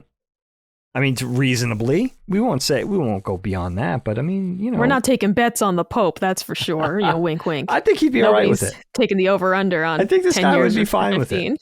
I'm not sure how many betting markets accept bets on the Pope. I don't know. Yeah, there's definitely no official ones. Why? It's fun. I know you can bet on anything, these days. So I think we should have. Now I won't bet on it because it's not tasteful, but I hope he has a good long life. And maybe the over under 20 years, I'll take the over. Now I want the thumbnail to be Micah in a bear costume and the Pope in the Pope-mobile. What I want. Didn't they sell the Pope-mobile? I think they gave it away. Really? They didn't sell it. I think they gave the Pope-mobile to refugees in Gaza. Did they? I thought it was something for like a medical something. I see headlines and I'm like, oh, that's nice. And I don't click the article because it's boring. You're right. It says, this is from a couple of weeks ago. The repurposed Pope-mobile is being outfitted with equipment for diagnosis, examination, and treatment, including rapid test for infections to Gaza. Holy cow, look at this thing. So they don't need it anymore? They don't need the Pope-mobile? Like, what's he going to be rolling around in? Yeah, they're upgrading, apparently. Pope-mobile 2.0. I feel like this guy's going to be driving around in a Bugatti or something. Like, he's going to be doing it with style, I think it's like Air Force One. I think they do a new Pope-mobile from time to time. Yeah, makes sense. We're going to see the rebrand. Like when they made the VW Bugs longer. And it was like, whoa, what did you do? What did you do? I cannot pretend to be an expert on papal transportation. I can't. Maybe the Saudis are providing a new Pope-mobile like they provided the new Air Force One for Trump. Didn't they give Trump? Oh, don't they want to give Trump? Yeah. Qatar is the ones with the you're plane, right. right? It's Qatar, yeah. They're going to give us a new Pope-mobile, too. So maybe they're the same people. They're just like, while we're doing this, let's just be able to... Why not? Makes sense. Does it? Nope. Folks, when you tuned in, you didn't think we were going to finish with Qatar discussions or the Pope-mobile. In all fairness, we didn't know either. This is equal opportunity weirdness. It's the beauty of the show. It's the beauty. All right. Next week, we could start the show talk about Somali pirates. Okay. You never know what's going to happen. You never do. We never hear what happened to Coney 2012. We never hear about him anymore. All right. But this is the place where you hear about it. It's like those classic Simpsons where like the initial premise of the cold open would be about a wig museum and then you're suddenly fighting the mob in the future with laser beams or whatever it might be. Wait a second, guys. Wait for it. We're almost at 4 hours. This is the perfect time to say goodbye. Look at how clean this is. I love it. We could just milk it with some dead air for another 18. But we won't do that because we know that's against singing. We'll have Micah perform some. Yeah, that's a good idea. Or acting music. Sides. I'll just do my favorite Simpsons quotes. I like the one where he's at like the Russian car dealership. And the guy's like, put it in H. Yeah, I like that. One of my favorite Simpsons scenes. Put it in H. He's like, goggles, they do nothing. 40 hectares to the kilometer. I can't remember the exact scene. He's talking about hectares, though, instead of miles per hour. Are you a Simpsons person, Micah? I liked it as a kid. There are scenes that will forever be funny. Grandpa Simpson talked about having an onion on his belt. That's an all-time favorite Micah scene. I don't know that The one. Wade Boggs. Oh my God, I'll send you the clip. The Wade Boggs episode.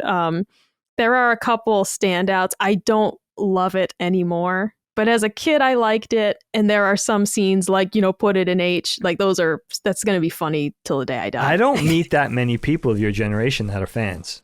I feel like you're young for it. My dad would watch it. Oh, sure. That makes sense. My mom didn't love it. There were definitely episodes where she was like, I can't believe what they just said. Right. But for the time period, it was a little risque. In retrospect, it is so tame. It is so tame. Yes. Definitely. But yeah, you're right. In context, yeah. The things much worse would come along. Worse or better, whatever you want, whatever you. Well, that's what I was just going to say is that I can certainly understand not liking The Simpsons now. I think it's a different vibe. That is certainly true. Yes. I am unwilling to kind of plant a flag in it is fundamentally worse than what I think of as my favorite Simpsons. Interesting. Years. Like it's different and it doesn't work for me as well. But humor is such a tough thing that it's just a different vibe. Yeah. Absolutely. No, that's completely the thing. I have plenty of shows that I will tell you I love the first couple seasons, and it's not that the last seasons are bad. It's just different. And I didn't vibe with the different stuff towards the end. They still had a couple gems in there that I liked. But like even Always Sunny in Philadelphia, one of my all-time favorite shows, I absolutely love the earlier seasons more. Yeah. I still like the current seasons, but they're different. Yeah. They're different. They started doing what South Park did a little bit with like continuity in the episodes being more prevalent. Right. That's South Park's actually a really good example of they went from having a thin strand of continuity to having episode each week continuous story. Yes. And it's just a completely different vibe. Still very funny. A lot of people just didn't like it though. That's true. Yeah. Anything running that long is going to change just over the natural course of time. Oh yeah. And then absolutely. But early, like you're saying, early seasons of Simpsons, early seasons of Always Sunny, or whatever you love, Seinfeld, Curb, you kind of establish a like based on the way it is. And then over that evolution may not go the way, may not go along with your expectation. So that's where it happens, where you may grow apart from something. You initially loved it for a certain reason. It changes. You don't love the way it evolved. And that, it's, that's why I love one thing. That's why I love the miniseries. It's just like the first underused form. You can't jump the shark. It's impossible. Now, the downside is you're not going to get any more to it. We got 8 episodes of True Detective Part 1. It's brilliant. Probably the best TV ever. We're never going to get Rust and Marty again. That's the downside, but it leaves us wanting more. I'd rather have that every time than have something go on too long and change and evolve. And, Game of Thrones-ified, that whole thing. They definitely lost the thread there. Or Colin always brings up, what is it, Cousin Oliver on the Brady Bunch? It's a great example. I still loved it, but it was definitely changing.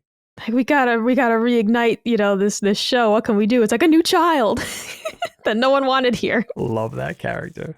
The most unappealing character ever, but it's like not his fault, so it's hilarious. All right, Micah, I'm staying with you we're going to get out of here with goodbyes. We're heading out into another weekend, wrapping up another week of LSM. What's going on with you? We're having dinner with your mom tonight. Oh, nice. So we're going to skedaddle soon and meet her at a restaurant.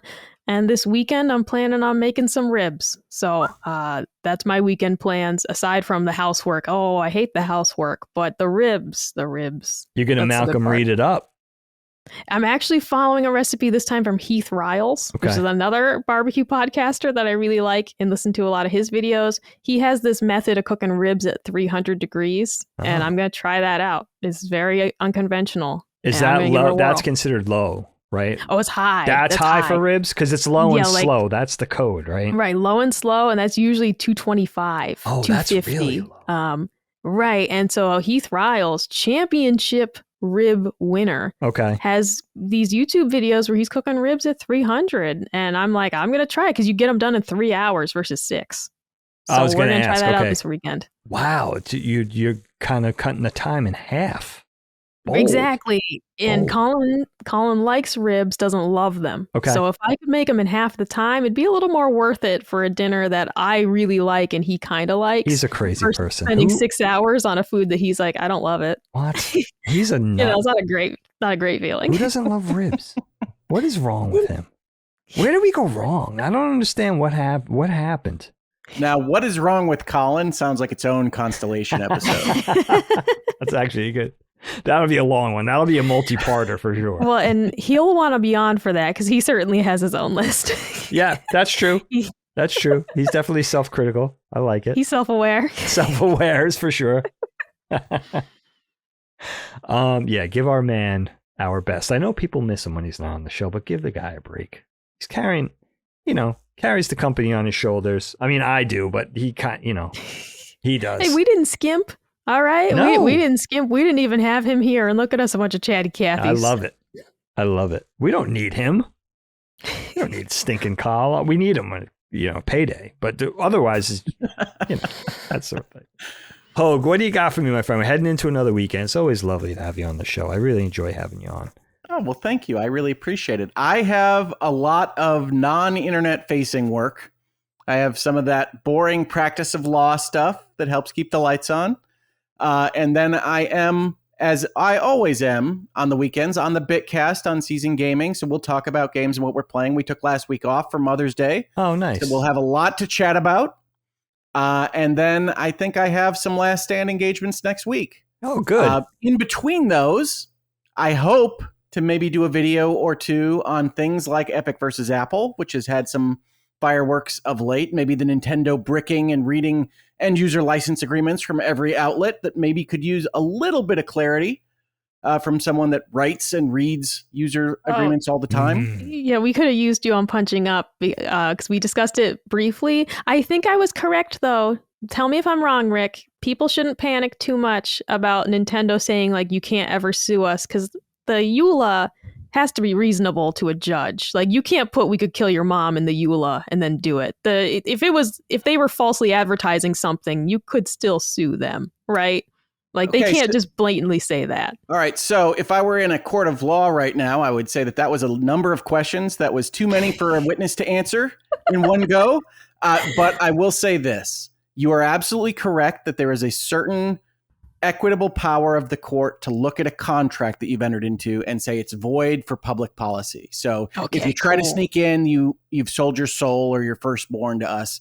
That's not going to fly. Okay. But what you described in terms of a thou shall not sue or a limitation of liability provision, depending on how it's written, and I haven't looked at this particular version of the end user license agreement, probably still going to be mostly upheld in American courts at least, because the American legal system primarily tries to put forth that every party should be allowed to enter into whatever contract they want. So outside of certain jurisdictions, and those are primarily California and New York, but there are certain exceptions to even that, most courts in the country are going to look at a license agreement and say it's valid unless you can show some real good reason why it shouldn't be. Like blatant false advertising. Like if they absolutely sold you something and you're like, that's not what was advertised. Well, that's fraud, right? We're outside the contract then. Fraud is a tort. Fraud. Okay, great. There we go. Yeah, so there's contract damages and liabilities. There's tort liabilities. Those are essentially civil penalties that you do. You think about it as a corporation assaulting you. Like a corporation is a legal fiction. It doesn't actually get you out in the street and beat you. Right. But there are things that it can do, like fraud or false advertising, that are equivalent to that. But you don't otherwise have a relationship with that person before they beat you in the street. And so we have a section of the law called torts that is about people that are interacting and damaging each other that don't otherwise have a relationship. So yes, when you talk about blatant false advertising, that kind of thing, you could potentially have a legal claim. It wouldn't fall under the end user license agreement. That's really designed around what you can sue them for related to what's covered in that agreement, which would be the product. But yes, there's a whole bunch of things that go along with this. You're right in your broad strokes, which is that you really shouldn't be overly worried about it. But that's primarily because the practicalities here are that all of these licenses from all these consoles and all this hardware, including medical devices in your hospital and everything else, will have some provision like what you saw Nintendo write. They might have written it a little bit more aggressively than you're comfortable with, and maybe that's appropriate. But for the most part, these companies are going to have the ability to say that you are breaching your software license and we can turn off your software. You need that software to run your hardware, and so your hardware is bricked. But at the end of the day, they're going to be very disinclined to use that because of the negative public relations and because of the potential problems that you might have in a court. They don't want to set a precedent against themselves any more than anybody else does. So there's a whole number of reasons why, even though those provisions exist, and they exist right now in the Sony terms, they may or may not exist in the Microsoft terms. They're not as concerned with hardware as the other players in the space. You'd have to look at all of them. And in a video, I'd probably, in talking about the Nintendo bricking issue, probably pull up all the terms and conditions to show you the same language. But they all exist so that they can have the ability in a really dire circumstance. Pirates have taken over their hardware and they've put a Trojan malware in their system and they want to kill them all. Sure. The dire circumstance, they want to have the ability to hit that button and not be challenged outright. But it doesn't mean that they want to use it against all their customers. And so it becomes this kind of, as a true lawyer does, yes and no. Yes, you can look at those. I'm glad people are reading the contract terms. That's a good thing overall. But people tend to read these things and then read the worst possible scenario. And these companies, for the most part, are not trying to hang the sword of Damocles over your head just so they can kill you with it. That doesn't make them money. Nintendo, you're so crazy. You're so Nintendo crazy. is so crazy. It's so crazy. I miss punching up because I miss talking about Nintendo every week. Hey, maybe Hogue, 4th chair for punching up. I mean, I love Nintendo. I would talk about Nintendo all the time. I have no idea what it is you guys talk about so much between the end of Switch 1 and prior to the launch of Switch 2. I have not jumped in because I don't have enough time to watch all of Last Stand Media's content. Anybody getting on Colin for being lazy for not showing up on this show is crazy because I could not possibly even set this thing up that he set up with all of this content every day. It's a lot. I think this is amazing. And I mean that as someone that has helped set up major offices of a law firm in Michigan, has started my own firm, started my own channel, done all these things.